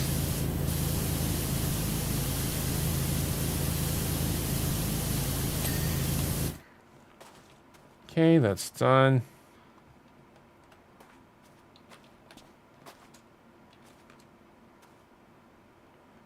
Something here, I saw it. Fort Blue. Something on Fort Blue.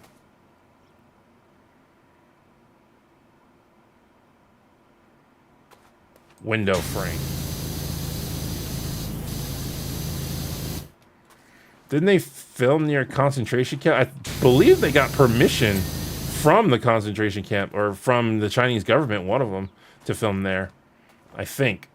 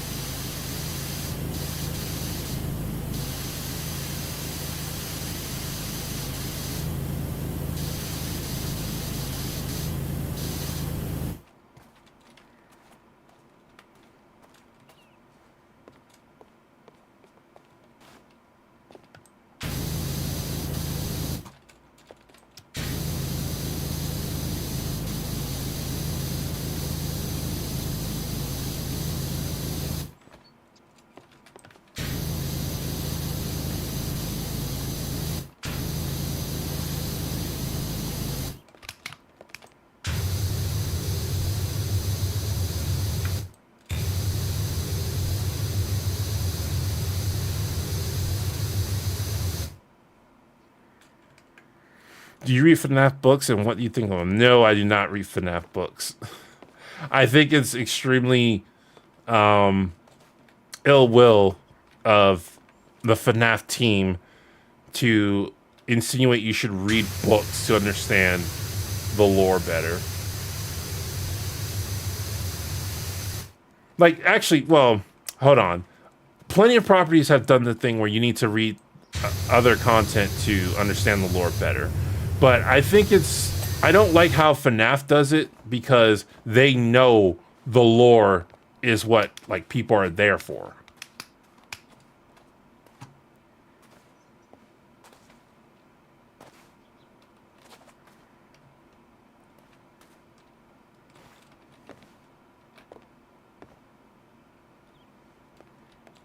I saw something over here.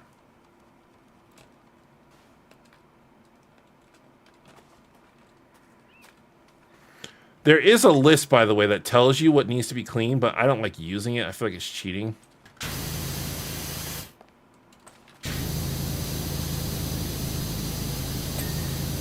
Okay. Jeez, how am I still 99% done? All that stuff I missed.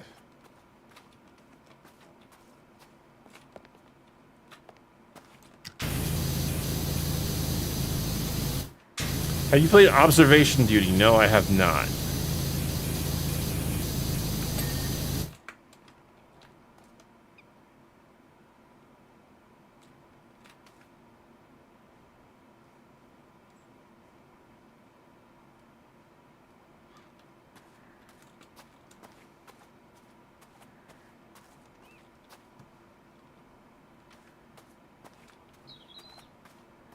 Do you like Hey Arnold? I haven't seen it in a while, but yeah. I remember when the Hey Arnold movie came out, I was really hyped. I was on Twitter with everybody like tweeting out specific moments.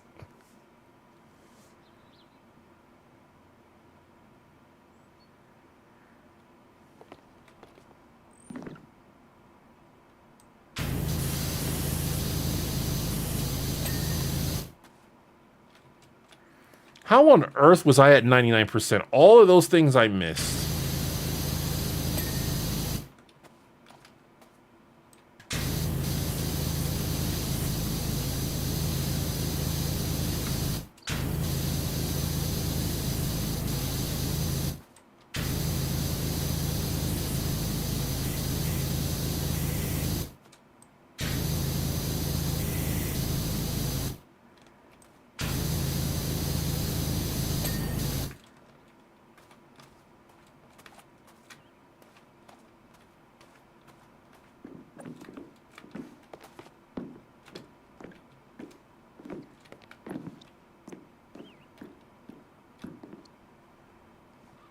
I saw something.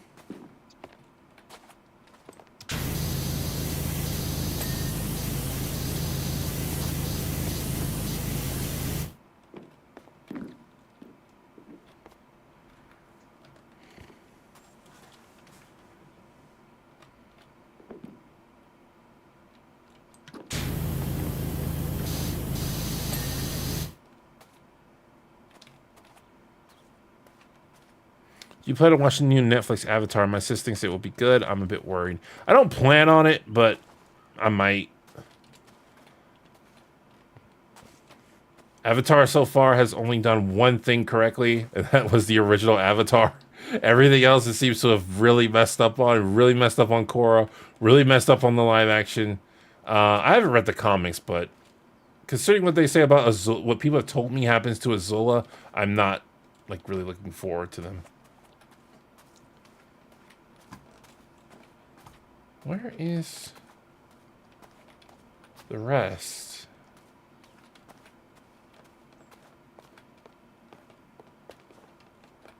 Hello, right here. What are your thoughts on Mulan 1998? It's a fun movie, probably one of the most iconic for me in terms of songs. I definitely still listen to it.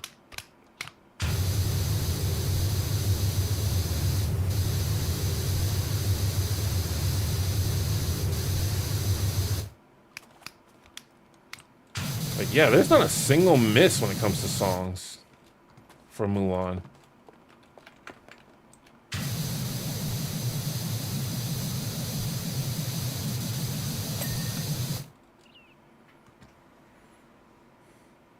Do you like Shadow the Hedgehog, or has he become too flanderized or edgy in your opinion? To me, it's not that he's too edgy. It's honestly that he's, like, I like him in Sonic Prime, and I liked him in, Sonic 06. But,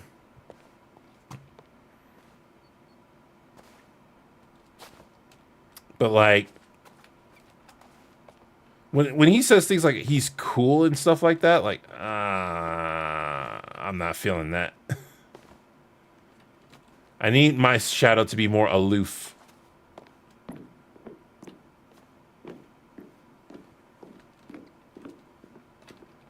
Hello?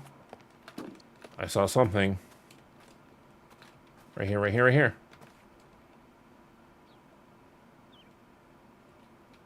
Blue window frame. You. Oh my goodness, still at 99.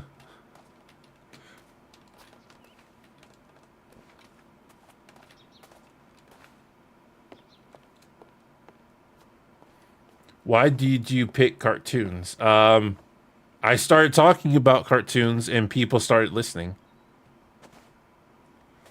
Cartoons is one of the many things I'm interested in.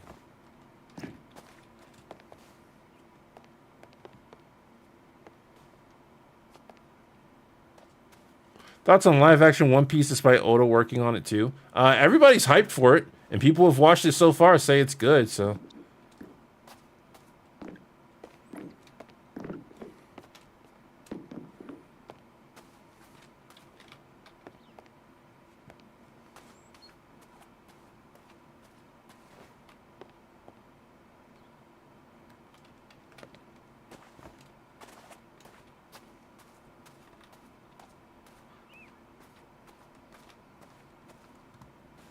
Have you ever heard of the comic series Amulet? It has some similarities to Atla. No, I have not.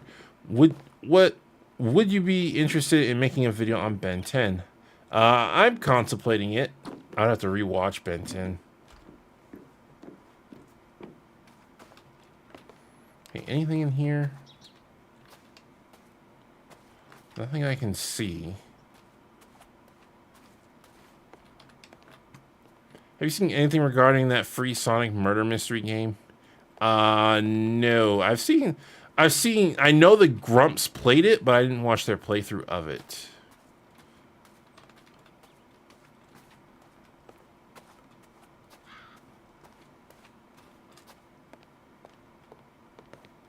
Anything in here? No.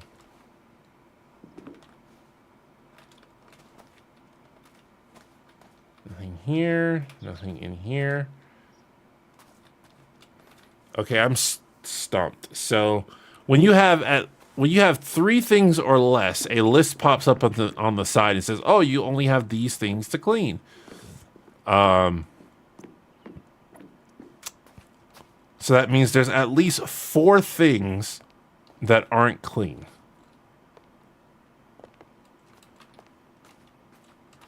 But nothing is showing up in the corner. Everything's saying that it's clean.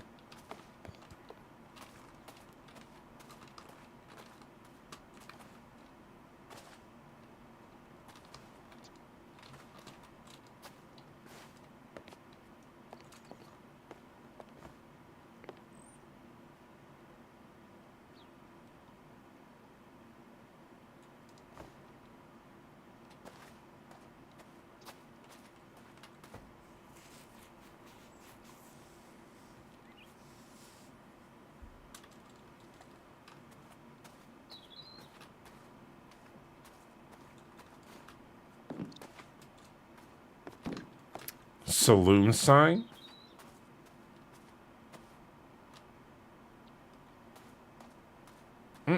It's clean.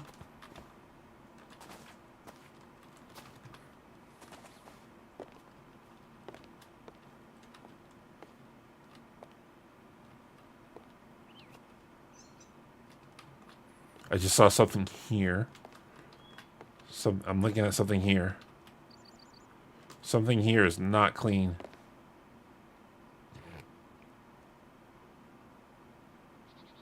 Fence post.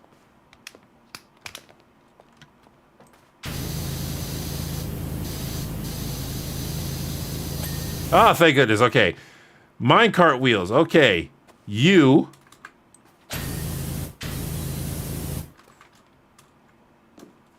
Ew.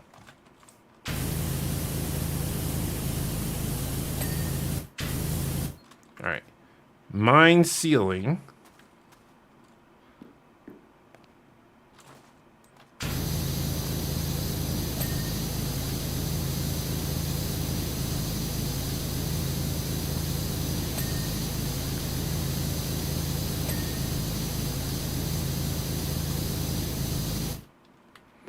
And then 2 ones. One more beam.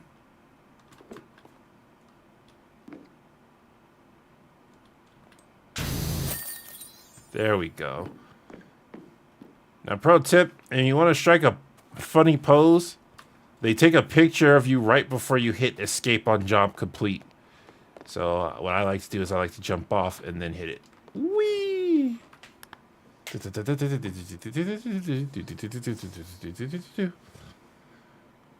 Woo wee! That was just tough because the 90%,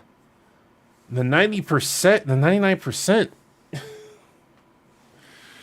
lied to me. Like if it had been like 97%, I'd be like, whoa, I missed a bunch of stuff. But the 99% came out. I was like, okay, just a few more things to go.